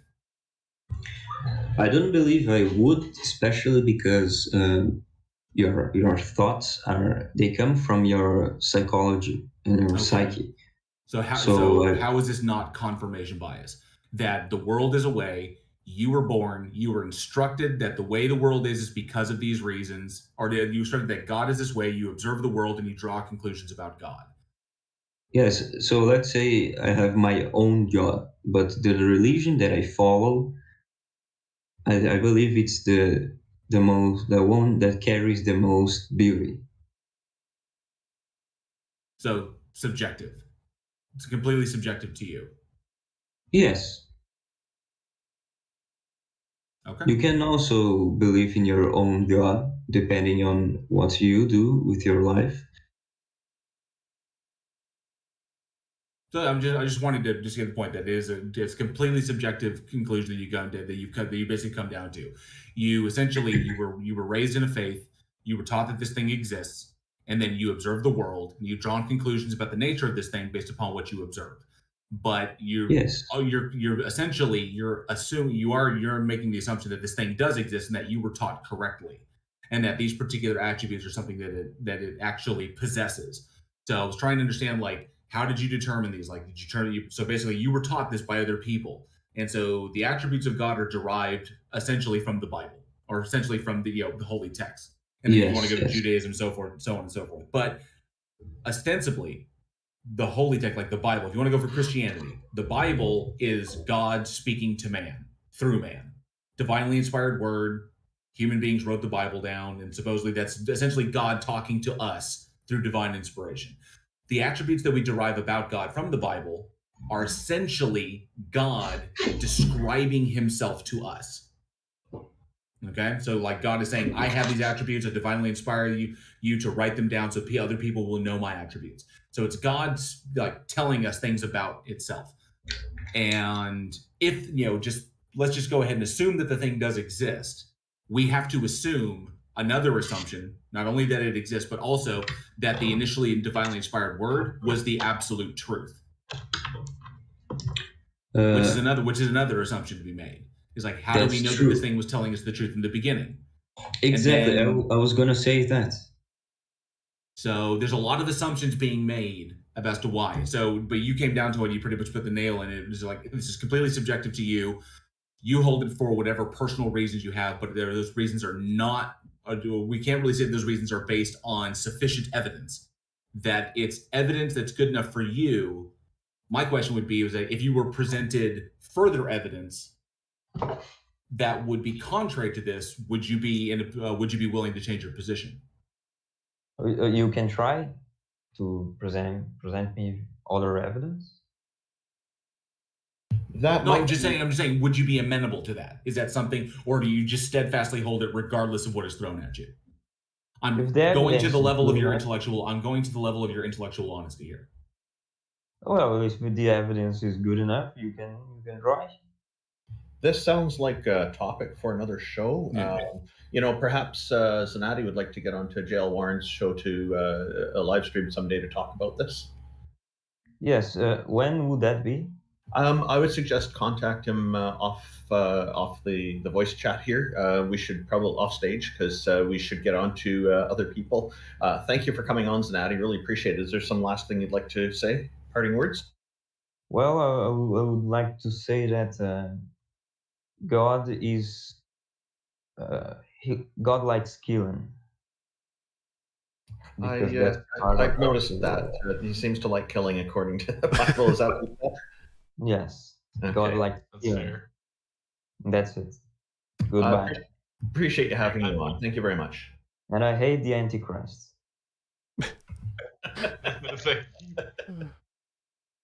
That was a phenomenal exit. Hold on, Bang. Hello, Bang. Hold on, Bang. Hey. So. What you got for Convince us of something?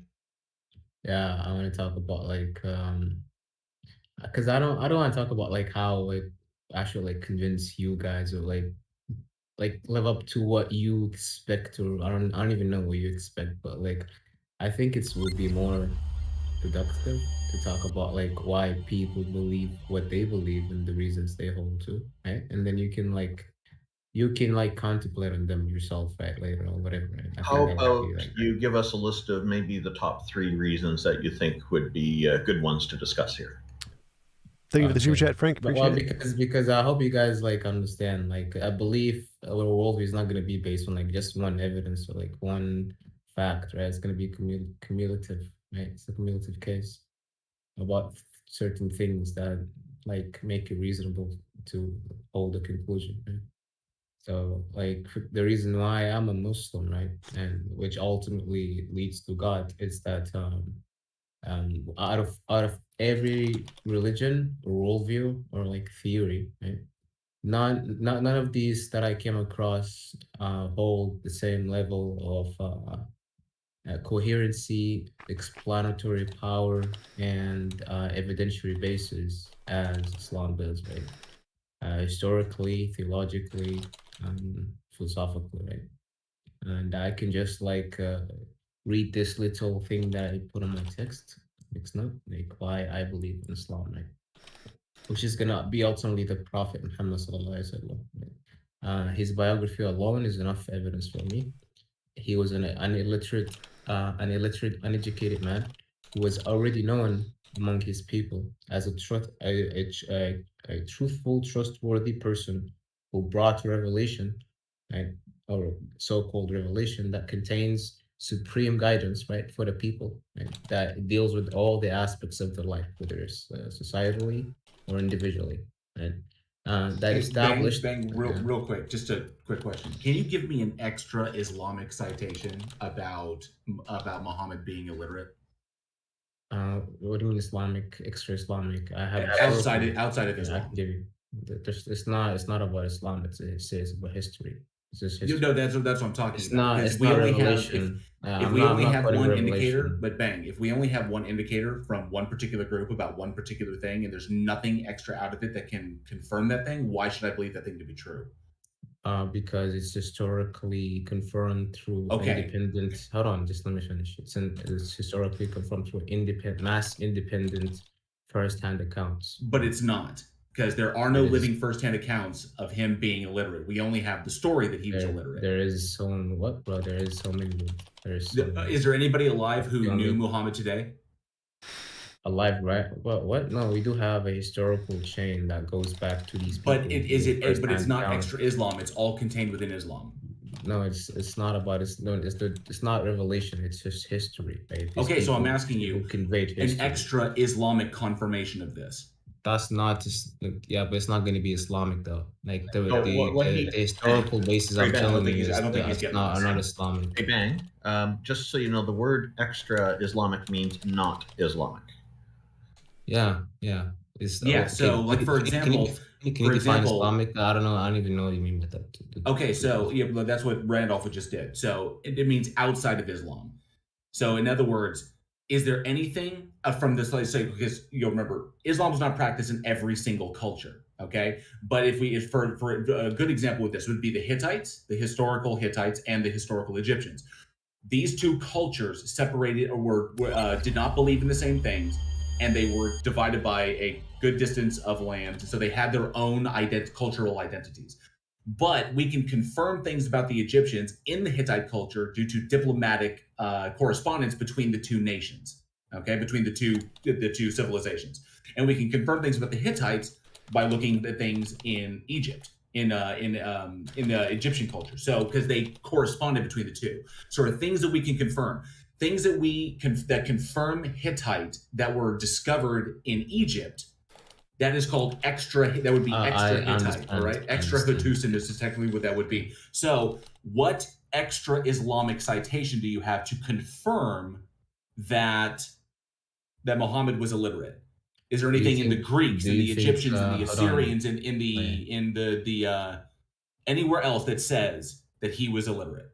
Do you think Islam? Like, do you think history is Islamic or something? I don't get it, bro. No. I'm actually coming out of this is that we take those historical narrations not because they're Islamic. Stop. You're strong. I'm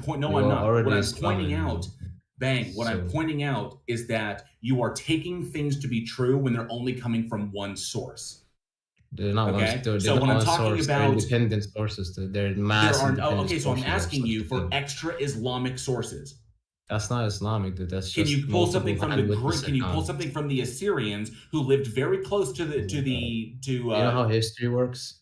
Yes, I do know how history works. That's not how it works. Like telling me to give you a Greek or a Egyptian source when the prophet lived in Arabia. That doesn't make any sense for someone. No, because I can confirm things about the Egyptians by studying what the Greeks knew about Egypt, and I can confirm things in Egypt by what they knew. Yeah, but the prophet didn't leave Arabia. He didn't travel to Egypt. Okay, how do you know that? Well, I know that because of the mass independent first-hand witness accounts. But there are no first-hand witness accounts. No, they are. You're no, wrong. there aren't. They're all dead. How can we you're confirm wrong. them that they knew it and that they were there if they're all dead and we can't Because talk we to them? have a chain that leads back to them. Do you Okay, know how history then works? let me ask you this, Bang. Then let me ask you Wait, this. isn't that the opposite? Isn't that the opposite of a first-hand account? If we have a chain, that's not a first-hand Right. account. That's literally like second, third-hand accounts, isn't it? Yeah, and TJump has a point there, Bang. And let me ask you this real quick: if you take information, okay, and your culture is derived around protecting that information and keeping it alive, and that anybody who disagrees with it or challenges it or tries to change it winds up getting killed, ostracized, or killed, as the Islamic faith has done to keep everything in line with this kind of iron-booted mentality that this is the way it is and it cannot change. That's not necessarily the case. That is necessarily the case. That is the case. That's why it hasn't changed. So you don't know if the culture of Thank you for the super chat, James. Appreciate it. Bang. If the culture And co-medal. Thank you for the super chat, co-medal. I missed that. it literally centers around maintaining the structure of the story. Does that mean the story is true? Can you repeat the question? If the culture itself is focused predominantly on maintaining the story, does that mean the story is true? Depends on the methodology they use. No, it doesn't. I'm simply yes, asking you a it yes or does. no question. No, yes, it Can does. you derive It's the not a truth yes of or no a Can question. you derive the truth of a story if one singular culture has dedicated itself to maintaining the structure of that story and ensuring that it doesn't change? Yeah, again, it depends on the methodology.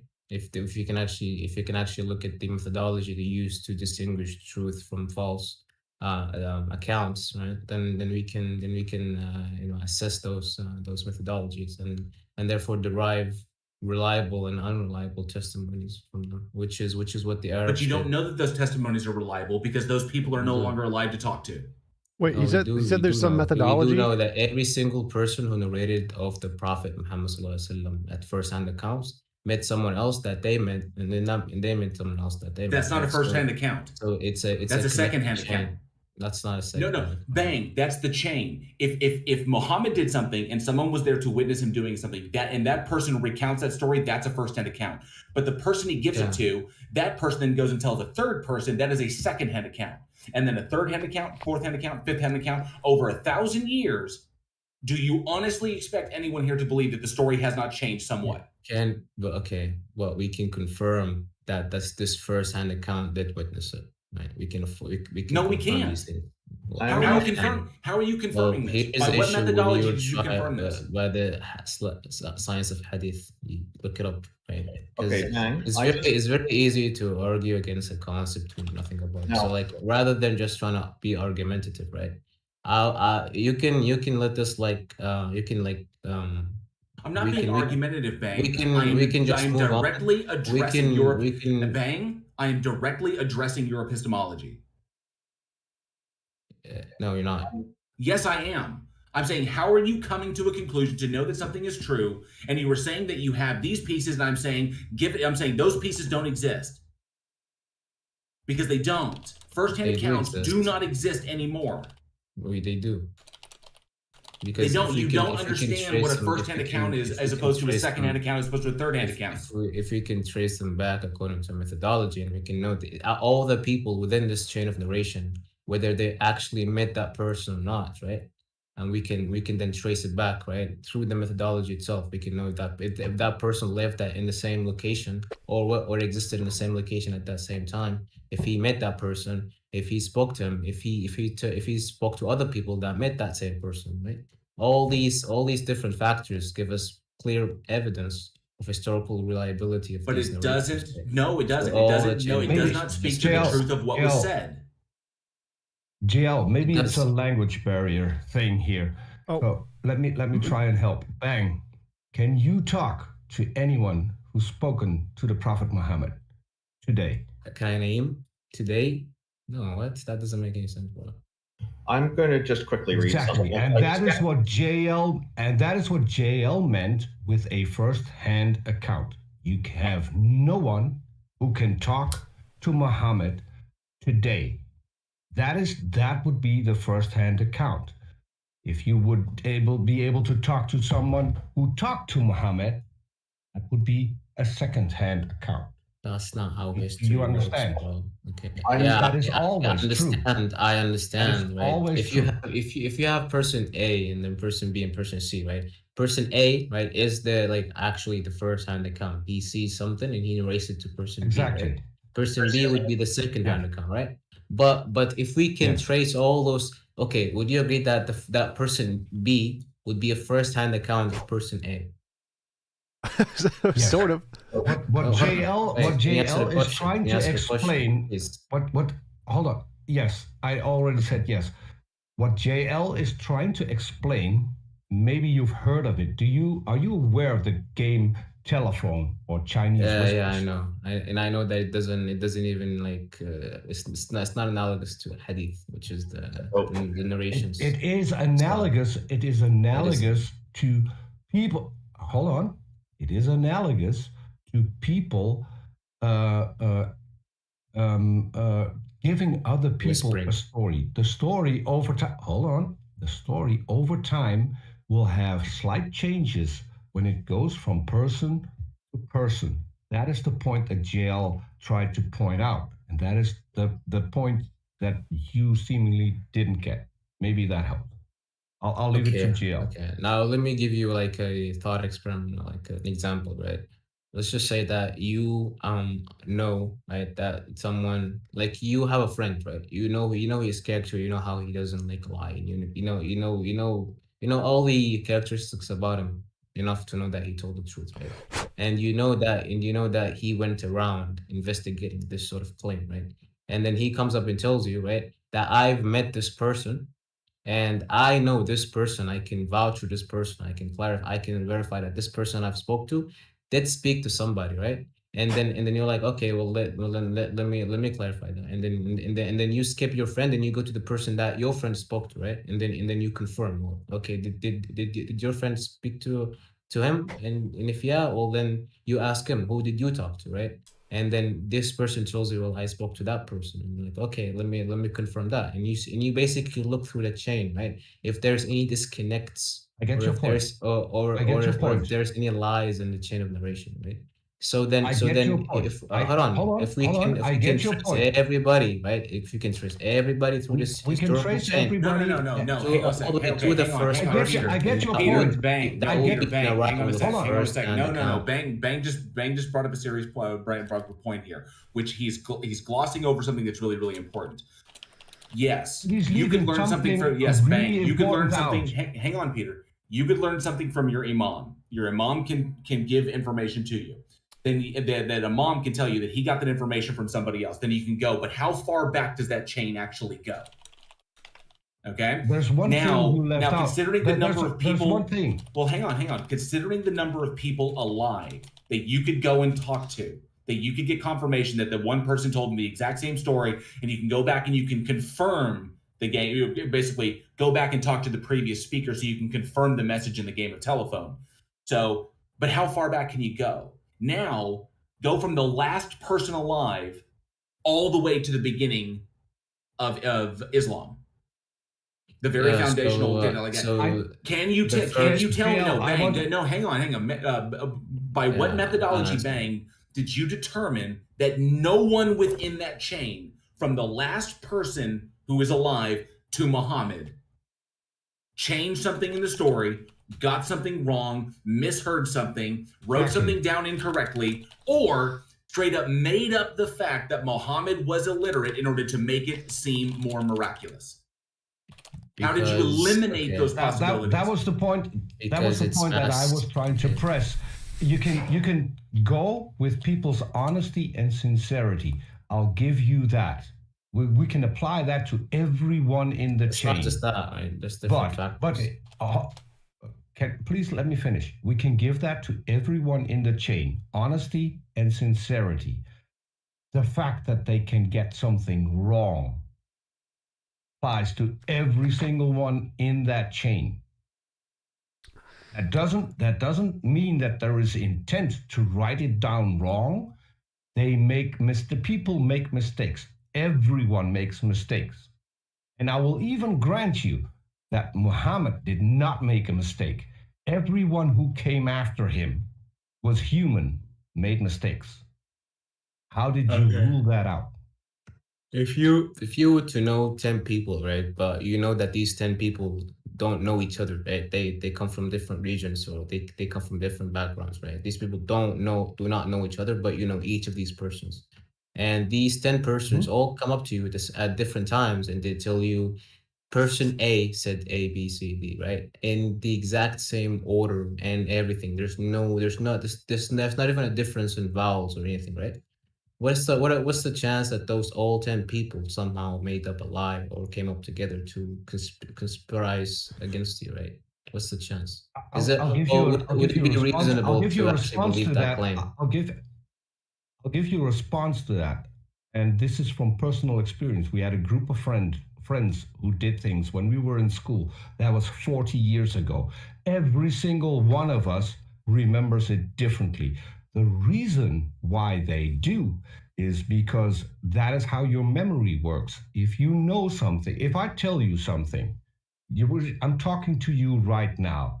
If you remember this conversation tomorrow, you will remember this conversation.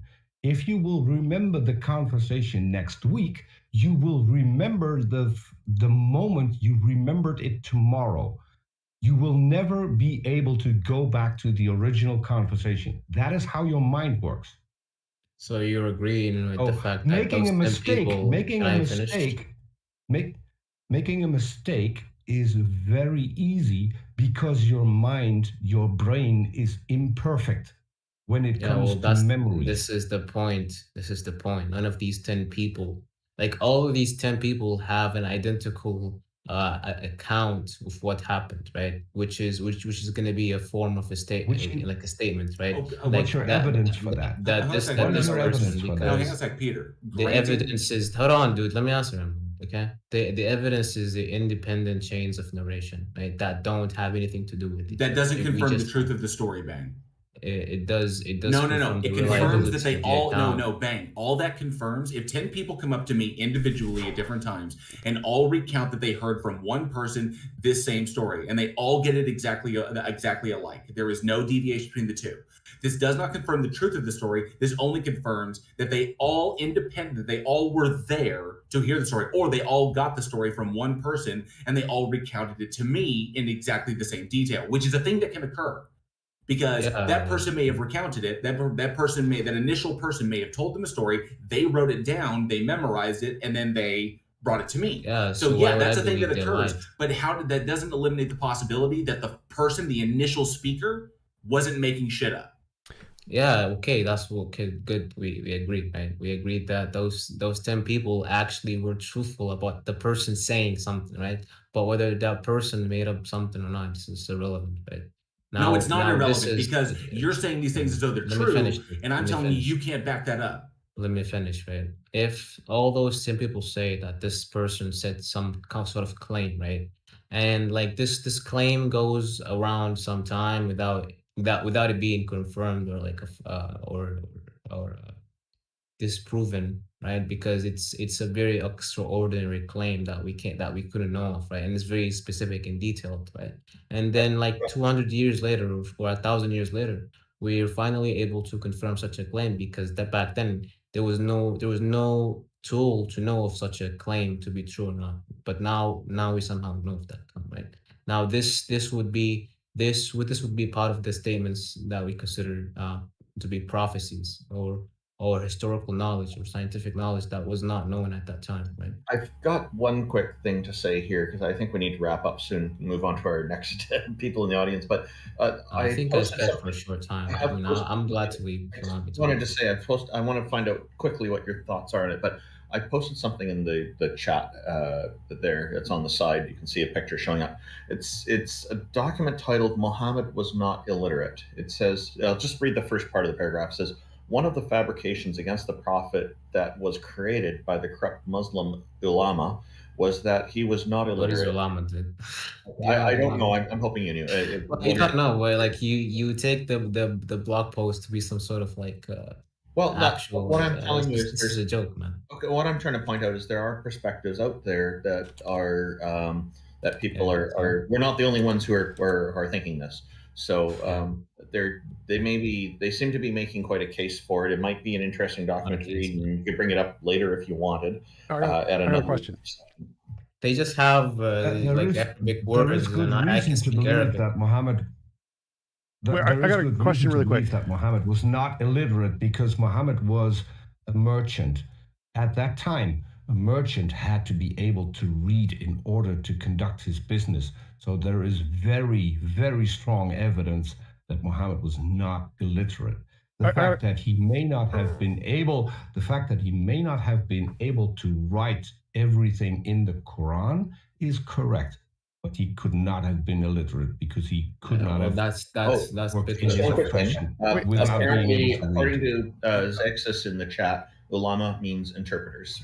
One sec. Bang, I got. No, that's not what it means. Oh my god, dude. Like, why you guys take like this knowledge from like Discord, like blog posts? Like guys, like at least be charitable to be like, okay, whatever you're saying, we might look into it. We're not just gonna be argumentative for the sake of being like just denying what you're saying, right? There is an entire science of hadith, which like the word hadith just means the sayings, the narrations of the sayings and the deeds or the actions of the Prophet Muhammad. Right? It's a 1400 years science that deals with analyzing the historicity and the reliability. And it's a science, I might remind you, that claims that fresh water and salt water don't mix, which is not true. But I brought this article up. That's not what it says, man. No. Wait, you just made a lie. That's not what it says. Excuse me, Vang. I'm trying to respond to you. I brought this article up to demonstrate that we're not the only ones who have this perception of the illiterate thing being questionable. Okay, so TJump, what is your question? I had two really quick questions. He made a point, so I can't respond. TJump, what's your question? Ridiculous, dude. Well, my question was like, even if we grant that like 10 people have the exact same story that something happened, like that happens to me all the time with Jehovah's Witnesses. I get John 3:16 repeated verbatim over and over again. Also, people who read Harry Potter all the time. But so just the fact that they recite some statement doesn't mean that it was like a statement of magic or anything. So the fact that it was a statement isn't evidence of anything. Also, what is your picture from? JoJo's Bizarre Adventures, is that it? Yeah. All right. I like the picture. Okay, look, man. Okay, so you guys made so many points at one time. So okay, so Randolph, what you said about like what the Quran claims that salt water and clear water don't mix is not. That's not what the Quran claims, right? The Quran makes a clear statement specific about the sea itself, right? The sea, where the sea meets the two seas meet, but they don't mix, right? And it's true that those two seas don't mix. Right? It doesn't say like water itself doesn't mix, right? Like salt and pure water. Now the second thing, which you said, can you repeat that, please? Like you made a second point. The second point. I'm sorry, I'm drawing a bit of a blank because a lot has gone on here. Sorry, I remember. Like the blog post you sent, right? Like I'm reading through it, and I have a general idea of what he's talking about. It's basically trying to quote these verses from the Quran, like given these like obscure understandings of some words, right? To speculate that the Prophet actually could read or write, because there's some verses that command to read or like to write, right? Well, like so it says that too. But like the Quran itself, right, the Quran itself says explicitly that the Prophet was illiterate. So like if this blog wants to use the Quran in some sort of way to show that, like use some speculative, vague words, right, or definitions to show a case, but like there's already clear explicit verses that show otherwise, right? So I'm already discarding the blog post, right? So the point is what I'm trying to say originally, if it's true that we can trace back a person's sayings to be true, right, like that person actually said something, right, historically, then we can then look at what they claim itself and ignore the historicity, because we would already confirm the historicity of such claims. Now, You now just the can't reason, confirm the truth of what they said. yeah, well, I mean, I have by investigating into the claims themselves, right, which took me quite a while. I'm not gonna be like sitting here pretending that I can be convinced in like 5 minutes, right? Changing my whole view in 5 minutes, right? This takes actual investigation, and studying, and contemplation, right? But like the And point faith, is, right? no, okay, and No faith at all. no faith. Okay, so Do what? Wait, what? yeah, no faith. No Okay, faith at all. yeah, no faith. You'd be the first Muslim I've heard to say that. I mean, if faith, but if by faith you mean like blind, like faith, like just following because I feel, gullible. No, then that's not the case. Right? No, it's not what I'm saying. Actually, It's just belief without evidence. yeah, I don't hold that. I don't hold to that at all. I don't think. You hold the position that Muhammad did not make all this shit up on the fly. You hold that on faith. Yeah, no, it's not on faith. That is on faith, because you can't confirm that Muhammad didn't just make it all up on the fly. Well, I can based on the claims. No, you can't, because the claim is that he didn't make it up on the fly. No, that's not the claim. I don't believe it based on these claims. I believe it based on the evidence that come around the claim that would confirm the proposition. So let's just say, for example, we have like someone making the claim that Alex ate the apple, right? So the claim is being made. You don't know whether that's true or not. You're not going to believe it just because it's being said so, right? So you look around, investigate what would be the case that helps, like makes the proposition reasonable. Well, you look at the apple, you see a bite on the apple. Alex is the only one around the apple. Alex loves apples. Alex has some sort of like apples around his mouth, like apple clumps around his mouth, right? All these different evidence or facts make it more plausible that Alex did indeed eat the apple, right? Hey, Bang. I know that I'm wondering if you'd like to have RNG Base join us here. I know he's been communicating with you in private messages. I don't know. He's not really. He's sent me two messages, and like one is like a server invite, and the other is like a picture. Oh, okay. Then I gathered incorrectly from the chat, but we're thinking of him on next. I think that this essentially boils down. There is no way to independently confirm or confirm in any way that Muhammad didn't just make it all up on the fly. There is not enough data points. Do you know what the prophet said though? Like, because that's not the point I'm trying. I'm just trying to like give you like the general case, the general like sort of facts around the prophet's prophethood, right? Why I believe he's a prophet, right? So I didn't even finish the little like paragraph I was reading, right? I'll just finish that and then I'll leave, right? I don't think there's any more point in continuing this, right? So I'll just read it again, right? Again, his biography, his historical biography alone is enough evidence for me, because he was an illiterate man. He was an uneducated man, right? Who was already known among his people and his enemies, right? After he's a prophet, that he was a truthful, trustworthy person who never told a lie, right?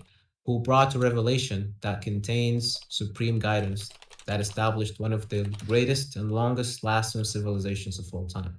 He went against all odds and sacrificed everything to bring this pure message of absolute monotheism that all the previous prophets brought. He brought a revelation that is linguistically unmatched, right? With no errors or contradictions, that perfectly explains reality and it answers our intuitive questions about life. It contains accurate and unpredictable prophecies and scientific and historical knowledge that was unknowable at the time. right? So all these different facts around the prophet tell me that the prophet could not have lied about his claim being a prophet. Therefore, he would be a prophet. That's it. And now, if you wanna like argue for like 4 or 5 minutes about like the errors of the Quran, I can do that, right? But then I I'm think we're gonna all go pretty after them. familiar with the errors in the Quran. Okay, I think you're misunderstanding them, but that's fine. I think he was offering to defend the errors of the Quran. Yeah. I think it would be it's completely irrelevant. It cannot be confirmed that Muhammad didn't make it all up on the fly, just like many other prophets. Like he assumes about some What other would prophets make in the you world. think- There are other self-described prophets that have existed throughout humanity that have made stuff up on the fly. You Well, would I- say that other not- individuals have made stuff up on the fly. You So can't how would you know if confirm- it's made up or you not? cannot confirm that Muhammad didn't do this. You can't eliminate the Yeah, possibility how that do you it know was it's not made made up up or on the not? fly. How do you know if it's made up or not? Though? Wait, Like, one sec. You're one the sec. one making Like, the claim as even well, if, right? even if it How was would you know made it's up on the or not? fly, if Bing's argument is that there are literally no errors in the Quran, I mean that would be slight evidence at least. So if that's his argument that there are literally no errors and Muhammad made it up on the fly, I mean that would still be decent evidence if he made it up. Yeah, and they're all right. neither internal nor external evidence errors, right? But So, there are like, many we know- many errors in the Quran. Yeah, but there like are many errors in the I wanna Quran. challenge There are you many on your scientific claim, errors right? in the Quran that were derived from the very basic Yeah, I'm observations happy that to talk humans about could make them. at the time. But you said something, right? You said the prophet made it up on the fly. How would you know that? I can't eliminate the possibility that he didn't. Okay, so why would you make the claim then? I'm not claiming that he is. I'm saying you can't say that he didn't make it up on the fly when you can't eliminate the possibility that No, he but didn't. you don't even know what I know about the prophet. So Wait, I think you're just get it. I don't strawmanning get my it. position. I'm lost. I'm lost here. Why does it matter if he made it up on the fly? If he made it up on the fly and there are no errors, that's still good evidence. Like if Okay, he, then combining it, then you combine it. You combine it with the inability to confirm that he didn't make it up on the fly, and the fact that it is chock full of errors. It's not even about the errors thing, right? Like, okay, I do know that it has no errors. Plus, that all of the so-called expectations or prophecies that come true, right, in a specific, unpredictable, and falsifiable manner, right? And we have like hundreds of those without any of them being actual false, right? Hold on. If I were to know that, right? If that were to be like true, right? Would that be a reasonable position for me to hold, right? And I'm not saying this because I want you to validate me. I don't really care. I just want to know if you're sincere about this, right? Yes, there are Can I vast. ask? Can I ask there you are- for one? There are vast prophecy studies that have been don't done. best? There are vast studies that have been done that showcase like all the errors throughout the Quran. Yeah, massive anybody- errors, anybody massive can make massive claims that there's misinterpretations errors, of right? reality, I'll be massive happy to- misinterpretations of phenomena. All of these things, it is chock full of them. I think you're just like uh, copying like some blog you read on the internet or something. Like, I'm not. happy I to literally challenge those watched claims people. I against have watched. the Quran. I have watched people and ex-Muslims literally walk through the Quran and explain why it's wrong. Yeah, like Aaron. Bang! Sure. I produce a show hosted by Aaron Ra where we go through the dude, I just- Quran, back, front to back, everything. Yeah. It is I read don't think Aaron has any credibility. Your only argument is he doesn't understand it. Jail, hold on. So even if I would grant you that Aaron Ra has no credibility, everyone else on the panel is an ex-Muslim.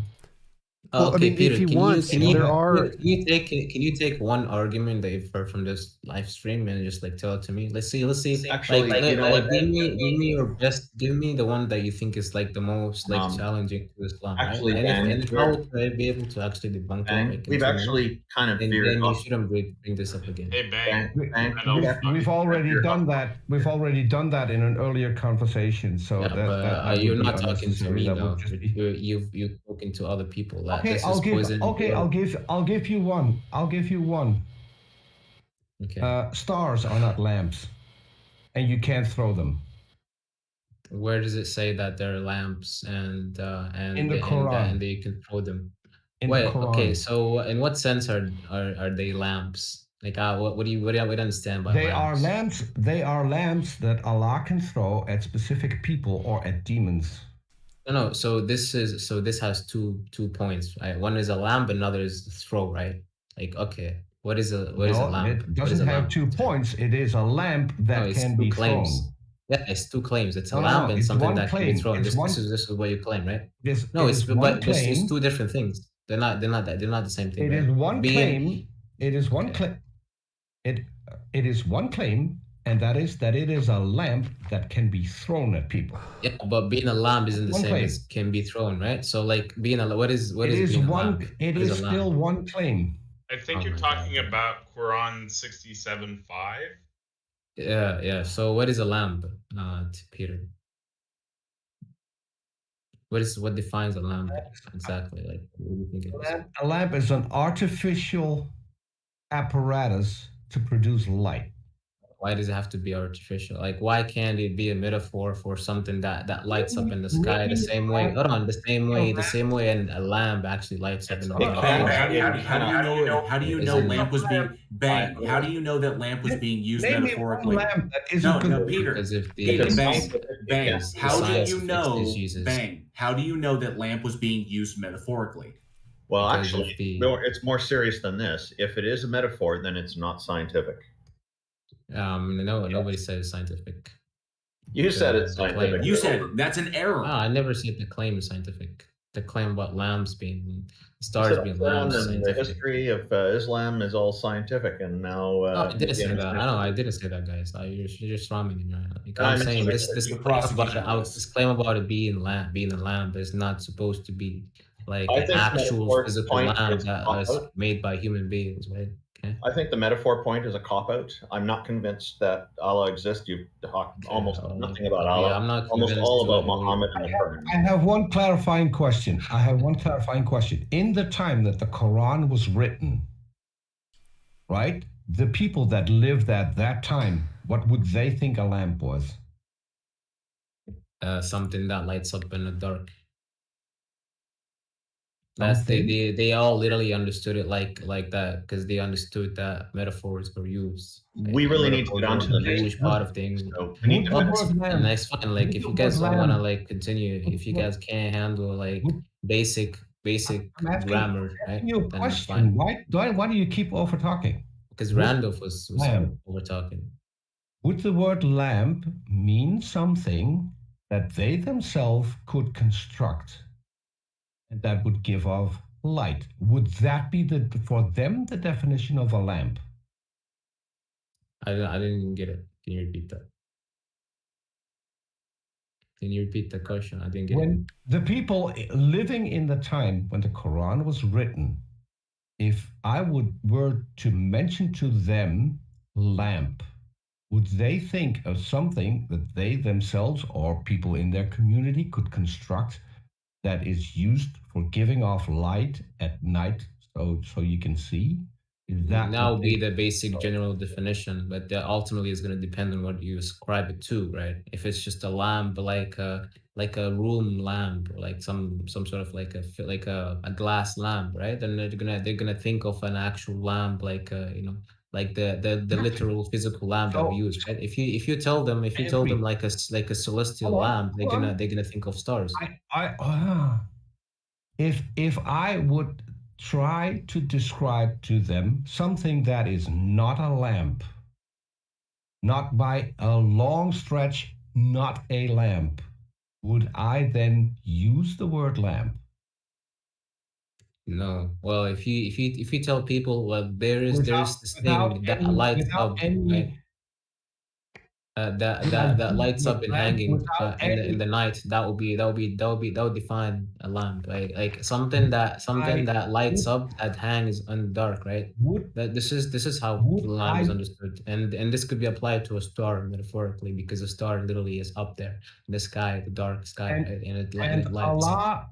Allah on purpose wanted to spread the misinformation that the lights you see at night in the sky are not planets. I think you I guys hate are to not being interrupt, but charitable. I think you guys are not being you charitable. really Well, veered off I'm just course. gonna leave. I'm I'm just gonna leave. asking. You guys I'm are asking you a cool. question. Okay. No. Yeah, I'm you asking guys you a have a nice question. day, guys. I know, Assalamu Peter. alaikum. Yeah, this I is a don't think waste he's of time. convincing anybody, and he's just defending the Quran at this point. I don't think anybody's going to get convinced from this.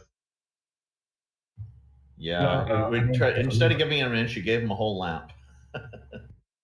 So someone has been spamming Randolph with all sorts of DMs, spicy DMs, and he thinks he can. Yeah, this sounds like a good one. RNG base. RNG base.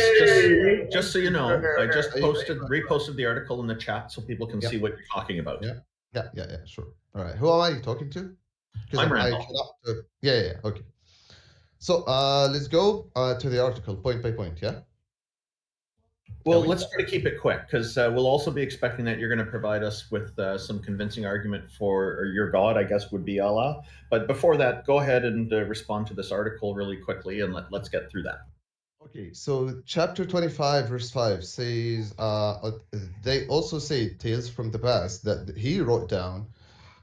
They were decanted to him day and night, right?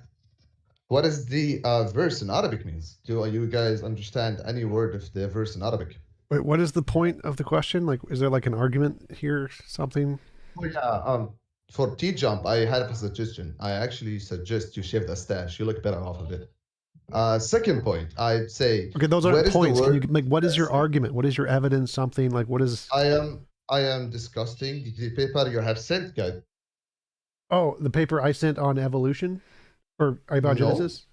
No. This is for a link that I shared in the chat that somebody's explaining why Muhammad was not illiterate. Okay, so he's arguing that Muhammad was illiterate? Yes. Okay, gotcha. Mm. So, Randolph, what is the word for he wrote down in Arabic? Go on. Well, you had made a point here asking that I should be reading the Arabic version. I reject that because here we are in a place where we're speaking English, and so we're going to be using English translations here. I expect that the translations will be accurate. If you think the translations are not accurate, then of course there's going to be a lot of people in the world who are relying on those English translations who are getting Islam wrong. I would say you will not get the full meanings of the words via translation. Hence, the word for wrote down is iktatabaha. Iktatabaha is a fi'l, which tells you he told somebody to write it down. So the underlying message that you're saying here is that the Quran in its original version is explicitly stating that Muhammad is illiterate? Yes. And how did that get mistranslated? It did not. I told you the point where he said he is illiterate. It did not get mistranslated. But the point you're trying to make about him writing it down, I think this got mistranslated. Hence, the word says iktatabaha, which is a form of a verb, while you're giving commands such as you should write this down, as you guys write it down. Somebody else wrote it down. Okay, so I can accept that things will be changed in translation, but I think in general, the essence of the message will still be there. And the idea that that you're saying that it hasn't been mistranslated in the Quran into the English versions obviates the need for, eliminates the need for having us look at the Arabic version. I would strongly disagree. You cannot find one Muslim that actually reads the Quran in English and thinks this is the Quran, because Quran has been revealed in an Arabic tongue, and the Quran states this multiple times via the Quran.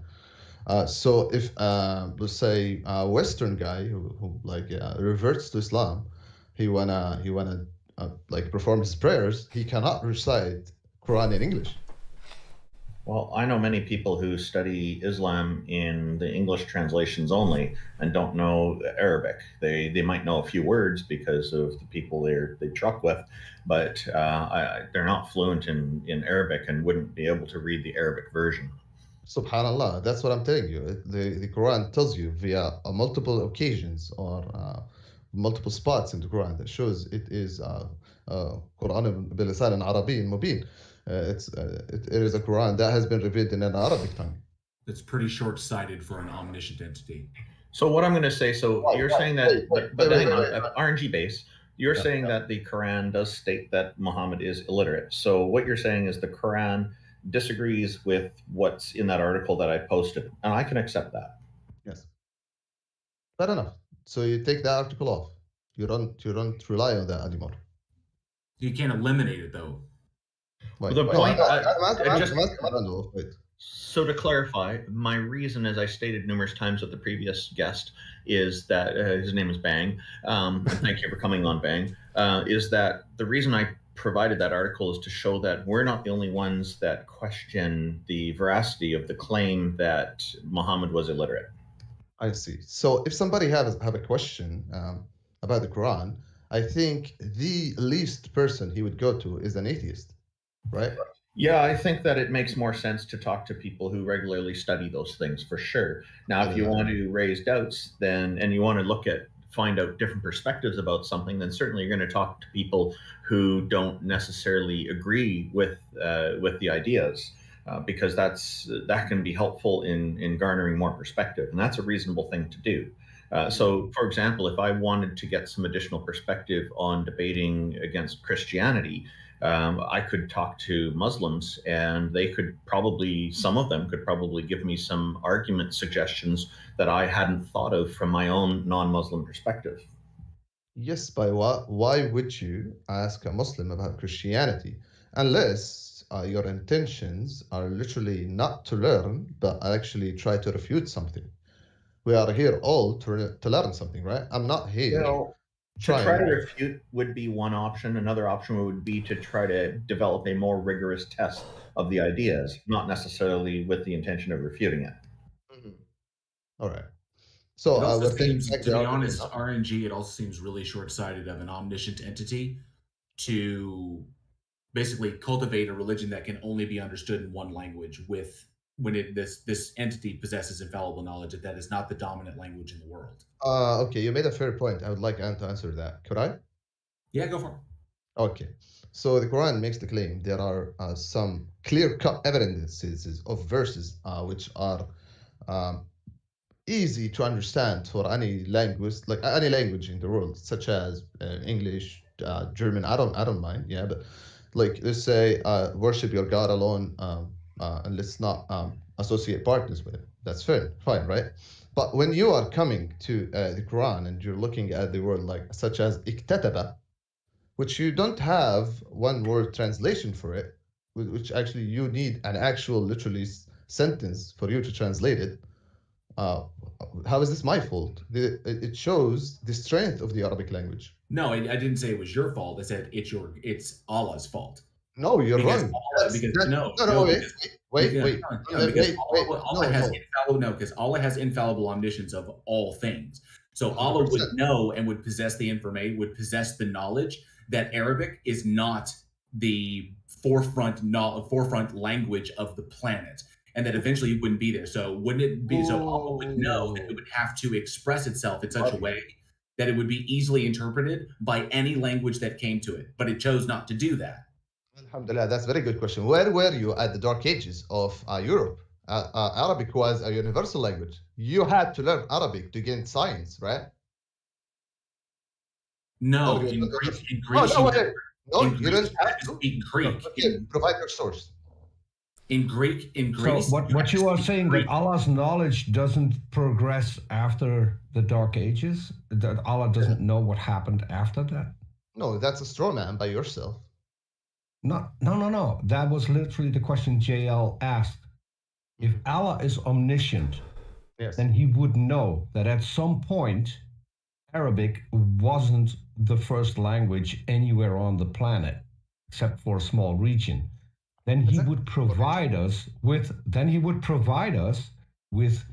100% correct translations of the Quran. And we would not need, hold on, I'm not finished. We would not need to learn Arabic in order to read it and interpret it 100% accurately. That is what JL said. Okay. How many languages do you speak, Tucker? That's irrelevant to the point. No, wait. I'm trying to make a point. Why are you attacking me, Warren? Wait, I'm how not many attacking languages? you. I'm attacking you. The question is irrelevant. You need to ask I why could- would an I could- omniscient entity not? Okay, guys. If I can't speak to one person. I could make the right? joke. I speak 2 more languages than Allah. Okay, fair enough. You said that. Now I'm telling you, every single Muslim on the planet, as of today, has to learn Arabic. How is this not Arabic prevailing? No, it is relevant. No, you made. What? Hold on. You made the perfect argument in favor of what JL said. Every Muslim has to learn Arabic. So how does one become a Muslim when you don't speak Arabic and you have to go off of false translations? Then you are a false Muslim. No, you have to go to learn Arabic. Wait, let me make my point then. You ask a question and you don't want to answer it for me. Go ahead, answer it. Go on. I'll listen to you. Answer the question. Okay. So you asked me a question. Why is Arabic not prevailing as of today? We have approximately 2 billion Muslims across the world. They all have to learn Arabic. It doesn't matter how much. You have to learn Arabic to recite Surah Al-Fatiha. Then I will tell you why are 2 billion people, a majority of the world right now, have to speak Arabic, have to learn Arabic. My point was, and I think that was JL's point as well, people who become Muslim, who do not speak Arabic, have to read a false translation first. No, they don't have to. They can learn Arabic and read the Arabic version of it. No. Can I jump into this question? A Muslim, you just made the claim. You just made the claim. Now let me finish. You just made the claim. A Muslim has to learn Arabic. A non-Muslim does not have to learn Arabic. In order to become a Muslim, if you're not a Muslim, the only thing you will have is the Quran in your own language. Okay. Which means that Allah has provided you with a false translation and then expects you to correct that later. I wouldn't say false translation. I would say an improper translation. So in essence, the chosen language, language that the language that Allah has chosen is Arabic. Okay. Now, if Allah exists and Allah is trying to convey truth to all the people, okay, then it would behoove Allah in its omniscience and its omnipotence to be able the ability to do anything and knows all things, that it would behoove the message that it be able to be translated into any language without error so that all the people could understand this. This would behoove the mission of this deity. But this deity, RNG, hang on, RNG, but this deity did not do this. Why is that? Okay. So you're asking why it has been revealed in an Arabic tone, right? Or an Arabic tongue, right? Is this your question? No, I'm asking you, why did Allah need to give a translation, or need to basically give it? Why did Allah need to word it in such a way that there would be, knowing that there would be translational difficulties along the way? Why not just word it in such a way, because it has the power to do so? Why not just word it in a way that no matter how you translate it into any language, it always says the same thing? Okay, alhamdulillah, that's good. هو خلق الموت والحياة ليبلوكم أيكم أحسن عملا. So the verse says, he created life and death to test you, who is doing good and who's doing bad. حسب الناس أن يؤمنوا من غير أن يفتنوا. Do people think they would believe without having trialships and hardships during their beliefs? So Allah puts the challenge in front of the believer to test their faith. This could be one of these tests, right? And we've already discussed why faith is inappropriate to use. Huh? I want to know why it matters if it's in. Wait, please, 1 second. Did I answer your question, Lord? No, you basically summed it up. You need to have faith, and faith is an unreliable pathway to truth, so it's unnecessary.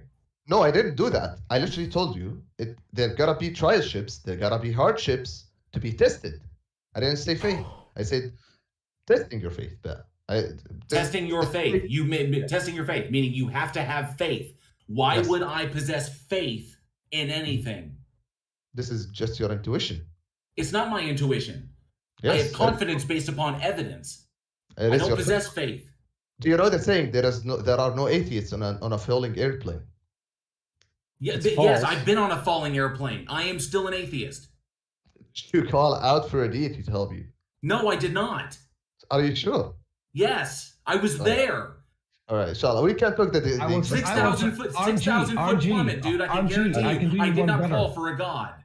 Okay, fair enough.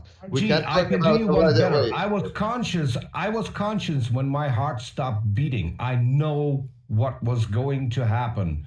I had no need for a god at that point.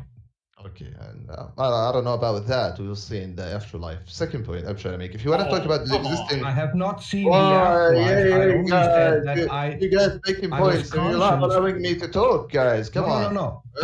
Don't strawman me. Don't strawman me. I said I didn't strawman. I told you. Conscious when my heart stopped beating. That does not mean that you're dead. I told you we're gonna see and find out in the afterlife if there is any, right? We're gonna test out, right? How is that straw manning? Second point I'm trying to make. You actually made me. I misunderstood. My apologies. Apologies. I misunderstood. Yeah, that's fine. If you want to talk about the existence of God, we can shift it and we can talk about the existence of God via the logical narrative, since you don't believe in any religion, right? What do you guys say? Can you say again? I missed it.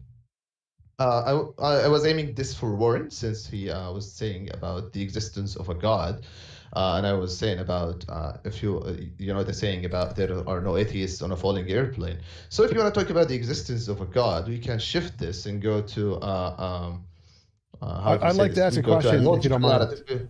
Yeah, sure. TJump, go on. So you brought up you have to read it in Arabic, but I don't see why. There's no extra knowledge in the Arabic. It's literally you just read it in English, you read it in Arabic, you get the exact same knowledge. I don't know why Muslims think reading it in Arabic is somehow special. It seems to be the same thing that Christians did back in the 17th, 18th century, where they said you had to read it in Latin, which had nothing to do with the actual content. It was just in order to keep the people uneducated. So I don't see any reason why you would have to read it in Arabic at all.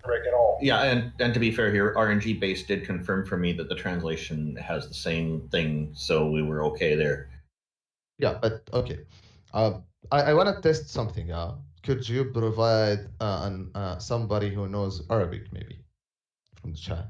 So I can show you that actually people of this time do not speak the same language that they spoke earlier.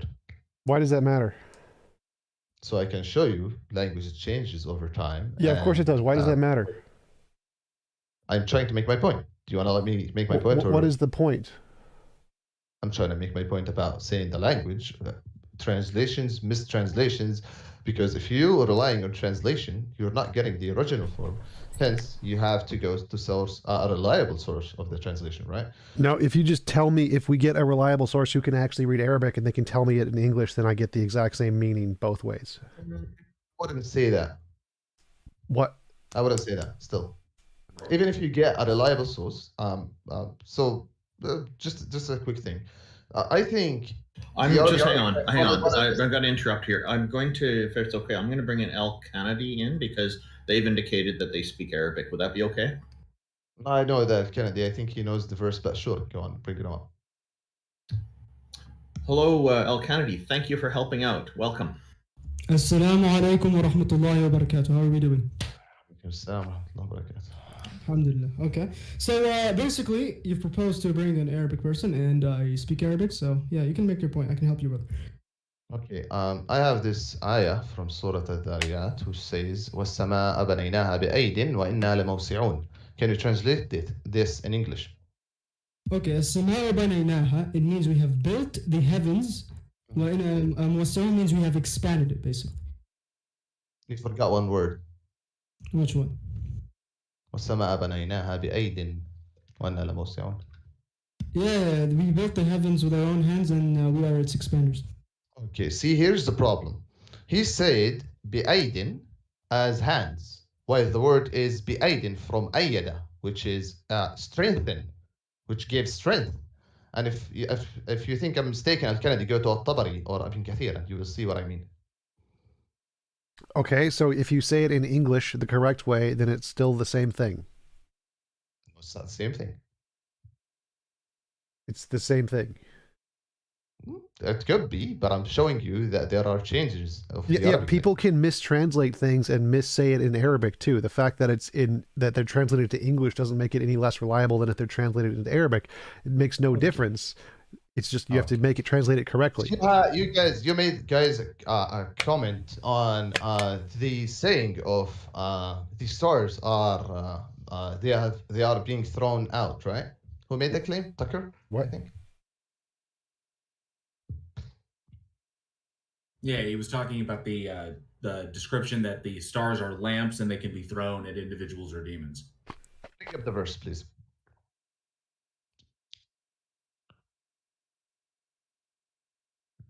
So I think we don't want to spend too much more time on this because I think that the point has been made overall. Did you have some kind of reason to some way of convincing us that a god or a goddess exists, either of you?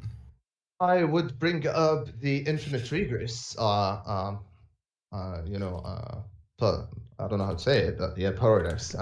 Maybe we can go off that. What do you guys think? Do you take this, or do you already have a few? That's up to you. You decide what argument you think would work. What approach would work best to convince us?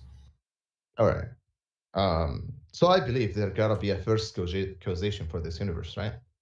And this first causation gotta be there from the start. Or we will get the cause of infinite regress. I think you are familiar with it, or do I have to explain? No, I'm familiar with it. Is there a logical contradiction in infinite regress? If there is no first causation, then you would not have a start. Do you agree or disagree with that?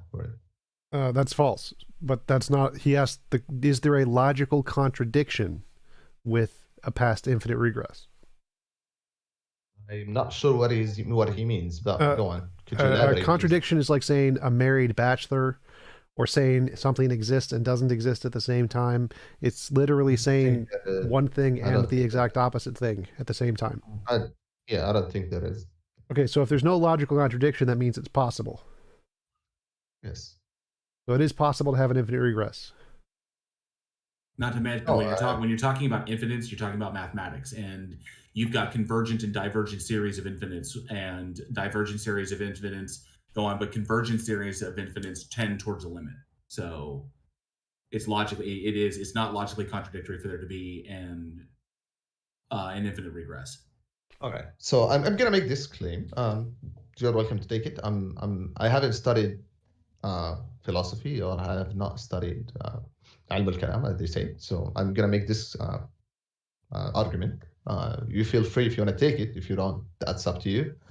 I can help you with prophecies via Torah or any other book. It doesn't matter. But all right, so I'm gonna make this claim. Without a first causation, we would not have a start of the universe. Do I agree, disagree, and can I know why? No, that would be wrong. You can still have a past infinite regress and still have a start to the universe. That's perfectly fine. It's like if I pick a number, say 47.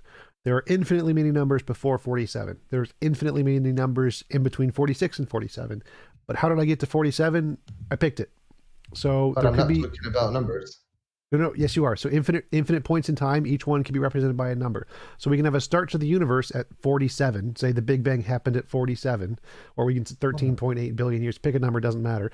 And you can say that's a result of a quantum field, and the quantum field collapsed at that point in time, just like it happens randomly when uranium decays. So there are infinitely many different times that uranium could decay, but it picks a specific time to decay.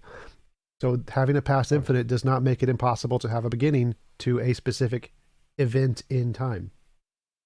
Can we have something which is actually sensible that we can measure throughout the universe of such sort, or some which have the same properties that you mentioned? Quantum fields, yes. Are they testable? What? Aren't they what? You cut out. Are they testable? Are they sensible? Can we see? Yes, like uranium, in quantum mechanics, uranium has infinitely many different times it can decay, but it decays at one time. So it has infinitely many past infinite, but it decays at a specific time. Why does it decay at a specific time, may I ask? Because of quantum mechanics. So this is just wait. I'm trying to let you elaborate on the quantum mechanics, and you are saying because of the quantum mechanics this happened. This is a circular argument, isn't it? No. It is. No. That's which premise is in the conclusion? Is it not? No. Circular reasoning is when you have a premise in the conclusion. Which premise is in the conclusion? Yes, which you concluded that quantum physics does not have a start, and I told you why they don't have a start, because you said then quantum physics, because of quantum physics. I didn't say any of that. No, you said that because of quantum physics, uranium decays at a certain time. Right. So uranium has infinitely many times it could decay, but it decays at a specific time. So it has an infinite past of possible decay times, and it decays at one time specifically. Why? Because that's how quantum fields work. So you asked, do we have a thing that wait, you asked, do we have hold up. You asked, do we have a thing which we can measure that has this property? Yes, we do. There is a quantum particle. Quantum particles like uranium decay at a specific time, even though there's infinitely many other times they could decay. Why they decay at this specific time? Because of Why do you physics, keep right? asking that? I gave you asked, is there a thing we can measure? I said, yes, there is. You're deflecting to a separate topic. Yes, there is a thing that has this property that we can literally measure. You asking why it has the property doesn't make it not have the property. If you're repeating, this is not helping you. This is circular No, argument. it's not helping you because I answered your question and you're deflecting to a separate, unrelated question. Your question was, do we have a thing in reality that we can measure that has this property? The answer is yes. You asking why it has the property is irrelevant. I told you we do have a thing with this property we can measure. It doesn't matter how many times you ask why, it's still going to be a thing with the property that we can measure.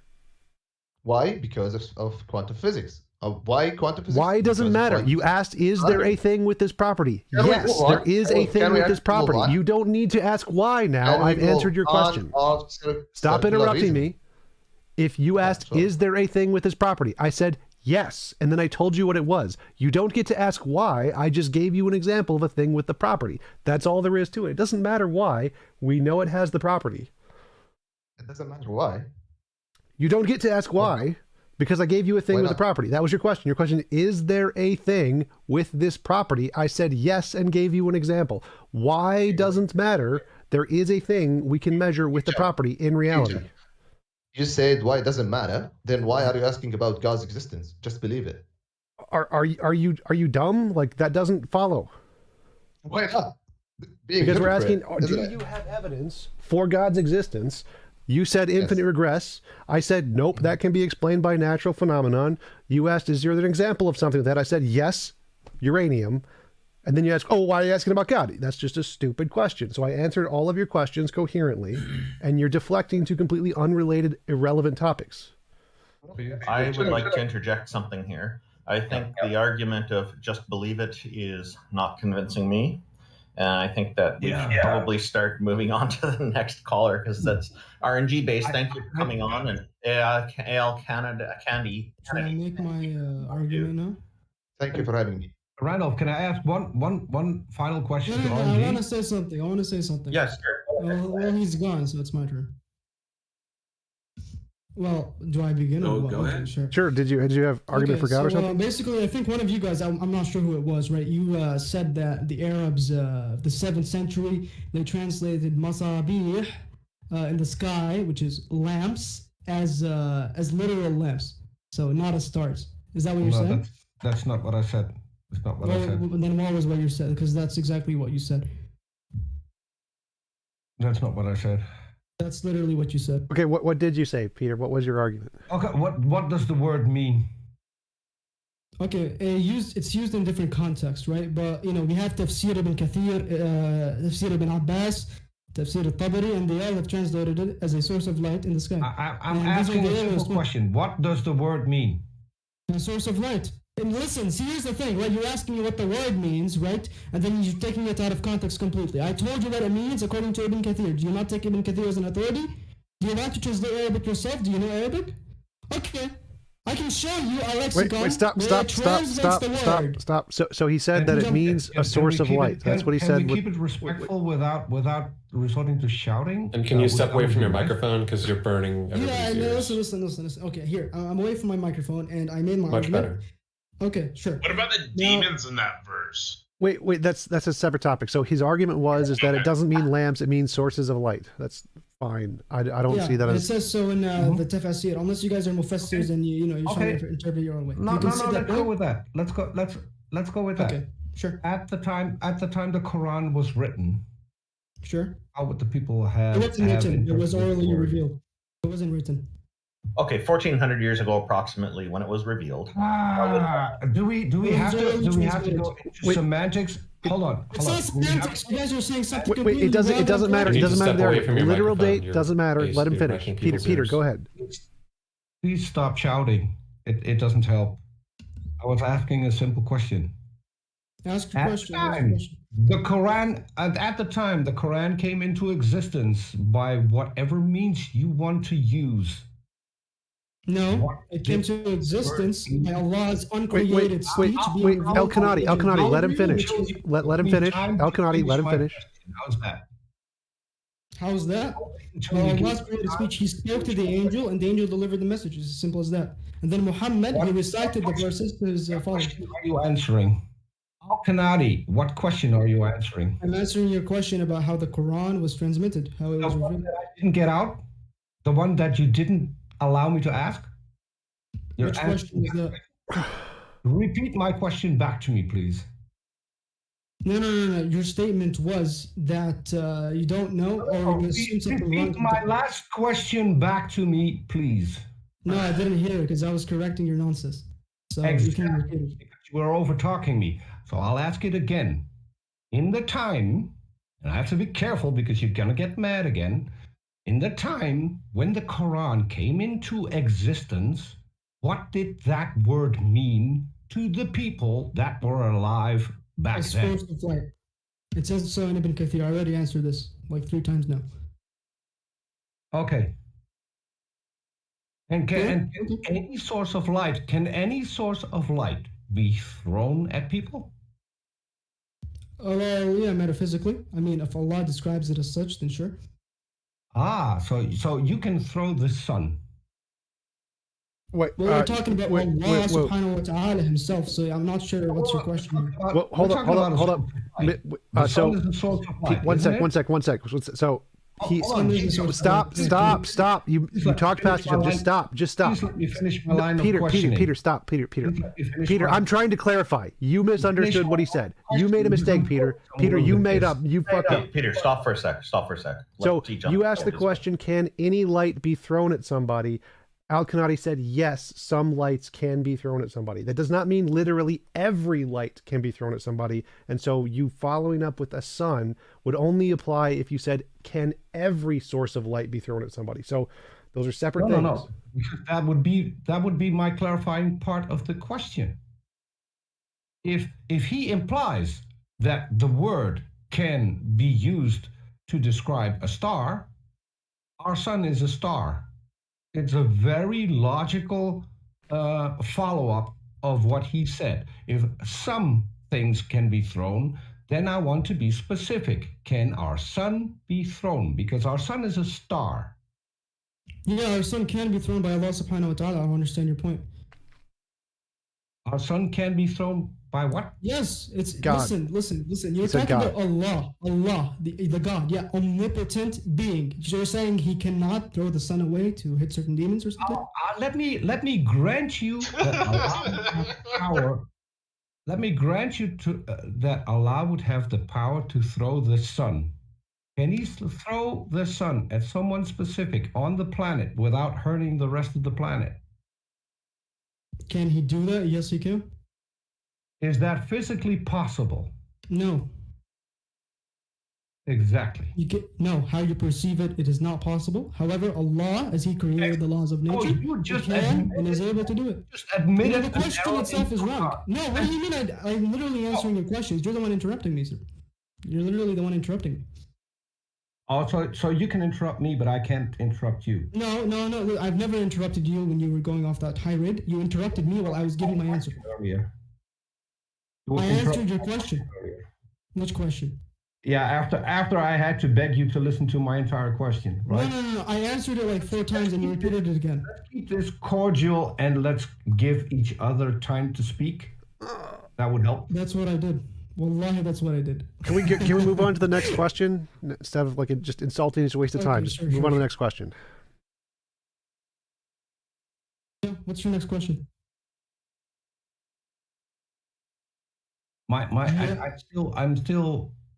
You just admitted, even for Allah, it's impossible to throw. No, that's not what I said. Stop strawmanning me. No, that's not what I said. I said we perceive it as. You are again over talking me. No, it's because you're strawmanning me, and when you're strawmanning me, I have to respond. No. So I think Al-Qanadi's correct. You're strawmanning him. He said it's physically impossible given the laws of physics, but God is all powerful, so he can overcome the laws of physics. So he's saying his God could do it, even if it doesn't cohere to the laws of physics. So he was correct. You were strawmanning his position. He did not say it was impossible for Allah. There you go. At least TJump gets it. Why can't you? So he would suspend the laws of physics. Yes. When he throws the sun at our planet to just hit one specific person. Yes, he said that's what his God could do because his God is all powerful. And you have evidence that can happen. Do I have evidence that an omnipotent, all-powerful being that set up the laws of physics can do something like that? Is that really the question you want to be asking me? No. My specific question was, do you have evidence that can happen? What do you mean, do you have evidence? He's asking, do you have evidence that Allah can do this? Okay, one sec. Let me just fix my mic since people are telling me to fix my mic, but I'll get back to your point. I'll answer your question. Just give me a second. I'll try to explain what I'm asking. So you are making a claim that Allah has a specific ability. I will grant you your claim. Now, my follow-up question is, do you have evidence that this can actually happen? It can happen by the will of God, yeah. Okay, so he's asking, like, is there any evidence that Allah is all-powerful? Is there evidence that an all-powerful being exists? Evidence? No, well, he has to be all-powerful by necessity. You know? He has to be all-powerful by necessity. Restating the claim. You misunderstood. That is restating the claim. My question was specific. Do you have evidence that can actually happen? Why would I need evidence for that to happen? To justify your belief in it? Well, so he did. He said it's necessary. If you don't have evidence, why do I need to accept your claim without any evidence? Hold up. He presented evidence. He presented evidence. One sec. So the thing he claimed was evidence. That he claimed God's nature necessarily must be all powerful. Therefore, he must be able to do this. Yeah, that's exactly my position. Which is not evidence. No, but you're literally. Oh my God! Do I have to explain this again? So literally explained it to you. So the question would be: why do you think God is necessarily all powerful? Because that doesn't seem to be necessary. It seems to be something theists just kind of made up. No. That's a necessary attribute, I believe, and I'll tell you why. Because listen, so when Allah Subhanahu wa Taala He creates, right? He would be able to know what He created, and He'd be able to predicate what was created. Okay. So what this basically means is that omnipotence and being unknowledgeable and all these sifat, all these attributes are necessary to him, right? And without them, then that means that this is a secondary creator and there is a greater creator behind him, which is something illogical because both gods their words would contradict each other, right? And this is actually proven in the Quran. Allah makes an example here. Abraham refutes the polytheists by saying that, how polytheists, they used to have societies and there were idols and there was a big idol where they used to sacrifice to him. And all right, one sec. Let me interrupt for a second. We can just say that there isn't an all-powerful God. Problem solved. There is no mind. No. I'll get to that. Okay, give me a sec. Okay, so basically the argument here is that if a fly were to take food from one of these big gods, the big gods, he wouldn't be able to take it back. So this pretty much refutes the will of these gods. So this means right? That by necessity, that this God, this all-powerful God, he has to be omnipotent. He has to be all-knowledgeable, and he has to have all these other attributes. Otherwise, another God would be predicated to him. So let me address that one sec. Well, before you go on, let me address that. So there could be no gods. There could be a powerful being named Allah who is created by a field, and so the field is all-powerful, and Allah isn't. And so Allah may have created this universe, but he's not all powerful. So your argument is false, that there could be a being that's really powerful. One sec, let me finish. One sec, let me finish. So there could, one sec, stop talking. I'm going to mute you. There could be a being who's really powerful, but it was created by something like a field that has no mind, and it's all powerful. So you don't need a mind there.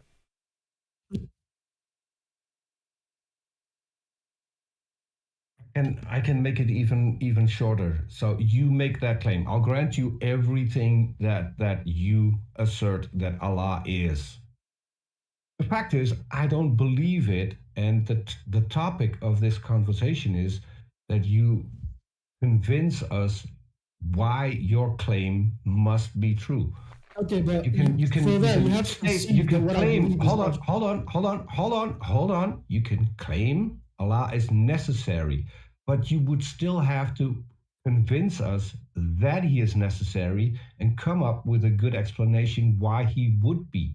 That's what he was doing, Peter. He was literally trying to give an explanation of why there has to be a necessary being. That was the whole point of his argument. That's what he was answering. Literally. Yes, and yeah, go ahead. Yes, but I don't see a convincing claim nor any evidence of that would support that claim. Right, which is why I showed why his argument is false. No, it's not a false argument. You literally strawman me, TJump. You said that if a field with no consciousness gave Allah the ability, then Allah is less greater than the field, which is a fallacy because Allah has a consciousness and the field does not have consciousness. So you think that okay, look, listen. Does a rock have consciousness? Sure. You think a rock has consciousness? Sure. Why? Yes. Sure. Yes. Why? I'm just granting he has consciousness for the sake of the argument. I don't think Allah is like a god at all. So, but we can say that there is a thing with consciousness. No, it's not a logical fallacy. You can tell it's literally the same thing as a field. No, it does not have consciousness. Anyone with a brain knows it doesn't have a consciousness. This is a stupid argument. Wait, no, that's not. I don't think you understand anything you're saying there. So I'm saying a field is all powerful. No God. There's no consciousness. A field is all powerful, no mind. And it created things with minds. No mind, and it doesn't. No. If it doesn't have a mind, then it doesn't have the predication to create. So that's a fallacy in itself. No, that's not a fallacy. It can create just fine. That's what quantum fields do. So quantum fields don't have it. Wait, don't interrupt. I'm going to mute you. Don't interrupt. Quantum fields can create just fine. You don't need a mind to create things. That is the consensus in physics. Quantum fields can create things without a mind just fine. No, but you need a consciousness for a creator to create. No, listen. The argument was that Allah consciousness, and the field does not have consciousness. Can something without consciousness give something with consciousness? Yes. Like what? Like that's how every consciousness is created, from non-living matter with non-conscious matter creates consciousness. Okay, so is the mother not conscious when she's giving birth to a child? What? The consciousness is produced by the matter, not the mother. No, I'm asking. No, that's not the point of the argument. I'm telling you, can something without consciousness give life or give consciousness to a conscious being? Yes. Consciousness can come from non-conscious things. It's called matter. Matter does that. Matter creates consciousness. Matter is not conscious. Well, how do you prove that? All of the scientific evidence in neurology, psychology, cognitive science, philosophy of mind, everything indicates that. No, because see, here's the thing. Consciousness is the instinctive nature of matter, right? So that argument is false. Instinctive what?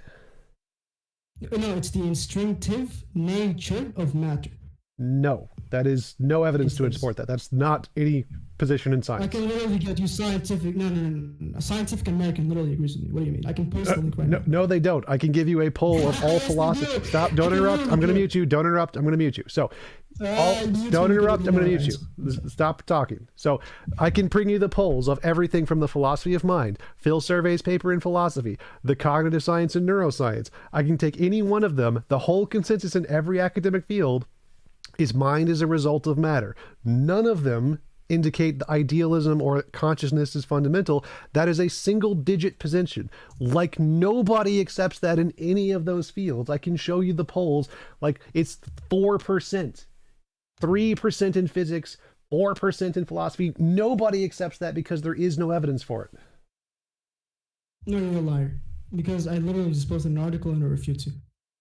Okay, I'll post the polls of the expert consensus in every single one of those fields that shows you're full of crap. Phil Survey's paper 2020. There you go. I have a survey as well, so where it is. Well, you don't get an opinion because I just posted the consensus of all of the different fields.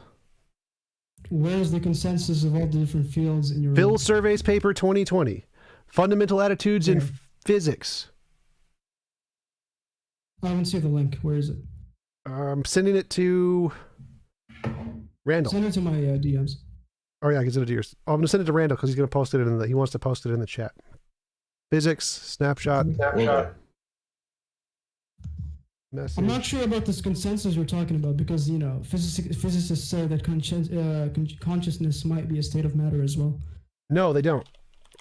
Yes, they do. No, they Literally, don't. They do. No, they don't. You're an idiot. You're an idiot. As I just said, the polls. Stop. Don't talk over me, or I'm going to kick your ass. So, as I said, the consensus in physics from the physics polls say that it's a single digit of idealism. What? It's single digits. 2% of people. Never mind. It's completely begging the question as to the truth of the Quran because he's getting all of this from the Quran, and he can't demonstrate that the Quran is true. What's it called? Something von Neumann hypothesis. The something von Neumann consciousness collapse. I shared your link, by the way, TJump in both Discord and YouTube. So consciousness collapse. Wigner von Neumann. That's it. Wigner von Neumann, and you can go to the Wikipedia for Wigner von Neumann, and it should give you the actual percentages of the polls there. 6%. A poll was conducted in Quantum Mechanics Conference of 2011.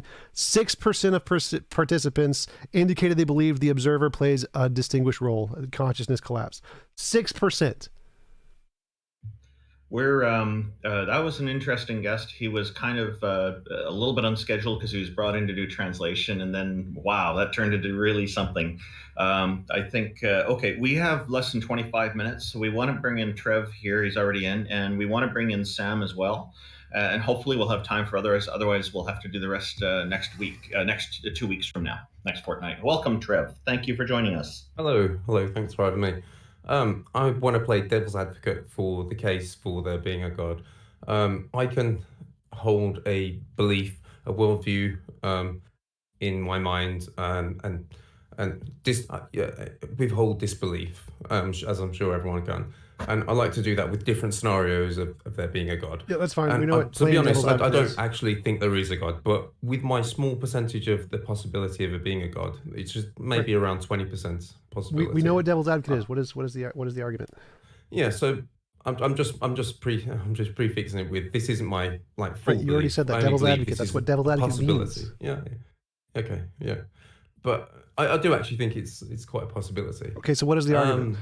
My argument is basically a panpsychist argument. It's almost what that guy was going to say, actually. And I was actually, even though he's kind of awful, that thing that he was saying about can matter be conscious, there are actually some scientists, like there's the neuroscientist Christoph Koch, who talks about integrated information theory, who proposes that consciousness might be an inherent, well, not an inherent, but it might be a property of organized information. Like we might be able to emulate it in a computer someday, for example, if we can, get the neurons to work in the same way as brain. And as far as we can tell, consciousness is an emergent property of the brain or an emergent quality of the brain. Therefore, wait. So you're you saying could argue some people the lower the level of the consciousness. Wait, one sec. You're saying an authority you trust believes it, therefore it is the case. Do you have any actual evidence for it being the No, case? I do kind of like this guy, Christoph Koch. I did read his book, and it was called Consciousness: Confessions of a Romantic Reductionist. Well, Have I'm you heard glad of you it? like him, but do you have any actual evidence? Like, Well, as I mentioned before, like the so consensus. this is just like my build up to my argument, really, which Okay, is what kind of is the argument? a panpsychist kind of a god. Because if you imagine that consciousness could reduce more and more and more to the states of where it's not very organized, maybe there is still a very, very, very low level of inherent consciousness. But maybe my version of a god, what my initial question was, is could there be a creator god that is not conscious, or maybe a low level of consciousness, not omnipotent, not all the omnis, not omnipresent or not omnipotent or omniscient. And I would argue that by the very fundamental core definition of a god, yes, you can, because if you all of those other things, all Sure. those other qualities Sure, it's aren't possible. necessarily there in all other religions, but the one thing that is there is that he's a creator. And I would argue that the universe scientifically is the biggest thing that created it. It's the thing that created us. And we've got evidence for that. Okay, so if you assume that God is a creator, then that's I'm the still universe. not seeing the evidence. What is your evidence that the universe is conscious? Because is it possible? Well, Sure. I don't need to present that. All I really need to present at the first, it might be a bit of a trick, but all I've really got to say is the universe created us. If you just accept that God is the creator, and That's then only we if it's can say, conscious. well, is it conscious? No. No, but that's not really necessarily. It could just be a low level of consciousness. Well, but I'm still, saying there's zero. There is as zero far as level we know, consciousness. we are sons of the stars. Right, you so know? I'm saying there is zero. Consciousness is not fundamental to the universe. It's an emergent property of matter and specifically brains. Therefore, the universe did not create us in that way. We're just a result of natural, unguided processes with no consciousness. So what is your evidence that consciousness played a role of any kind, of any level of consciousness at all in our creation? That's not really the crux of my argument. The crux of my argument is that God, from most religions, is a creator. And if you're going to say, is there what God is? If there's a God, who is it? I would argue that it's the universe, and I would also argue that in many cases it's useful. It's like a useful myth for people to believe, to have almost not just faith in themselves ultimately. Even though you might call it faith in a God, I think poetically that's just a poetic way of saying have faith in themselves and their family.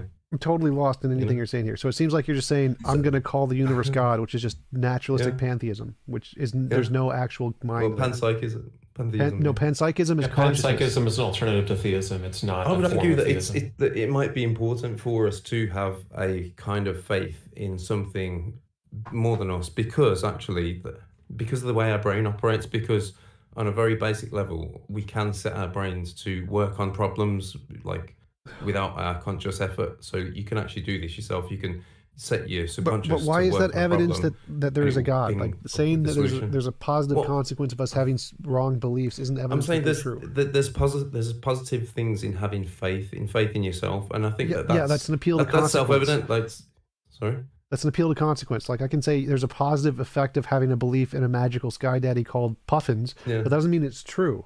Like doesn't mean that Puffins exist. No, it doesn't. But I would say that because you can't argue against there being a very low level of basic version of a creator God that kind of binds us together, because it kind of is a bit depressing. After I became a non-Christian, I did kind of get a bit depressed until I built my own moral system, and I think that part of that is having that kind of, a little bit of faith in kind of a greater something, and maybe that is. But that's not evidence. That's an appeal to consequence it's fallacy. not good. Making you feel good is not evidence it's true. Yeah, I know. I'm not even arguing that it is true. I brought this up with the car accident and prayer analogy. And by the way, I'm a massive fan of Aaron Ra. By the way, I didn't know you guys spoke with him. But yeah, I think there is still an argument that a faith, because ultimately it's a faith in yourself. I think that, and that's where a lot of atheists do kind of. I think that's a bit of a weak area for atheists, because faith in yourself. Well, is why would I use faith in when yourself why, no, ultimately? but why would I use faith when I Okay, can have so it's a when bit I- like The no, Secret. No, but Ken, why would I use faith when I can have confidence in myself based upon the evidence of what I can accomplish, my abilities, Because my knowledge? sometimes blind faith is needed to achieve insurmountable odds. The thing is, you're not blind when you believe in yourself. So you have past experience, you have significant prior evidence that you're capable of many things, right? So believing that you're capable of things in the future is a reason justified belief. Even if you don't have exact evidence proving that you can do a specific thing, believing that you're likely to be able to do things in the future makes a lot of sense because your priors justify it, right? Yeah, Believing in a spiritual apprehension, like the existence of a deity, without any priors that demonstrate it, is completely different kind, which is why if you look in dictionaries, there's two totally different senses of the word, right?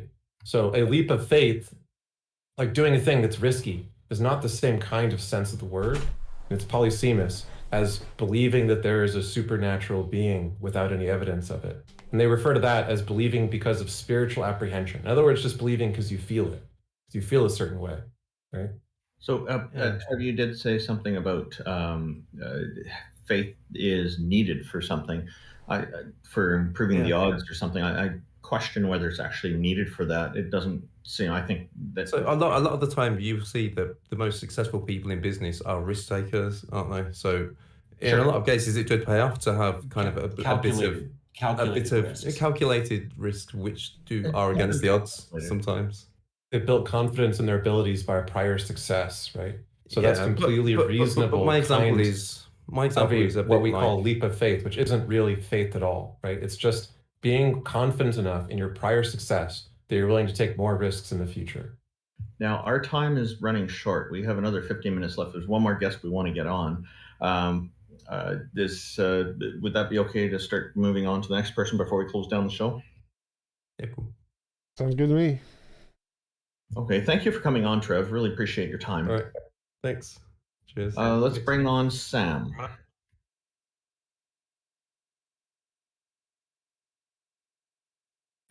Hello, Sam. Hello. How are you today? Oh, not too bad. It's kind of busy. Took some time out to come in here.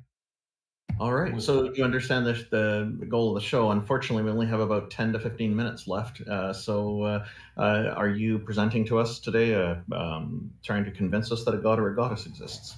Well, yeah, that's my goal. Hi, sir. Hi, Cerberus. Hey, Peter. You've been identified. Yeah, my mask has been taken off. Peter, in future we don't do that here, Peter. No, that's fine. No, because I this is just my name on here. I don't try to keep it secret or anything. I think everyone recognizes his voice. Peter already knows you're okay with it, but let's go ahead and you know him from Speech Channel. Oh, from a lot of different places. Okay, but so I wasn't going to ask this to start with, but I didn't hear anyone else while I was in here ask it, and I think it's an important question. Do any of you have a definition for the word God? I define God as a non-physical mind that is uncreated, that created everything else. All right, there we go. Does anyone else?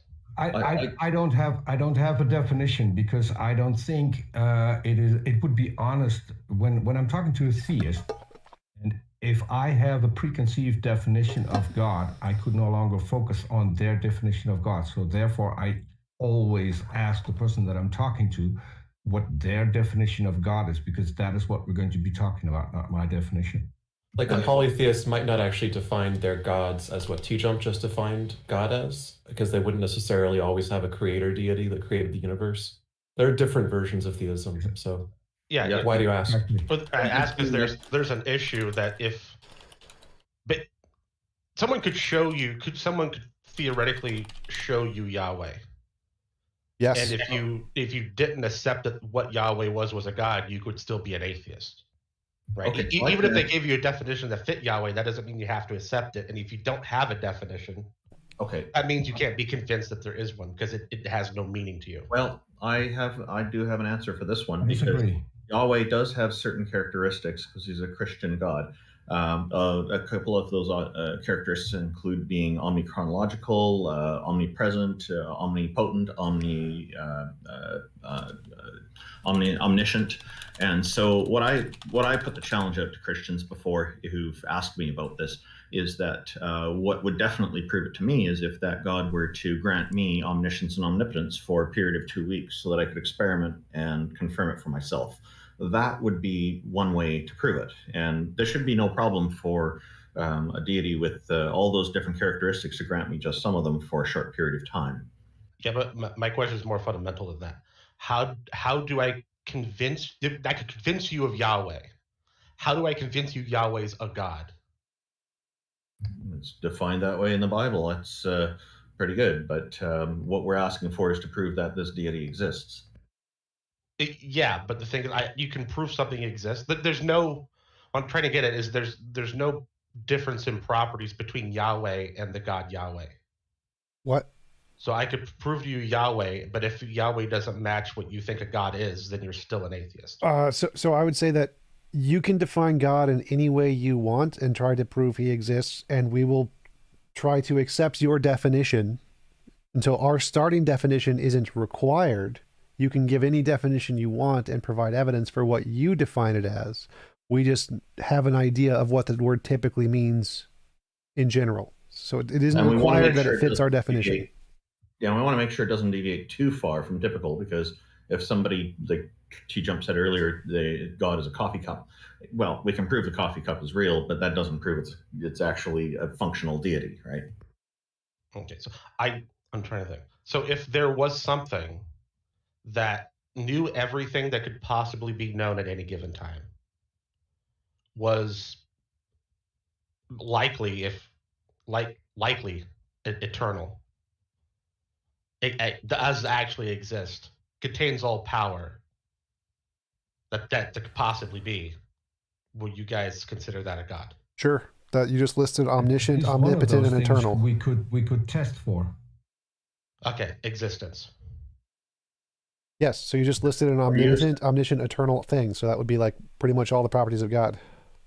Yeah, I'm saying Unless it's existence has all those things as I said it. How do you know that existence is eternal? Well, that's why I said likely. I mean, for it to not be eternal, you would have to say nothing exists. Why do you think it's likely to be eternal? Because to say, you would have to say nothing exists in order for it to not exist. Wait. It seems like he's asking if there was this thing, which we don't know. There's no evidence of this thing that he's presented. He's just saying, if there was this thing, would you accept that as a god? I'd say yes. I'd say no. The thing I presented was existence. Well, existence isn't conscious. It doesn't know anything. It has consciousness. Yes. It doesn't know anything. It has no knowledge. Are you part of existence? Yes. Then it has consciousness. No. Composition division fallacy.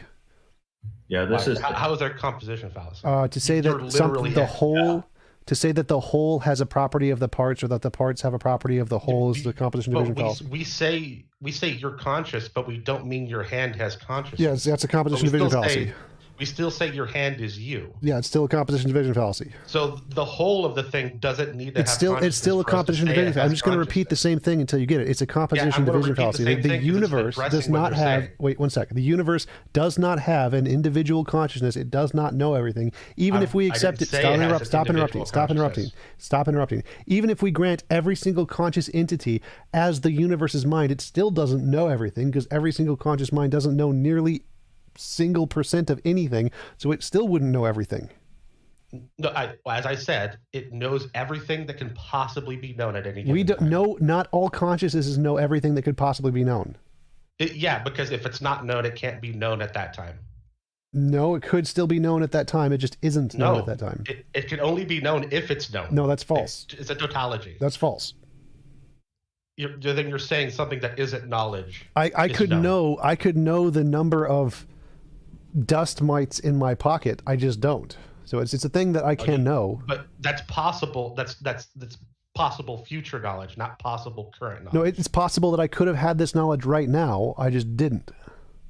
Do you generally accept that knowledge is a justified true belief? Yes. But put some provision on that if you want. Yeah. So if there's no belief, it's not knowledge. Sure. Okay. So things that aren't beliefs cannot be knowledge. So No, wrong. Wait, whoa, stop. Things that are not beliefs are not knowledge, but they can be beliefs. They could exist, so they could be knowledge. They can be, but possibly like if you want to imagine a different universe where something does know that thing, then I'll grant it to you. But I'm talking about this existence. Yes, in this existence, because randomness is a fundamental thing in this universe, not everything is exactly determined as the way it is. Yes, there are possible states of knowledge that we don't have that could have been had. Yeah, maybe logically possible, but not physically possible. That doesn't even make sense. Firstly, it is physically possible.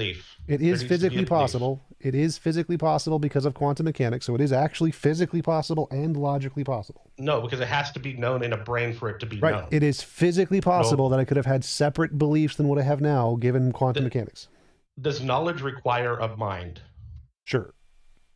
Okay. So it has to be in a mind in some fashion for it to be considered knowledge, right? Yeah, it has to be a belief. Yeah, so something outside of that isn't knowledge then, is it? If it's not a mind. Yeah, so the only thing at any given point in time that can be physically known has to be in a mind. No, it has to be possible to be in a mind. No, that's logically possible. Right? There's no mind containing facts, if you want to say it, that's not in a mind. No. So there are things that can be known which are not currently known, and they are still knowledge. How are they knowledge if they're not in a mind? Because it's logically possible for them to be in a mind. So they are things which are facts which we just don't know. So propositions can be true whether or not we know them. And we don't know them because they're not knowledge. They can be known. That's the point. It can be so known. All but that knowledge make means it all knowledge. things that could ever be known, not just the things we currently know. Can be known is not knowledge. Yes, it is. No, knowledge is a justified true belief. No, if you use the term everything that can be known, that includes all propositions which are known and which are not known. Possibly be known. The only things that can be known is nope, knowledge. I've already explained that's wrong. If you say everything that can be known, that includes all propositions which it's logically possible for a mind to know, whether or not they do. So you know things that are not knowledge. Nope. Again, as I explained this, if you use the term everything that could be known, that means any proposition that could ever be known under any circumstance by any mind logically possibly is knowledge. That it knows. I'm not interested in your usage. I'm pointing out that something isn't knowledge unless it's in a mind.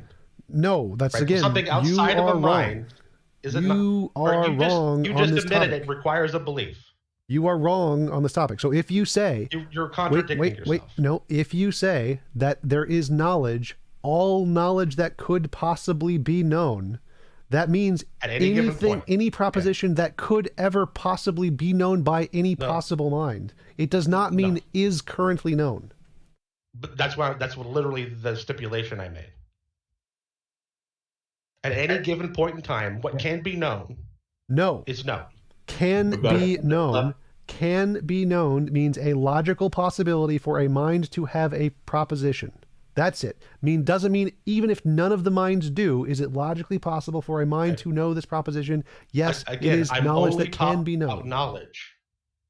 What? I'm only talking about knowledge. I'm not yes, talking I know, about and you don't understand the topic. If you say knowledge which can be known, that statement refers to all possible propositions which can be held in any logically possible mind. That's not what that's not the usage I'm using. Then you're saying the sentence wrong. It's very simple. The only thing that can be known is knowledge. Period. They're like equal. I don't know how you're denying A equals A. It's weird. I don't get it. I'm not. You're just saying things that make literally no sense. So it seems like you're saying the universe knows all things that are known. Yeah. Meaning it has all knowledge. It contains all those knowledge. are two contradictory statements. It does not have all knowledge. It doesn't. Is a key point of knowledge a belief? A logically possible belief. I think you can believe. So all knowledge refers to all possible propositions which could ever be known under any circumstance. No, but I'm not. That's not on addressing. Right. So you don't mean all knowledge. You mean all I'm not currently talking. known I'm not things. talking about what can be knowledge. I'm talking about what is knowledge. Yes. So you're not saying all knowledge. Yeah, I'm only saying that. Well, no, I am. No. To say Nope. knowledge implies that there's a belief, which implies a mind. Nope. Because all knowledge would include all logically possible knowledge. All knowledge has to be in a mind. No, right? it includes so logically in order possible for it to knowledge. be logically possibly knowledge, Okay, so it needs to no, be in a you're mind. wrong. I've explained to you wrong many, many times on this. That is not how it works Yeah, in but your philosophy. explanation is false. It doesn't. No, it doesn't. It's not addressing philosophy. Just Google modal logic. You don't understand how it works. anything. I don't think you're understanding me at all. I do. I understand what you're saying, and you have no idea how it works. But you're saying there's knowledge outside of a mind. And No, then you're you just saying don't there's understand how knowledge in a modal mind. logic works. Logic, like knowledge can exist in possible worlds. Possible world semantics. There are possible worlds with different cases of knowledge. I'm not worried about possible worlds. I'm talking about this existence. Well, I am, because the that's real what one. philosophy does. You're ignorant of philosophy. Yeah, great. But I'm talking about something that exists. Yeah, I understand. You don't understand the topic. You keep using the word all knowledge and don't understand what all knowledge means. You understand? If I'm talking about what actually exists, and you're talking about something other than that, you're not talking about what I'm talking Right. You're contradicting yourself, then and you're you're off using the topic. all knowledge to refer to something that isn't all knowledge. about. You are off the topic. Then I'm sorry. No, you That's why are you're not contradicting understanding. You're yourself trying with to go two other contradictory statements. What are two contradictory statements? All knowledge referring to just the knowledge we currently have. That's all knowledge. No, it's not. It has It's to called be an by ambiguity definition. fallacy, basic fallacy in philosophy. No, Your it's argument not, completely falls it's apart. not ambiguous at all. I That's can define it literally an ambiguity fallacy. For You're something to be using knowledge, all it has knowledge. to be a belief. Can we get this guy out? Can we get this guy out? This is so dumb. This is so Yeah. dumb. This is a dumb semantic argument. He doesn't understand Since I philosophy have and doesn't experience- support anything. Since I have experience talking to Cerberus, can I help? Because I think you're talking past each other. Pretty No, close I to understood what he was trying to say. It's just stupid. It doesn't follow his argument. So his argument is that the universe has all minds in it, and all minds have all currently known facts. And then he uses this as an ambiguity fallacy to say it has all knowledge, which is not what all knowledge means, in order to imply that the universe has all knowledge, which literally doesn't. So it's a composition division fallacy where he's saying that the knowledge. What? I think what he meant is that knowledge is defined as things we know. Right, And I literally just said that. Combined knowledge is everything. Right, I that literally- everyone who has the capability of having knowledge knows. I literally It's the just said that. combination with all I knowledge. literally just said that. So yes, his point was that he thinks all knowledge equates to all currently known things by minds in the universe, which it does not. And he's using that as a composition division fallacy to say that the universe has all knowledge. So it's an ambiguity fallacy, changing the word all from meaning literally all possible propositions which have knowledge potential to just the currently things known. And he's using that to try and make a composition division fallacy to say the universe itself has knowledge. So he's using two fallacies, combining them together to make a fallacious argument. Okay. For clarity, do you think that there is knowledge that is not known? Yes, it's called propositional knowledge. There are many facts about the universe which we do not know, which are still classified as in the category of knowledge. There are propositions which are true, which can be knowledge. So no, the universe does not have all knowledge. Doesn't have any knowledge because it has no consciousness. I think my English is not enough to try and express what I mean. No, I understood perfectly what he means. He's just wrong. I think No, we're also. I'm not saying that either of you is wrong. I'm trying to understand. I know what Serb meant when he said knowledge. I'm still not entirely sure what you mean when you say knowledge. All knowledge. To me, knowledge is. Hold on. To me, knowledge is something that is known, because that's when it becomes knowledge. Right. So by knowledge, all knowledge, omniscience means to know all propositions. There's truth value, truth or false, whether or not we currently know them. So something like, what is the number of stars in Alpha Centauri? We don't know, but it has a truth value. So to have all knowledge, you must know that thing. He was equivocating and using all knowledge to refer to just the facts that we happen to know at the time, which does not include all facts. So it would not be I all may have, knowledge.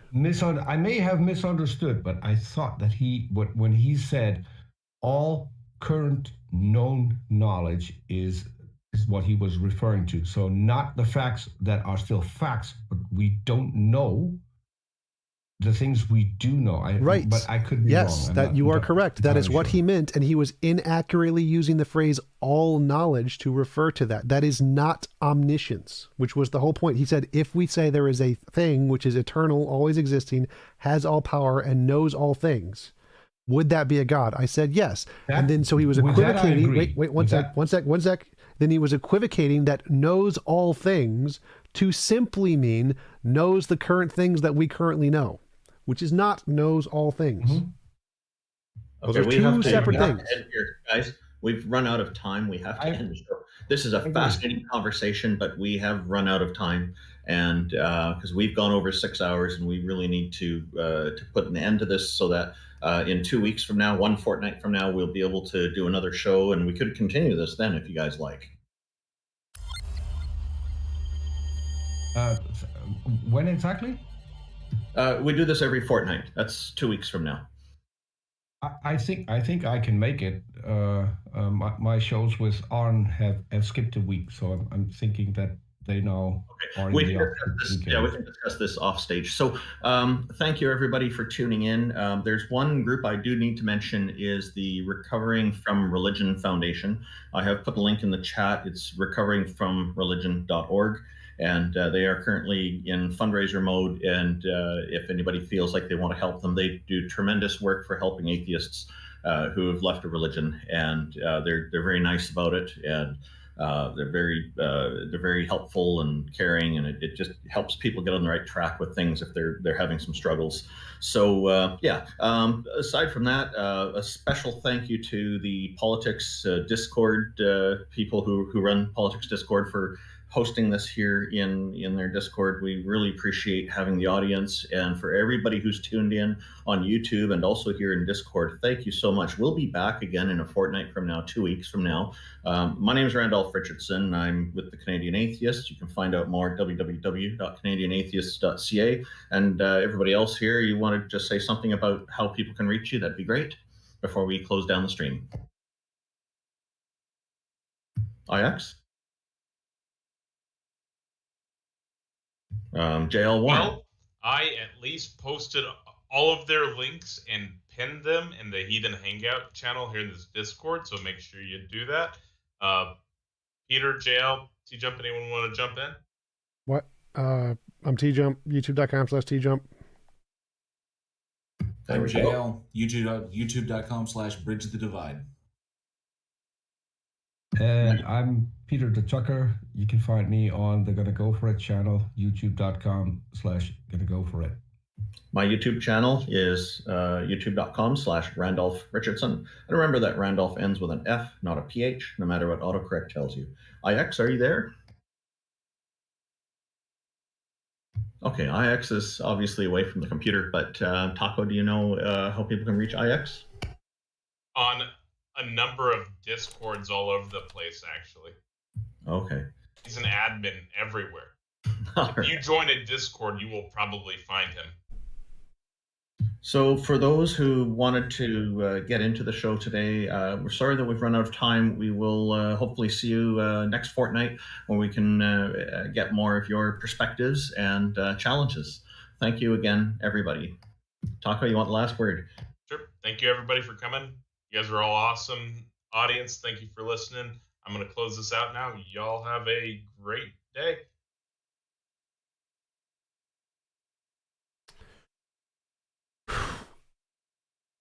All right. I'm going to get some food. Thanks